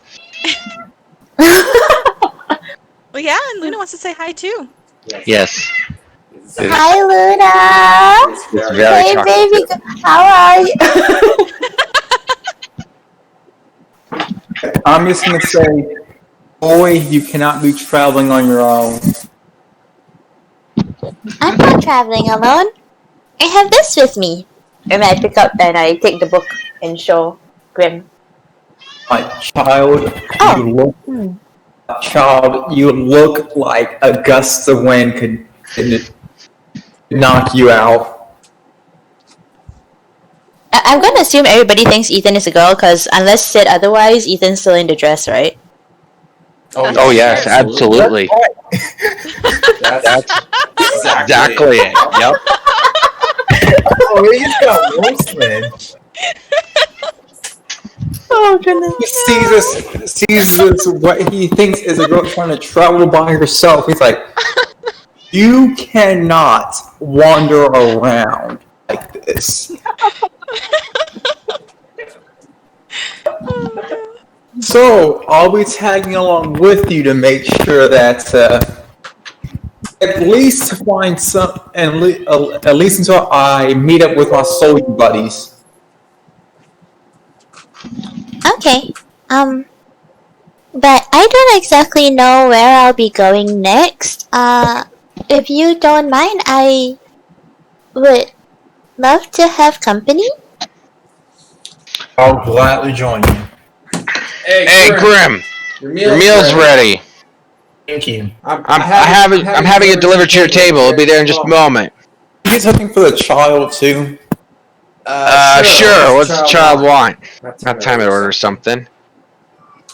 I can just get a glass of milk. Food. Just makes a small little meal for them.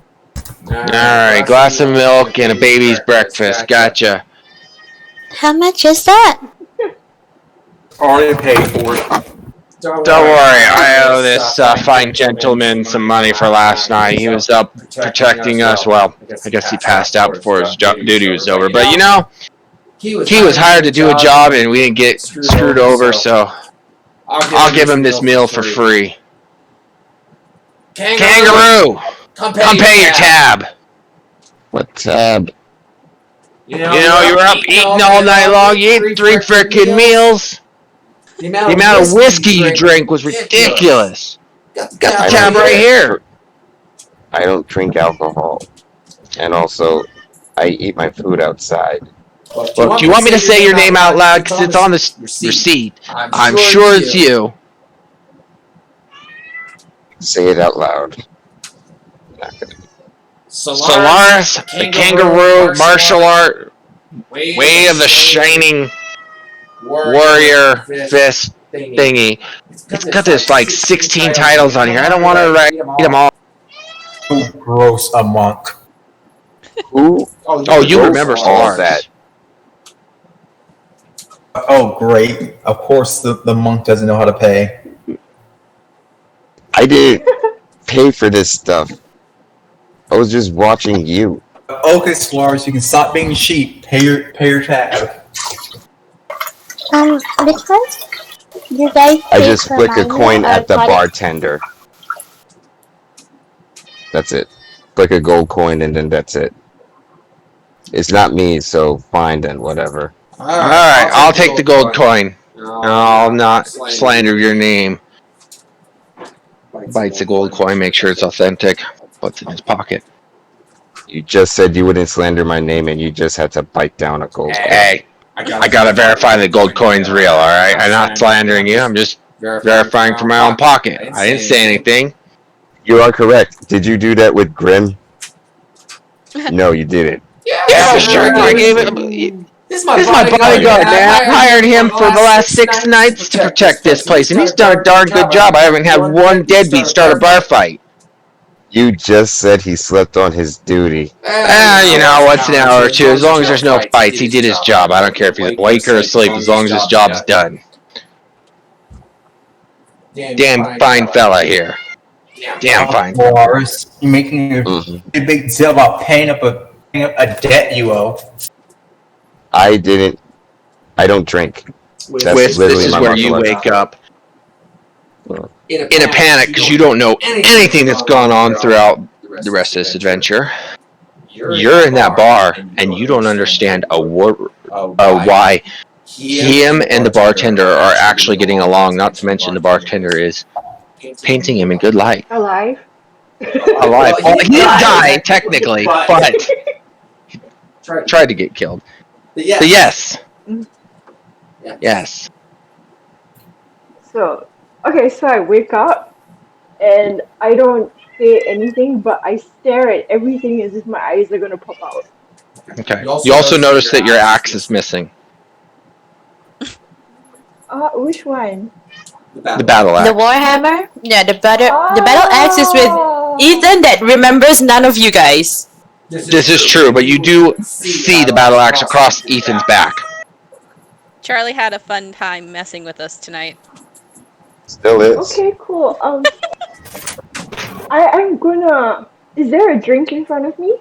Oh, you're holding a tall glass that's about quarter full of some sort of yellow liquid.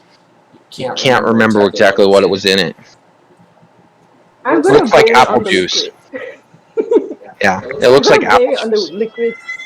It's some magical apple juice. I must have given Ethan the axe.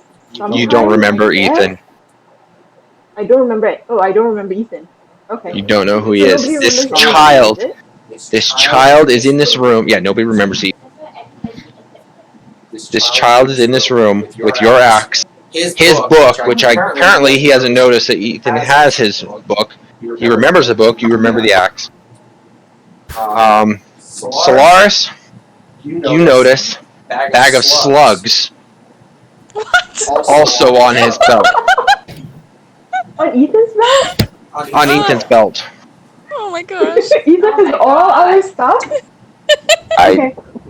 Yeah, so Loris just ignores the bag of slugs, not really caring, and just goes sort of back to sleep, but meditating.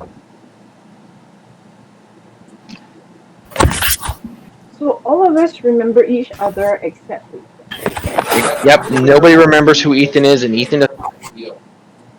You also went back in time, by the way.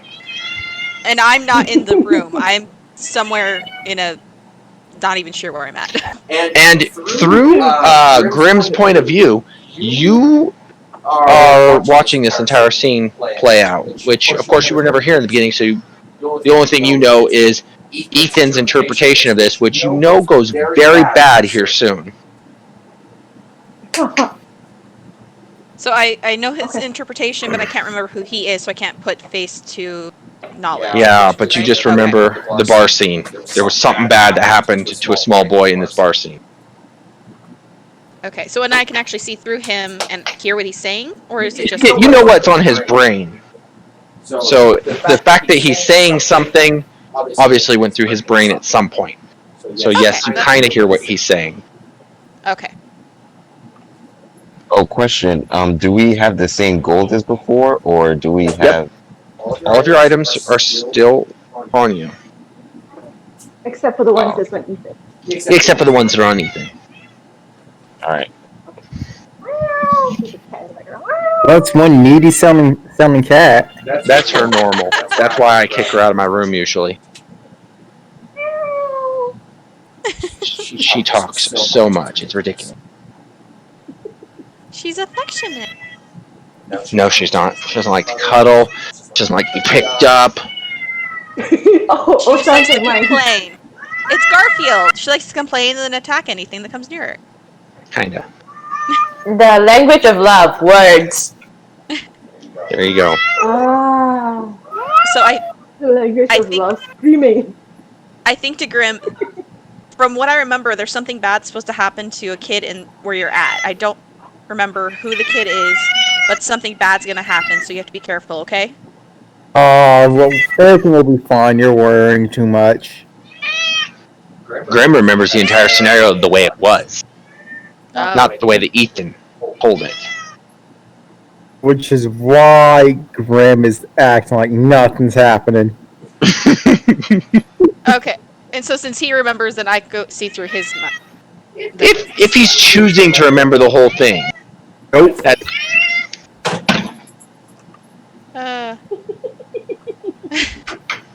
He woke up, saw the bar, like, oh, this place again. So that's the best you got. You got a memory of he remembers where he's at. What are you gonna do, Mitsuru? Wisp clearly not doing anything. I leave the room to try and see where I'm at to try and get to them. Okay. You open And I the have them doorway. follow me. There's a hallway in front of you. Stairs to go down, or the hallway leads to, from what you can tell, a couple other rooms.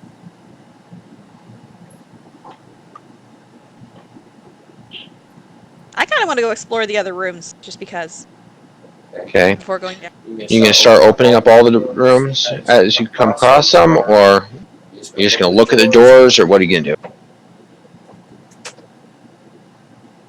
I'm gonna knock on the door next to me. No answer. I open the door.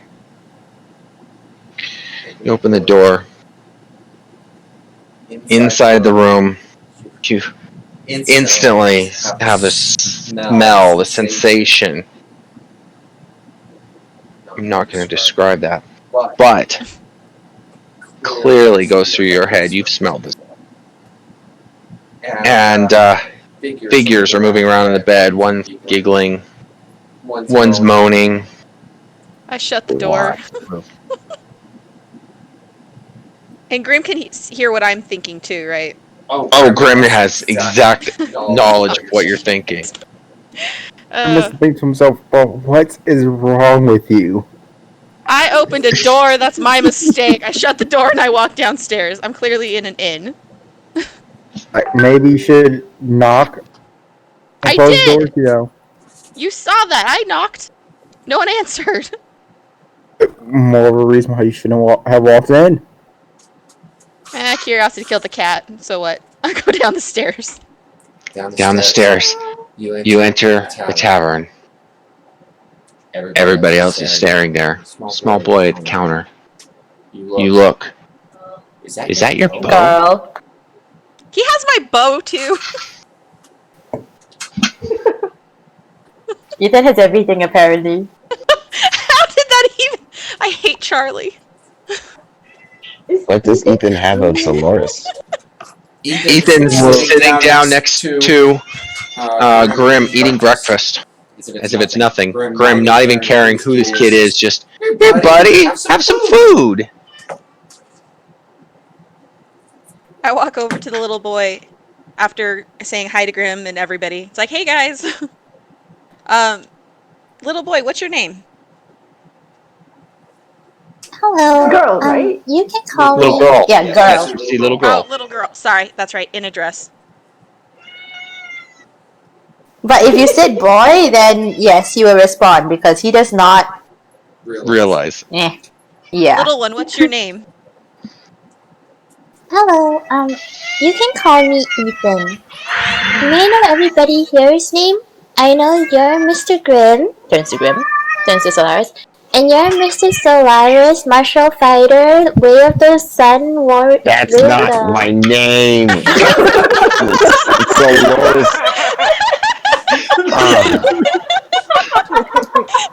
It's Solaris. Just Solaris. That's it. And I go back to Okay, meditation. just Solaris.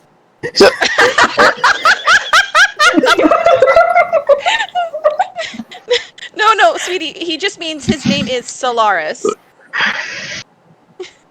Oh. Okay, is Solaris. Okay. Star. Sorry, I had to. I know.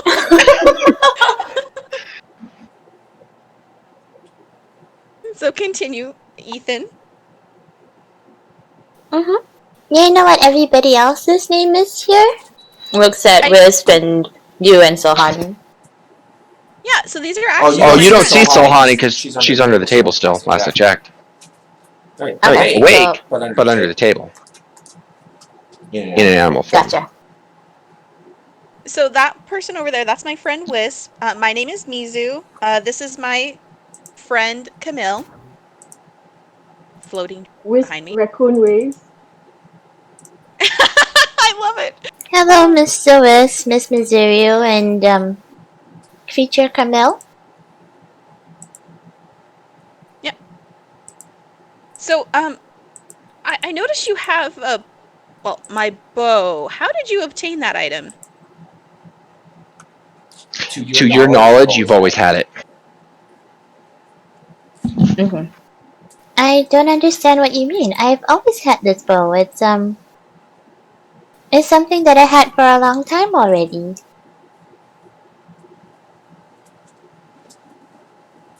Can I see that? Because it looks a lot like my bow that I don't have anymore. All right. Passes the bow to Mizurio. But please be careful. It's a pretty powerful weapon, I think, and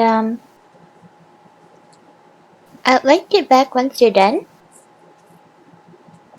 So I look at the bow. I see the green bowstring on it. Then you hear from across the bar the bartender. Hey, you with the bow! Put that down! No weapons allowed! Graham, what are you doing letting them carry weapons? I told you to keep those outside!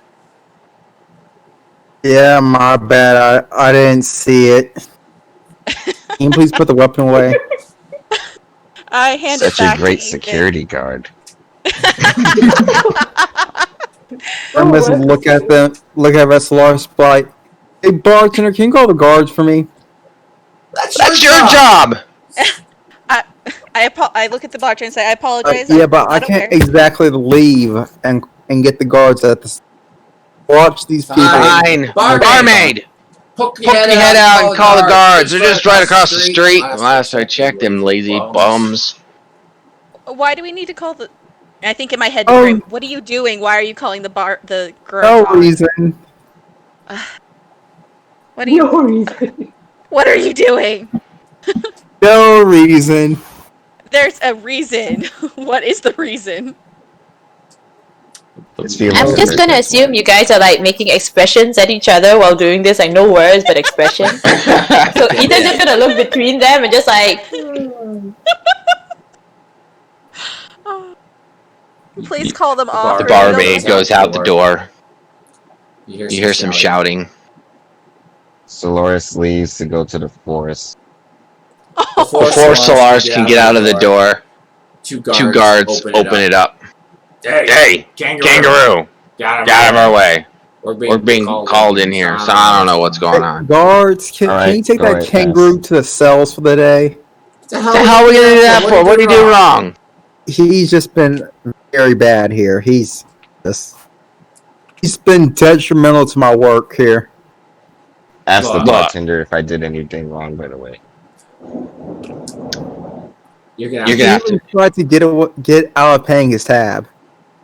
Actually, Persuasion check just now. Hmm? With disadvantage. Grim, persuasion check. With What is disadvantage. Nobody Nobody else. Disadvantage? Because nobody seems to be freaking out other than you. You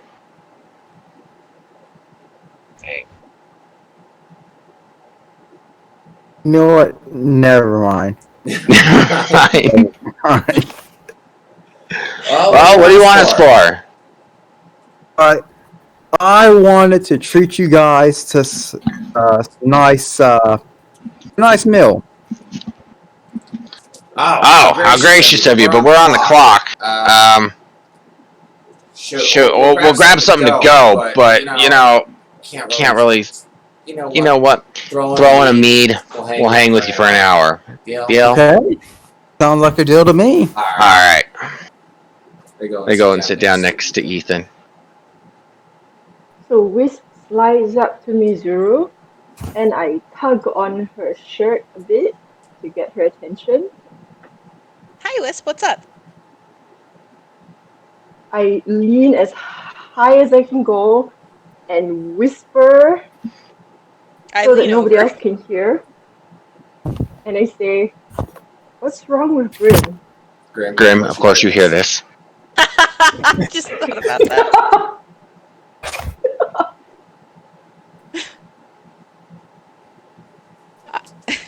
And then, because Grim doesn't seem to be reacting, and I point at Ethan in a dress, and I go, "And how come he's got our stuff?" And I look at Ethan and I see all of the stuff, including the book that was Grimm's and Wisp's stuff. And the bag of slugs. Which apparently somehow is Solaris's. Wisp, you happen to notice the bag of slugs that was last seen on Solaris's waist is now on Ethan. Uh-huh. The bag of my slugs, right? Your slugs. It's actually been refilled also, by the way. Completely full. Your slugs that Charlie stole, put on Solaris, is now taken from Solaris and put it on. Yeah. You have now 15 slugs in his bag. If it's completely full, I might assume that it's a different bag of slugs. Because it's actually the same bag, just Charlie filled it for you. Yeah. I'll probably just assume that it's a coincidence. Okay. Yeah, but, her bow and my battle axe is not a coincidence. Sure. Why not? I accept it. I know that we don't remember Ethan, but do we remember that there was another member to our team? Nope. You have no idea why Grim's hitting on this little girl. Looks way too young for him. You bought this little girl breakfast, but all the rest of the team knows. Mitsuru can't even pick up what your intentions are with this little girl. I can hear his thoughts. Yeah, but Grim hasn't expressed any intentions, so... Grim is going to look over at Ethan and say, but I have little siblings on your age over in my village.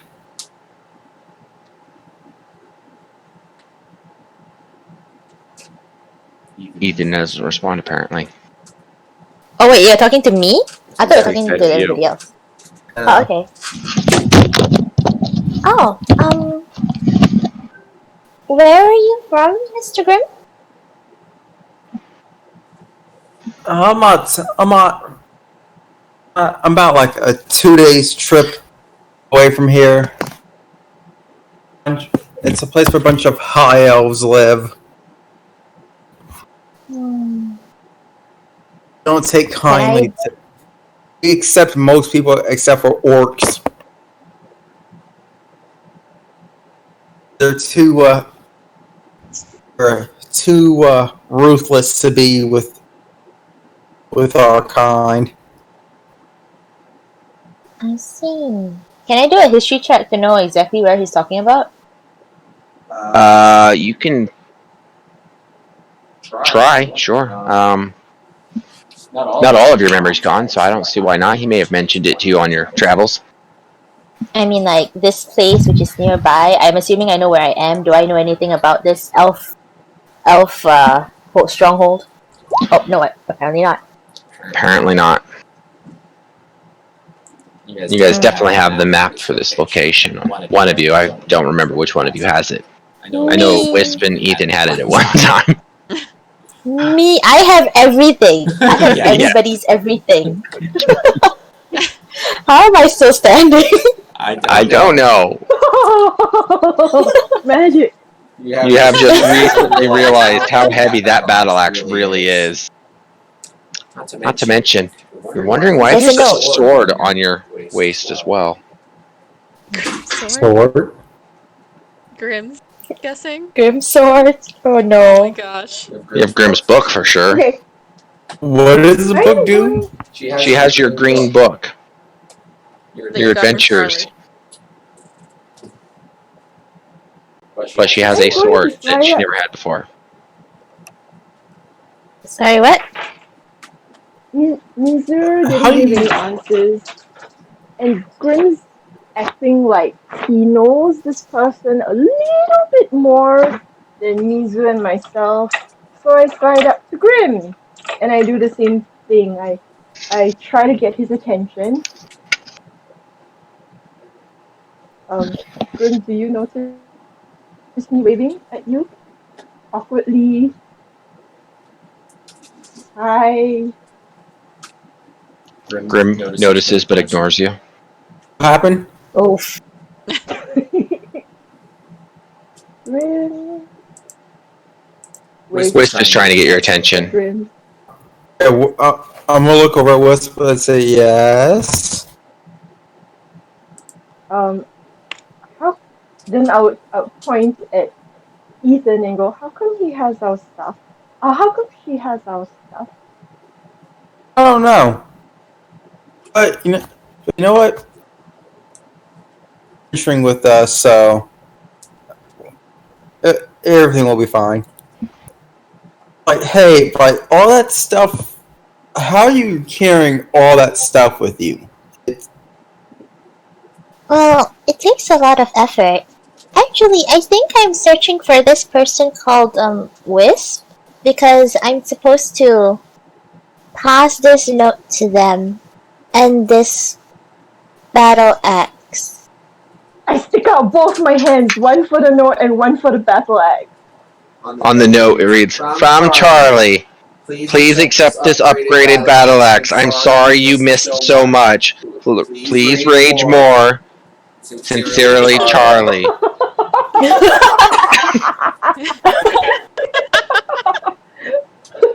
Oh my god. So I pass it, I pass it on. I pass that one, so I'm taking this away from my inventory.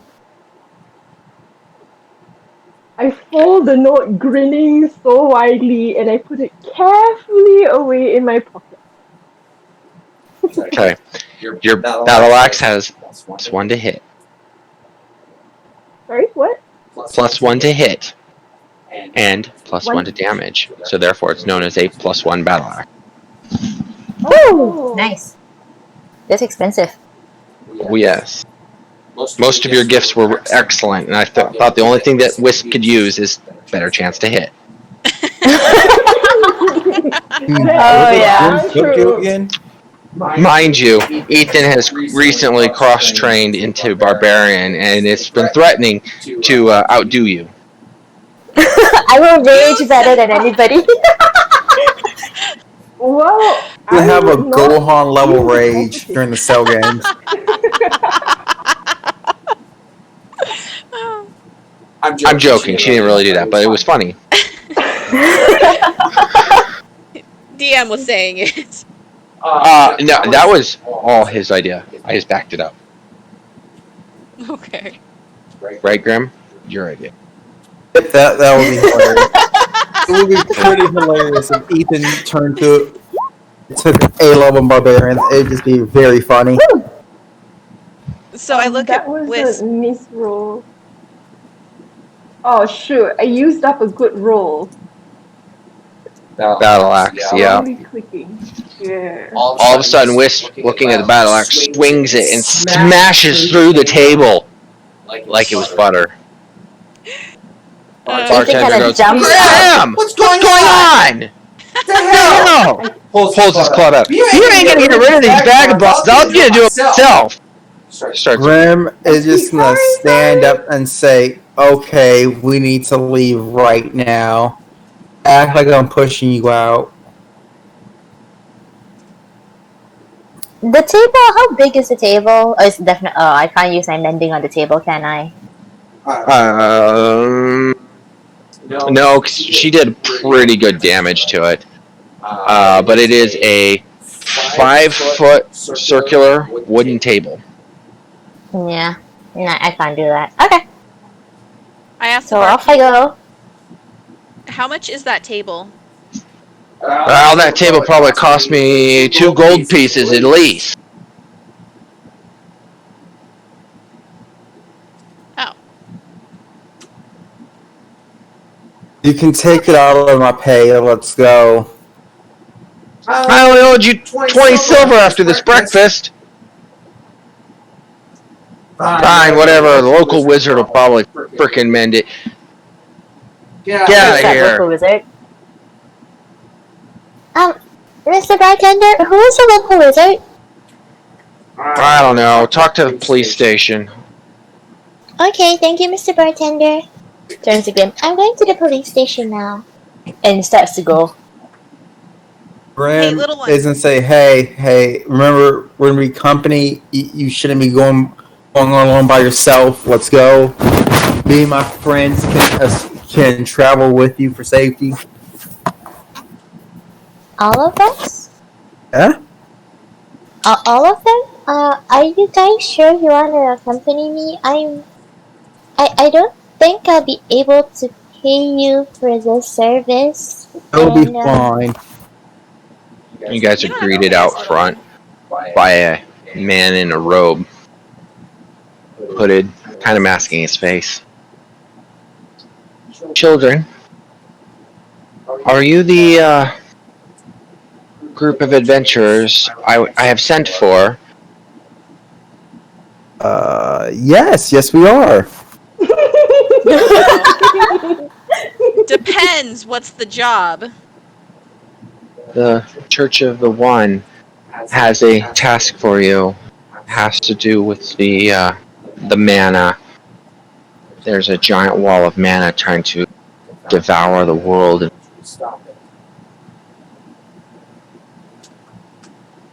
If you'd like more information, I just have to take you to His Holiness, the priest in charge of our church. It's just over this way. Very small building. Okay. Let's go ahead and lead us there. Absolutely. While you're here, you guys can get a free bath, too. We absolutely hope that every one of you gets clean before dealing with people. I've been in that bar. It is quite filthy, by the way. Please follow me. Yay! Alright. Wow, Wisp is very, very talkative today. Can I actually take the earring out and put it in my pocket? Are you trying to? Yeah, I'm gonna try to. Comes right out. Okay. You no longer hear his.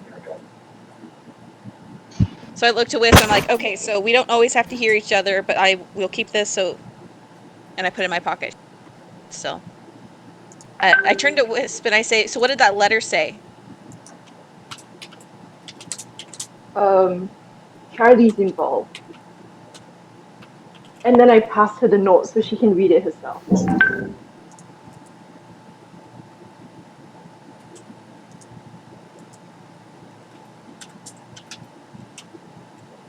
Dang it, computer. Alright, do you want me to actually repeat it, or?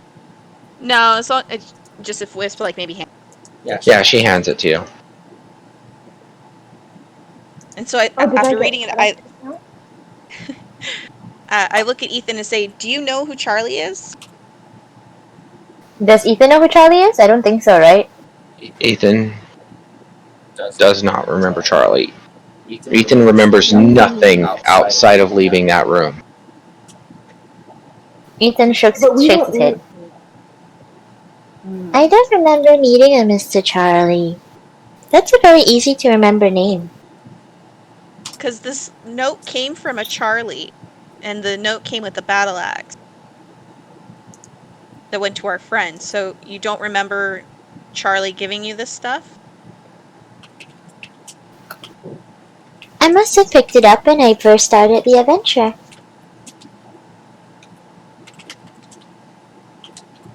Did you pick up the other items too, like I see the sword and the bow? Because that looks like stuff that we had at one point, and we have this interesting little troublemaker of a friend that likes to mess with us. Do you think it's yours? I think that is actually, because that green string I just got from Charlie. Because I've seen these kinds of green strings before, and it's not exactly. Well, either way, if you want to use it, you can go ahead since we're gonna be traveling together. But you will be joining on my quest, right? Yep, we will travel together, little one. Alright. And he passes the bow to Mizuru. Does not pass the sword to anybody because nobody's been asking for it. That's fine. Nobody knows. Wisp tugs on Mizuru's shirt again. What's up, Wisp? What's her name? My name or her name? Her name. This is Ethan. Alright. I think I had too strong apple juice. Speaking of which, when Wisp left the facility, he's still carrying the mug of apple juice in his hand. I look at the mug really confused. It's a dwarf. That's totally a dwarf move. Exactly. Yeah. I forgot to set it down. I finish it. I just finish it. Like, I'm in so deep already. That is the strangest tasting apple juice you have ever drank. And instantly everybody can smell the alcohol wafting off it. Ooh, it burns as it goes down though. Ethan's gonna stand a little bit away from Wisp. Wisp starts to giggle. And starts getting very hungry. Wisp eyes the bag of slugs, but doesn't say anything. That's about Okay, so I'm gonna go up to the wizard again and then ask more about this mana wall and where exactly we're going, which church we're going to, what their god is, everything. I apologize, son. I am not a wizard. I am a mere monk, an acolyte, in fact. Church of the One. Our God, the one true God, may he live forever, or hopefully die soon. We really don't know which we prefer. But please come with us. The headmaster will tell you more. I'm new to this religion. I just simply found this faith not but 3 months ago. I'm still unsure entirely about it, but it seems to be very believable. I see. And do you have to go into any kind of strange rituals before you can join in? No, they merely said all I must do is don their regular wardrobe that they like and make sure that I'm clean. Always clean. They don't mind where I have to clean myself or whatever. They'll let me bathe in the lake as long as I'm clean. Giggles. That sounds nice. Yeah, isn't it? They do bubble baths for children if the children are wanting it. Would you like a bubble bath, young girl? Lady? Oh, Then looks down and realizes at the dress and just like, oh right. actually, I'm not female. Oh, I'm sorry. You were one of those confused people. I don't know how to talk to you. I apologize. I will do my best to refer to you however you wish.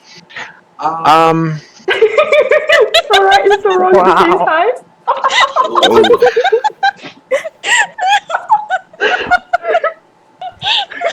If you wish, I can just change out later on, and I think that might be better. It's not gonna be You know easy what? to run and fight in a dress. I can hand you some of our acolyte robes if you like. No problem at all. They're gender neutral, so nobody will question whatever you say you are. Alright. Okay.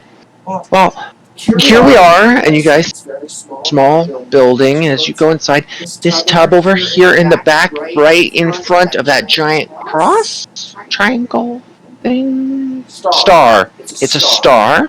I'm sorry, I'm not good with my words. It's a star, and that's this is where I'll pour the bubble bath if you're interested. Bath, and he reaches over and here, this trunk, and he opens up a trunk and pulls out a robe and a hoodie. I think this might be just a hair big on you, but not by much. Go ahead and slip this on when you're done. There's a curtain in front of that tub if you want some privacy. You need some help. I would have sent this lady in, but now that I know you're a boy, maybe kangaroo. Where's the kangaroo? Kangaroo, stuffed animal. The boy needs a bath. oh, yeah. So Loris is outside just meditating. You didn't come with us? Yeah. Oh, well then he, let's see, the only other character is Grim and Solani, wherever he ran off to. Oh, he had to leave. Oh. Is sitting on his lap. We'll leave it there. Do me and Grim have the kokoroo still? Oh yes. Oh, yes. And I'm talking to the kokoroo as I'm meditating. What are you saying? It's just something is off. It's not magic related, or it can be, but the energy, the key is weird around this air. It's almost like it's not what it used to be or something. It's the mana. Mana. One of the things it does is it messes with your mind, makes it go all fuzzy. Thing. So, would you think I would be in an illusion, or? No illusion. It physically messes with your mind. Your species was created from the mana. I still hate mana, though. Oh, sure. Mana brings about magic. Mana brings about the creation of all kinds of unique beasts and what is known to be as magical creatures or fairy. Most of which can't re-enter the mana for similar issues, and they grow worse depending on how long you're in the mana. Rise. It's kind of the reason why I like you and my friends. You guys at least use your abilities for good instead of, well, you already know. Well, you have 1 year to stop the mana from growing, or else it will consume the earth. How would I stop it? Oh, that I don't know. There are people on this planet who may know, but I don't. It could be my sensei, but I'm not ready to face him at all. Ever, actually. Sorry, that's all I can say. The monk goes back to your group. Well, since Al Grim doesn't seem to want to help this little boy take a bath, he looks at Mitsuru. I don't know how he feels about comfortable part. Looks at Wisp. You, dwarf, you're about the same size. Will you help the child take a bath, please? I may do it, but I don't want to feel imposing. I can take a bath by myself. I'll be fine. Here's some bath salts for the two of you. Here's some soap. However you guys want to handle this, I'm going to step out. I'll be right back. The head priest will be here in just a moment to answer any questions you have. Alright. I'll see everybody else soon. And then goes into the curtain. Is a very warm theme coming up as you close the curtain. Really relaxing. I'm gonna use perception to find out if there's anything strange within this room. Okay. Or is it investigation? Perception is what you can see. Investigation, you're actually thoroughly looking around. So either one in this case, I think, would work. Oh, did I not click? 18. Okay. You're looking around. You recall being in one of these places. You're not really sure why, but somebody really did not want you taking a bath in one of these places. Yeah. Okay.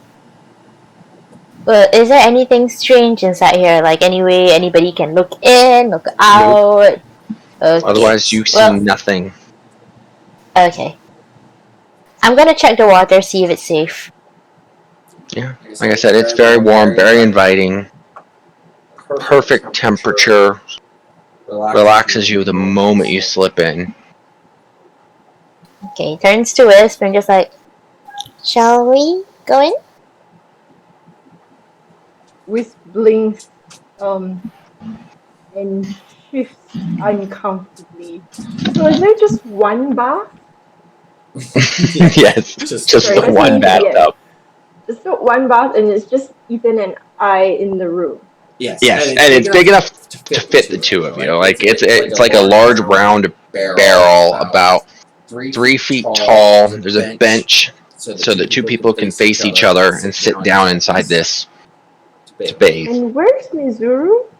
On the other side of the curtain. On the other side of the curtain, waiting for us to finish bathing, or they're waiting for the head priest or something. So Mizuru doesn't need a wait. This is discrimination. The elf doesn't need a bath.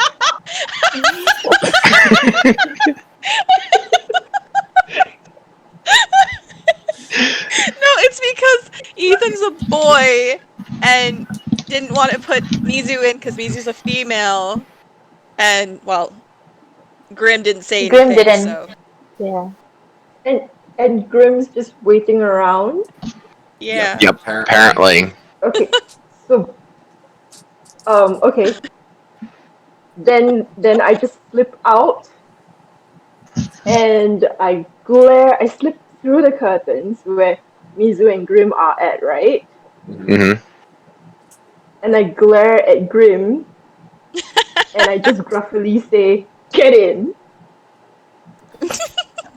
Wow. Grim, are you there? Yeah, I'm here.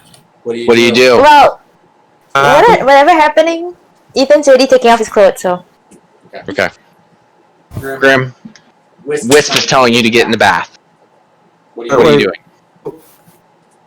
Am I going in the bath myself, or? Well, with Ethan. No. You just telling her no, or you're what? No, I'm saying no. I don't know why we needed. Ethan said he said he was a boy. Oh no, Ethan didn't tell any of you. He just told the monk. Okay, as far as everybody knows, Ethan's a girl. Well, then why would he have sent Wisp in there from our knowledge? Well, exactly.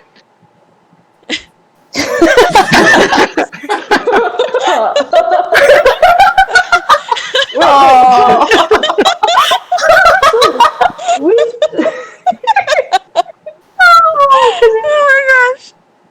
Okay, is the guy still there? He's standing at the doorway, waiting for his head guy to show up. Wait, but Why did you send Wisp in to take a bath with Ethan? Why? He didn't seem to be the child. Did not seem knowledgeable about baths. I don't think the child.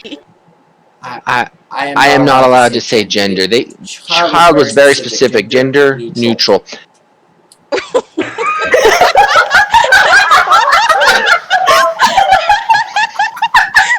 I think he's confused. Okay, wait, what? do I hear that? Yes, he's saying it quietly to the two of you. So I just throw my hands up and I go into the bathroom with where Ethan is, and I'm just like, I just slip back into the bathroom where Ethan is. Ethan's already I think Ethan's inside the bath. Yeah, it's probably inside the bath already. Do I have my bags with me? You have your stuff with you. And you see that conveniently there is a second robe on the bench. It looks close to your size. How fluffy and clear is the water? Like how bubbly or clear is the water? Ethan, did you add bubbles to the water? I added everything that was You in added it. Oh, it is very bubbly. It smells delicious. Well, I might not finish the bottle, but I added, like, he gave us different things, so added everything. Bottle of bath soap or salts and bubbles, and it's bubbly. Very bubbly. Is bubbly up to my eyebrows? Well, you're because you're a dwarf, probably. Your head's just probably barely above the water. Okay, so but I don't know Ethan. I don't remember Ethan, right? It's very inviting. Yeah, it's very inviting. Ethan looks at Wisp and just like, Oh, are you planning to join us? Join me? Wisp suddenly reconsiders joining Ethan. hey, Ethan has a charisma of 5, okay? Yeah. Ethan is very charismatic.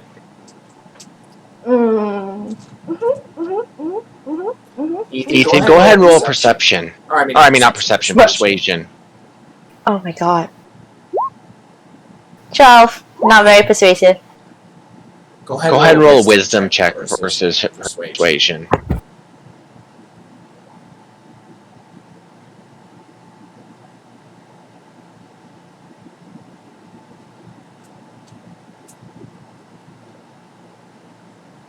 Wisp, are you alive? Oh, that was me? I thought you asked. You roll a wisp. You roll wisdom check versus Ethan's persuasion. This answers the question right here.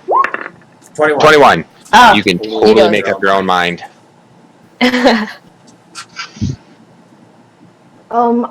My bags are with me, right? Yeah, everything's with you.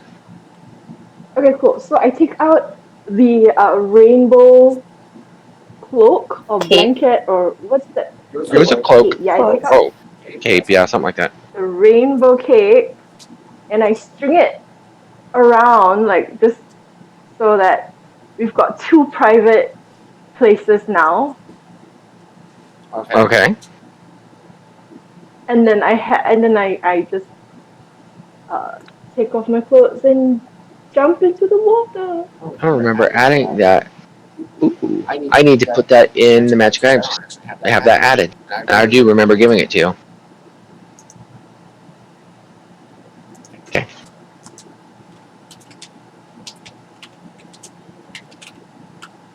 Okay, so yeah, I'm happily. Okay. You guys hear as Wisp slips into the bath. You have no idea how big that bath is. Not really. Quick glance as they open and close the curtains real quick. Could be inviting. But clearly Wisp took advantage of it. Is there anything else you guys want to discuss before the guy gets here? weather's really nice. I'll Oh, try yeah. and come out soon so you guys can come in. I'm gonna Yeah, just do a full body wash, like hair, everything, if possible, if there's shampoo. Sounds great. He has soaps and all kinds of wonderful things there for you. Yeah, take advantage of all of it. Okay. High Priest rolls up. Hey, Good morning. Good morning. It's It's Elf Chick. I apologize. I don't know your name. I don't think I've seen you before. Hi, my name is Mizu. Hi. Gorgeous for being an elf. We don't see many of your kind around this area except for this person here. I'm sorry, he It is kicked my me out of the first time here. tavern the other day. Was not getting as dicey as he said I was. Yeah, I know that Grim kind of has his moment. He's usually pretty. Moments. Yes. Sure. Anyways, what can I do for you? I heard you guys needed some information. So we heard that there was some that you had something you want us to look into of what's going on around. You hired you hired a group of adventurers to take care of something. Oh, yes. Yes. So we didn't hire you yet. I mean, you're here, so maybe you want the job. We pay you when you get done. We can pay a little bit up front, small. We worship the one God, and we've heard from our God how to stop the new plague that's been happening. We fear there's only about a year's in this world, and a giant wall thaw, the manna. It's going to sweep through the world and consume everything. When it does so, the world will be reborn anew. We feel, we have an idea on how to stop this from happening. So there are the 12. I'm sorry, not 12. That there are 12 trials that you must go through, but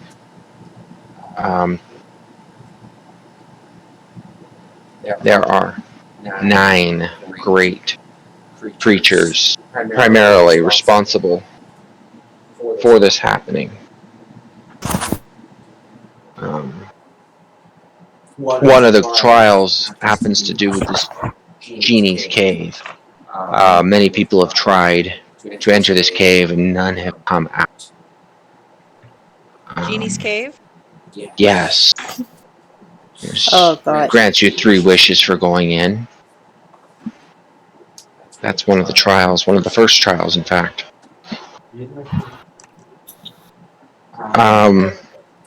The 12 creature, or sorry, the creatures involved. I'm not exactly sure what they are, but I know where they are. There's one in each of our main countries, and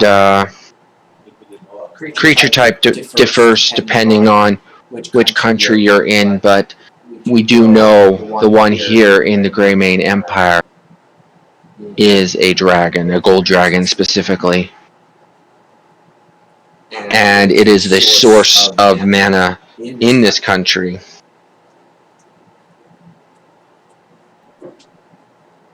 And yes, if you can eliminate all these creatures, you're going to save the world. Eliminating only 1 or 2, of course, is just going to slow the amount of time it takes to consume the planet.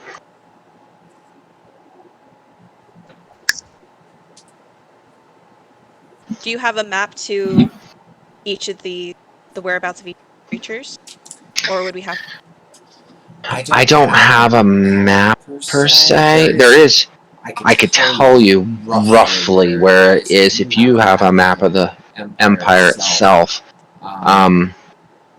Wait, this one is where's Ethan? Is Ethan still in the bath? Oh yeah. Hey, So I can't. he might be able to hear the mumbling every word that's coming out of the mouth. Okay, well, Ethan's gonna call out from the bath and just like, I think I have a map that might be useful. Hold on, let me get out and I'll pass it to you. Okay, thank you, little one. yeah. Where's so Okay. Okay. So in the lower section here of this map, you see where it jets out here, kind of divides from the country. There are the Dragon Airy Peaks. I'm not really sure why it's called that, except for the fact that it's known that the great protector of the Grey Mane Empire is living there, which is, of course, this great golden dragon. And we're not sure why it's considered our protector. It's kind of like, why does a country decide there's a bald eagle for their... I don't know. The point is, it lives there. We know it lives up there, but we don't know where it up there or how to get up to it. So he had to mark it on the map, the approximate. Yeah, in the bottom. Little pointy area. Dragon something peaks. I will have to edit the actual map and give it to you later. Yep, the Dragon Airy Peaks. And, in fact, I'll have to add names to the map. Now that I remember, I didn't put names on it. That's okay.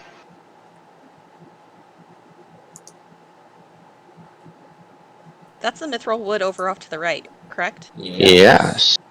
You would definitely remember about where the Mithril is.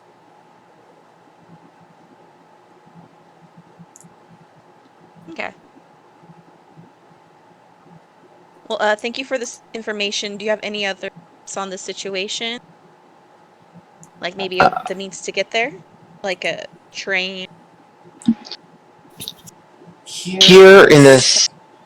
If you go straight south from us, if you can see on the map, I don't know if it's big enough for you, but there's... oh yeah, if you click on it, it looks like it enlarges. There's a tiny little house on that map. If you go straight south from that tiny little house, which happens to be where you guys are currently located, there's a giant mountain. You guys will not be able to miss it. It's huge. Almost nearly cylindrical in shape. We can't figure out how to climb this mountain, by the way. Anybody who's tried has died. But if it is foretold, if you can get yourself upon the top of this mountain, you can acquire the means of permanent flight transportation in the manner of Pegasus. And that could definitely take you to the Dragon Airy Peaks. But those of us who have not tried Ponder, the height of that mountain is nearly the same height as the peaks themselves, and so why would you not just climb the peaks if you can climb that mountain? It's up to you, though. That's the only advice I can get to tell you how to get up there. Watch out for crossing Perth. People who own that, they're friendly mostly, but they like digging. It's a large dwarven community primarily. There's lots of greedy humans that sail in and out of there as well. So very interesting place. But the reason you watch out is because near there's an orc infestation inside the fungal forest. And they often travel between the two areas, attacking people who wander by.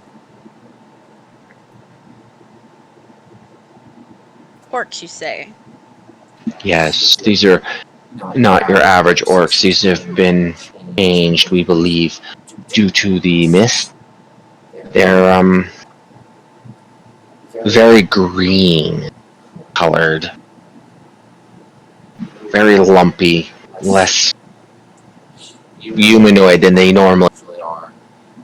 I know that's because orcs are pretty ugly as they are, but You know, these guys are more bulky, ugly, lumpy all over. Really hard to tell you how disgusting. They look like they're made of fungus themselves almost. You mentioned a mist, which has caused them to become abnormal. Yeah, the fog wall. The mana. Ah. Hmm. How long does it take for that to change the orcs have become? Depends on how deep they've ventured into the mana. Look at your friend out in the streets, that kangaroo. His species was once human. I mean, he may have been born his species, but his species, his race, came from the mana.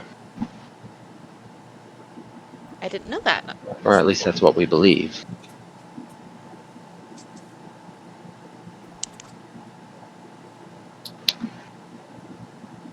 Okay, well, thank you for this information. Grim, do you have any questions? Or Ethan, Wisp, do you guys hear everything that's going on? Could you tell me a bit more about mana? I understand that it's a magical thing, and but I'd like to know a little bit more if possible. Well, very little we know is most of the arcane magics come from this source of mana. A few of the wild magic, like druid craft, may also derive from mana as well. It's very interesting on how some of it works. We just know that mana in itself is a magical property that both takes away and adds its own properties as it wants. So that's why we believe druids are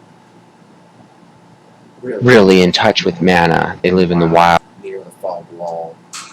and they're capable of shifting their physical form into that of other creatures. Similar to your kangaroo friend.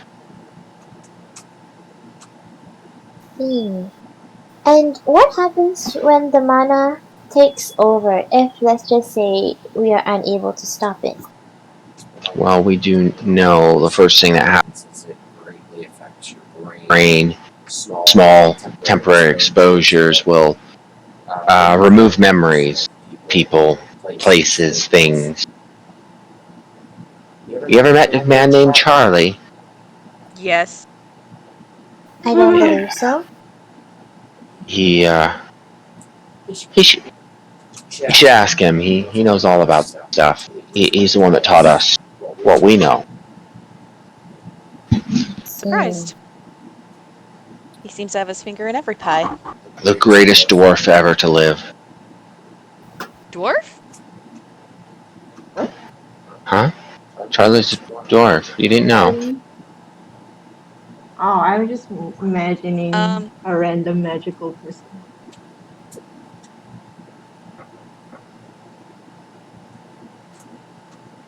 So he was a dwarf for you? What do you mean for me? For everyone? Sorry, I misspoke. Those who have seen Charlie know that he's a dwarf. Seen him as a dwarf. I mean, he's never come by to tell stories in any other form. Do you think he's affected by the mana? Oh, no, I misspoke. Sorry. Well, fair enough, child. Fair enough. Alright. So, in order to stop this, we need to destroy all these 9 magical creatures, or also just be slowing it down. We don't know exactly where this mana comes from, or... It comes from the creatures themselves, we believe. According to Charlie. Mm-hmm. May he live forever. Is Charlie your one true god? Oh no. We believe in the god of Silas. Granted, he's not a very good god sometimes. But we must believe in him because he brings the reckoning. Those who are unclean may be taken by him. Speaking of which, does anybody smell that awful odor? Like somebody hasn't bathed in weeks? And he looks at Grim. Prestidigitation. Just like offhandedly, just doesn't even think about it.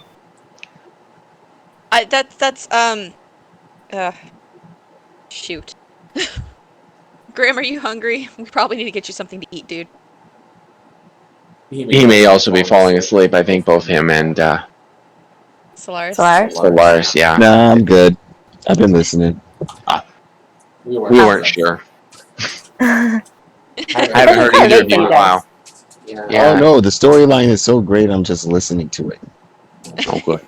I'm trying to give it a heavy story today. I wasn't sure who'd show up. Mitsuru is now mixed up about the change in the timeline that he's a dwarf instead of a gnome. So I was like, oh no, I just know that it's Charlie, which means he's probably shifting form. That's why I didn't want to poor person. yeah, I know. Yeah.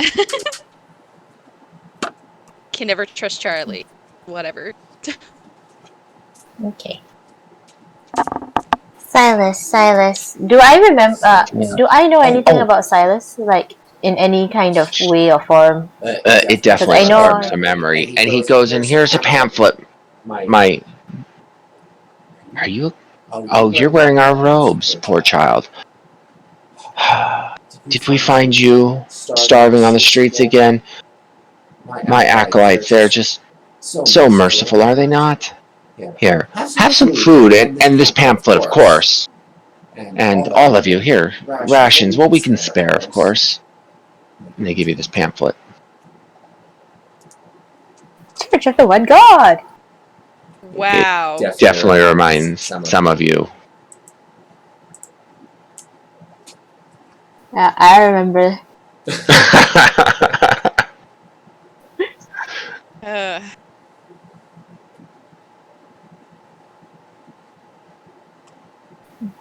Thank you for the pamphlet and for the information. Did he give us his name? I don't remember. He did not. Okay. May I know your name? Absolutely. You can call me Dobby. Dobby. Oh. Yes, Dobby. Thank you for the information, Mr. Dobby. You're Before welcome. we take this quest on head first, I think it's good to know a bit more about dragons. And Oh, sure. Young boy, I know the best place to learn about magic and creatures outside of Charlie himself. May he live forever. Have you ever traveled through any of the towns in this country before? not particularly, no. Oh. Well, north of here, kind of northwest, there's a town of Mythborough. This is Bree. It's here marked here on the map. You see this little house? That's Bree. That's where we are. Over here, this group, it looks like multiple buildings. That's Mythborough. It's about a 3-day walk from here. You head north to the Daggerford Hills, about 2 days, and then it's 1 day to the west. Go there. There's a library there. It's the most amazing library. Please, go visit Mythborough. Learn all you can. Do you know the name of this library? Poor boy, of course I know the name of this library. Those of you who have been to Mythborough also remember the name of the library. But you're going to make me look it up. Maiden. There you go, the Shady Maiden. Shady Maiden. I don't know. My Ethan does not know it. Your Ethan does not know it, but I told everybody else. I actually have to look it up because I could not remember. It's been so long. Shady Maiden. There you go. That's it. With Mr. Starfinger inside there. That's right.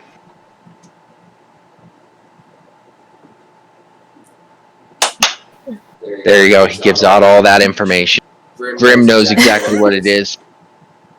Grim wanted an enchant or something from them. Yep. He's more decked out than he's ever been. So Ethan will turn to the rest and just like, do you guys need to know anything else?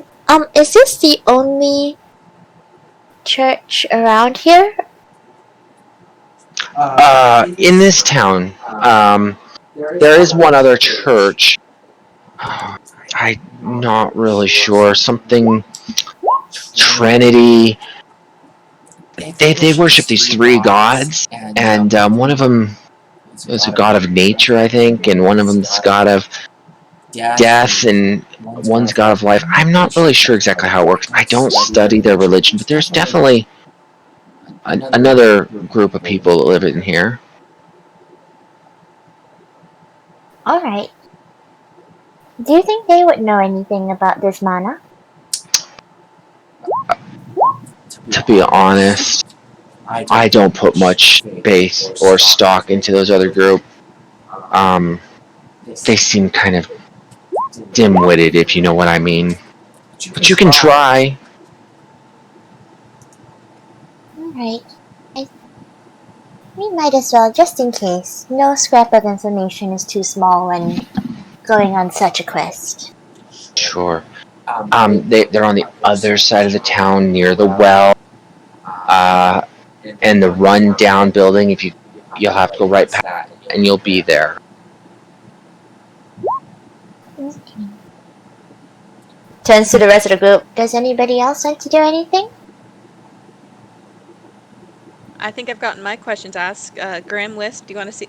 Are you curious about anything while we're here, or do you want to keep going? Wisp is still in the bath. Oh. Wisp loves that bath. Wisp will not get out. Well, with all those bath salts and so much bubbles. Wisp blows bubbles. Turns to Grim. Does Grim want to have a bath first before meeting us at the other place? Well, we always suggest a bath before every meal. It's the best way to stay clean. Yeah, how's your skin holding up? Is it cracking yet? Oh no, these bath salts are amazing. Do I hear that? Do I hear that? The kitty cat? The last bit? No, the bath salts are amazing. Oh yes, absolutely. So I holler out, yes they are! That's right. That's right. Wisp, it's time for us to get going. I understand you like the bath. Maybe we'll... do you have some of these bath salts we can have to go so we can get Wisp out of there? I apologize. You could buy them at the general store, but we're running out. We actually... Okay. Now, your are they friend at the Grim general here, store? even after you cast that spell on him, he's starting to probably bath. I don't think he's taken a bath in the last, years. Ethan's gonna gently try and, push Grim towards the bath. Since Grim is asleep, then absolutely, you push him in. Splashes right into the bath, right with Wisp. I was gonna say, did Wisp even come out yet? I have the clothes! I have the... Oh my gosh. Okay. Okay, yeah. So where exactly is Grim now, and is Ethan in the room as well? Ethan's in the room. Grim's, I don't know, slowly... If we are able to puppet him, we'll puppet him getting a bath. Yes. So, you guys push Grim in, head first, struggling a little bit, with still sitting in the bathroom going, what is going on? Plunges head first right between Grim or Wisp's legs. Kind of does a roll as he pops up, spitting. Oh my gosh. The leader here walks up and goes, my children, don't need to fight. Here, Grim, this is a very soothing ointment for you, as he drops 2 drops of clear liquid into water and it starts to glow blue. Please, I jump out. stay longer. I grab my rainbow cloak and I hold it in front of me and I jump out. Oh no. It's okay. Grim is fully And I clothed Blink to in the that tub. And surprisingly, his chainmail is not rust. He looks rejuvenated. Like 3 years came off his life. Good.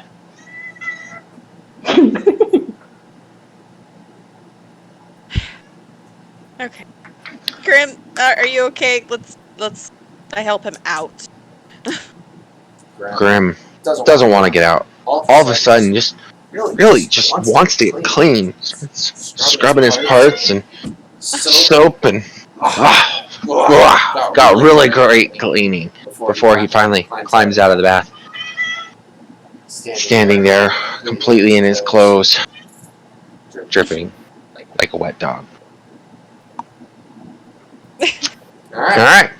So Your turn. I'm still. And he picks up Mitsuru. No. Pushes her towards the bath. Hold on. Can I do like a dex save to avoid getting thrown in? Sure.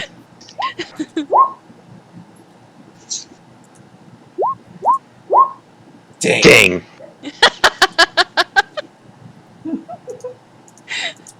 Nice save. Like, I have +7. I'll totally use it.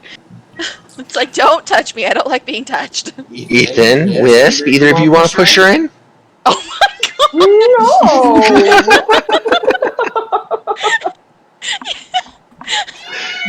Grim is still here.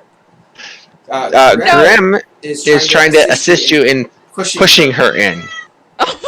I am holding my cloak against my still dripping naked body and squeeze in the far corner of the room. Last time we got thrown in water, something bad happened. I don't want to go in water.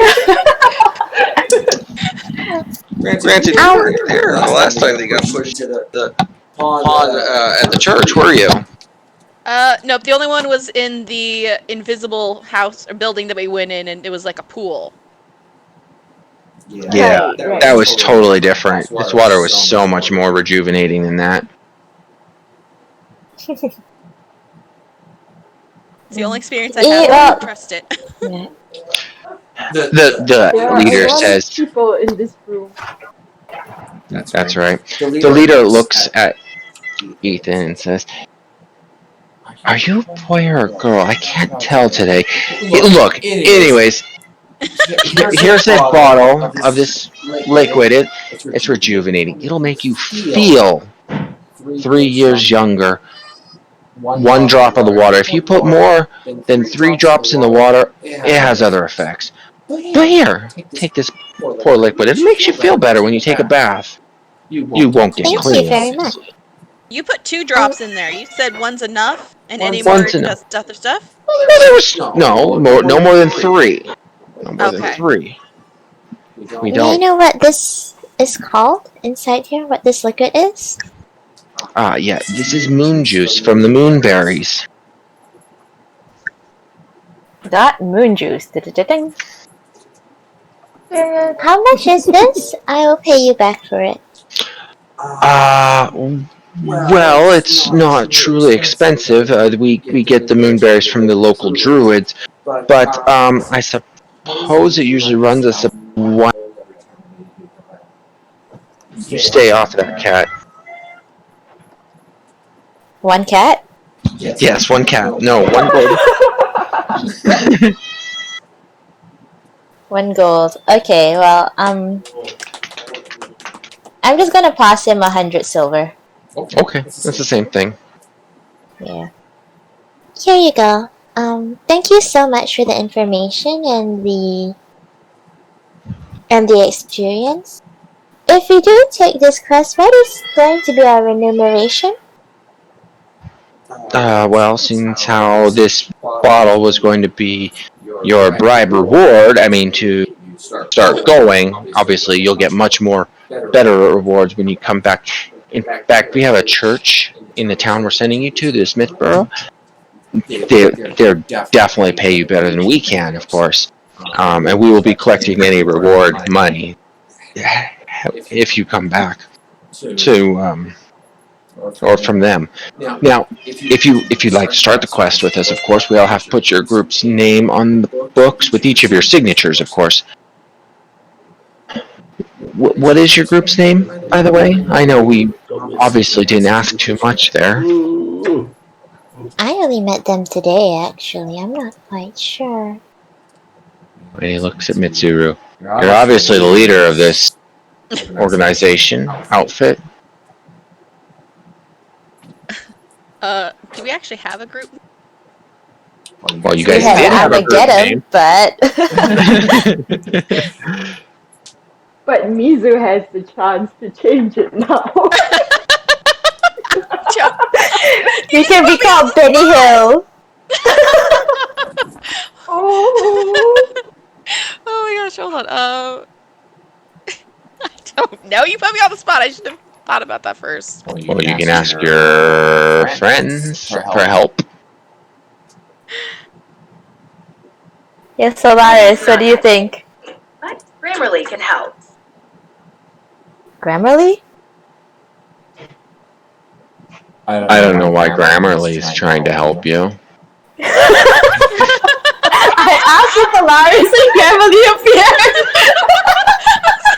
Who is that?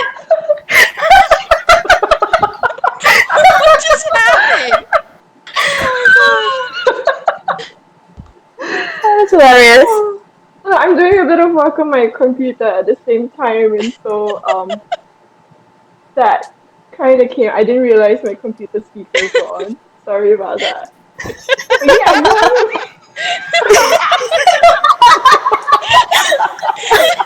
That's gonna be our new name now, Grammarly, right? The Grammarly gods have just came down to us. Do you guys want to end it here and talk to the group for next week and figure it out then, or? Yeah, can we do that? Oh, absolutely. Yeah, probably better. I don't want to like change it for everybody. That's alright. I'm trying to figure out where I put the little packet that had your name on it, which is weird that I lost it, but I'm sure remember it's I'ma get him. Yeah, I just can't find it. Oh my gosh. Well, it's a sign, I guess, for a different name, and whatnot.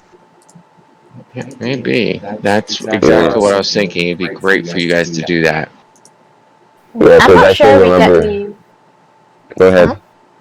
No, go ahead. I'm not quite sure that we want to take this quest or not, since we're going to be putting our name down and everything and the signatures. So technically, I'm also wanting to go around and search for other options first.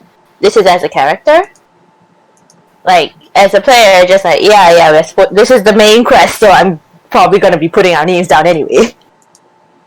Right. We just got to the beginning. We're not going to mess up the storyline again. Put us onto a straight corridor, and we still got lost. Oh, it's true. We couldn't even go down to the boneyard. We got trapped, and then another trap after the trap. It just... Oh, we can't walk straight. It doesn't work. Our body pulls us in the opposite direction. Damn it, Grim. Stop it already. Is he It was Solaris, though. What was Solaris?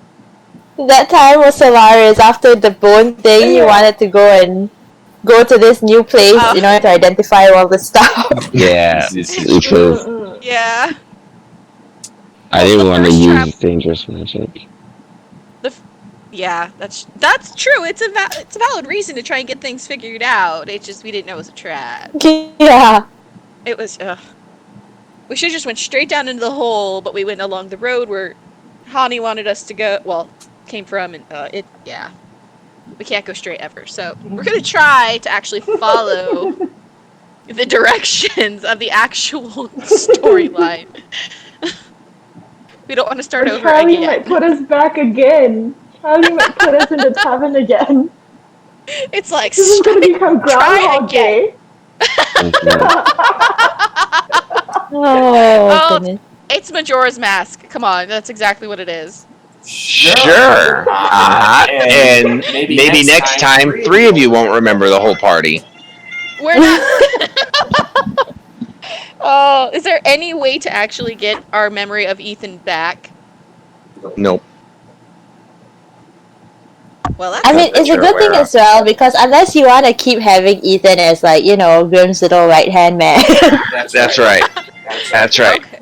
Well, Ethan is no longer stuck to Grimm. Ethan has the capability of not becoming whatever it was that Ethan was becoming. So, you guys could try to venture down that path. It exists. But I'm not going to tell you it does exist at this moment because you guys have no idea. You wouldn't even know where to start. Wouldn't even know to try. No one. Ethan just knows he left room. It's raining and horrible outside and showed up at this tavern.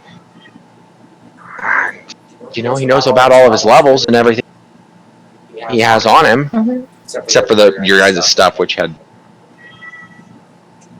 just felt it was always been there. I think he only has the Grim Sword and the bag of slugs and Grimm's and the book. Yeah. A couple of fingers crawling around in his pocket. Those were his anyway. Oh, they can Yeah, but the point continue to is. crawl around. Oh, and a One's ring. crawling, one is twisting, one is twitching. Yeah, they can continue to enjoy themselves in his presence. Nobody else would want to. Yeah, I don't think I've still tried to straighten up that what spells did what, which is stupid. Yeah, fun stuff. I go back and fix those fingers. Yeah, and how do I pick the 3rd level spell that I was supposed to be able to? It's just a one-time spell, right? You get it permanently, so you pick whatever spell you want. You'll just have to set it aside somewhere, like in your. When you click on your character, you should have a box you can edit. You know, it could be in your bio, your info, wherever you want to put it. You have a 3rd level spell from either the wizard or the sorcerer. You can cast it once every day, no prolonged rest, and it doesn't count towards your spell slot.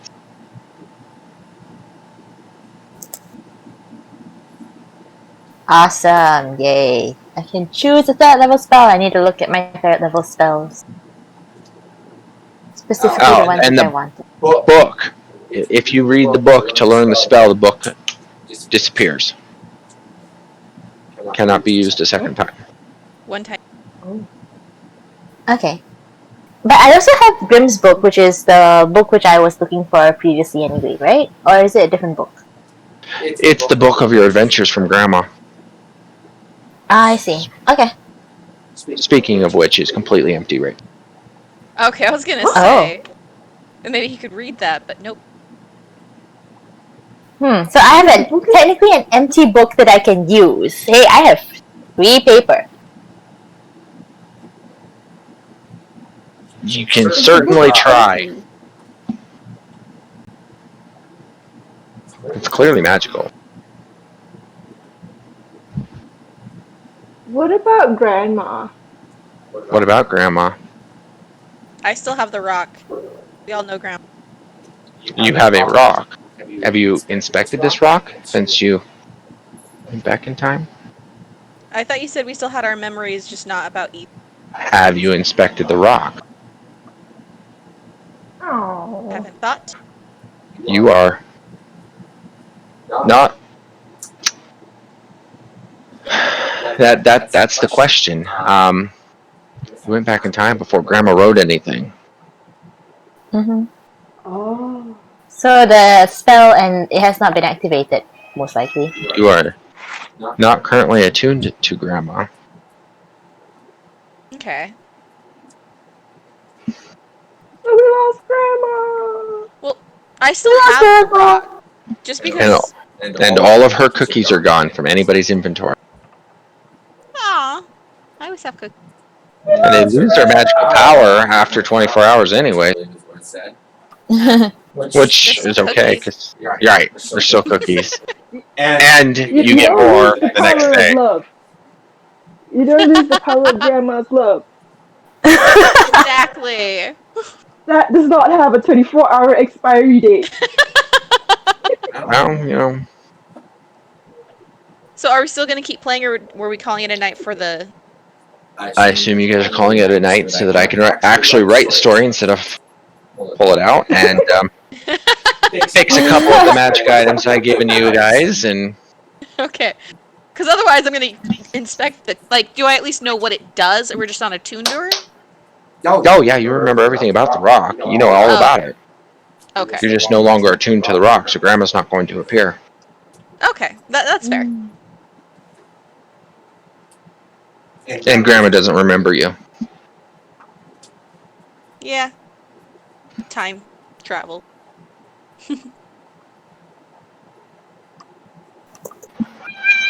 I'd say you're not attuned to your bow either, but it is strung, so it doesn't take much to attune to it.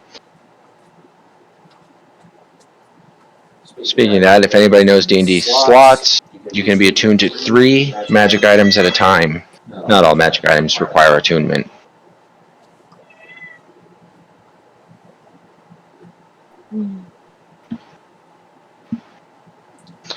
But she does, for good reasons. Your bowstring, I believe, does. Once again, Should I get Counterspell or Haste? Either is really good. they're both really good.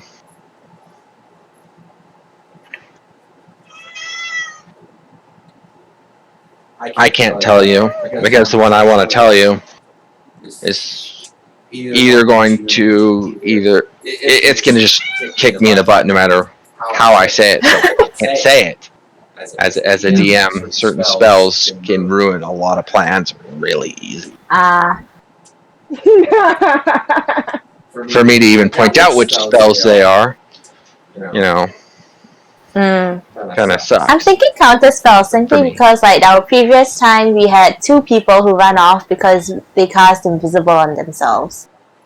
And in the end, I didn't take C invisibility, so this would be really useful. Yeah. True, but that was one of the Eric's. Very useful. What was that? Solars? Yeah. Yeah. You were saying something? Oh no, I just said that was one of the Erics that went invisible. Counterspell. Sentiru. Yeah. Not just then. I remember, like, we had at least 2 wizards that went invisible on us. The necromancers, right? Yeah, the necromancers. One of them ran from me, and I killed it. You were persistent. It was quite helpful. Yes, that's true. The only thing that sucked in that situation was that the necromancer did not cast that spell, which meant it still continued. That's true. But now it's all started from the beginning. It's true. The necromancers might have different spells now. Dun dun dun. You may not ever get back to the train. Time travel. It's true. Yeah, we're traveling without Telos this time. Wisp has remembered a bit of her past. His past. Hey, at least now Taylor... I do not know Draconic. Ethan no longer. It's alright, he was failing all his checks anyways. I still had 2 more tries. Well, then you have new tries to learn. You got your full tracks to learn. It doesn't really work that way. Your characters are still your characters, it's the rest of the world that's changed. And Ethan just has a memory loss of past events.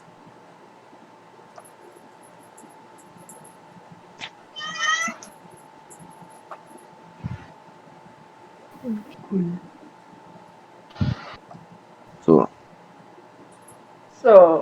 So We're in this the time, game. yes, Uh-huh. but this time you guys will have Solaris from the beginning. The roads will be much more dangerous.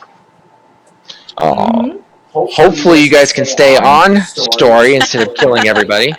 Get off my machine. Grim has grown up and is not as bloodthirsty. Great. For now. But Yeah, he does. a lot. And if not, he has an annoying Mizu that can try and be his freaking conscience.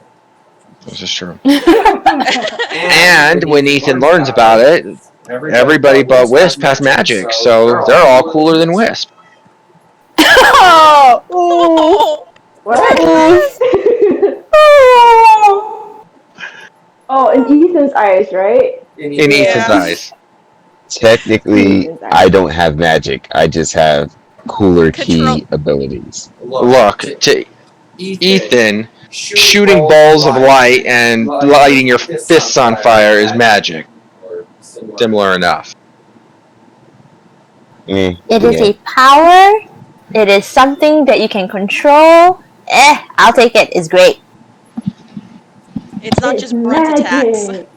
Isn't Wisp anger like something that's like a certain power in a way? Oh yes, because getting angry at people is very powerful.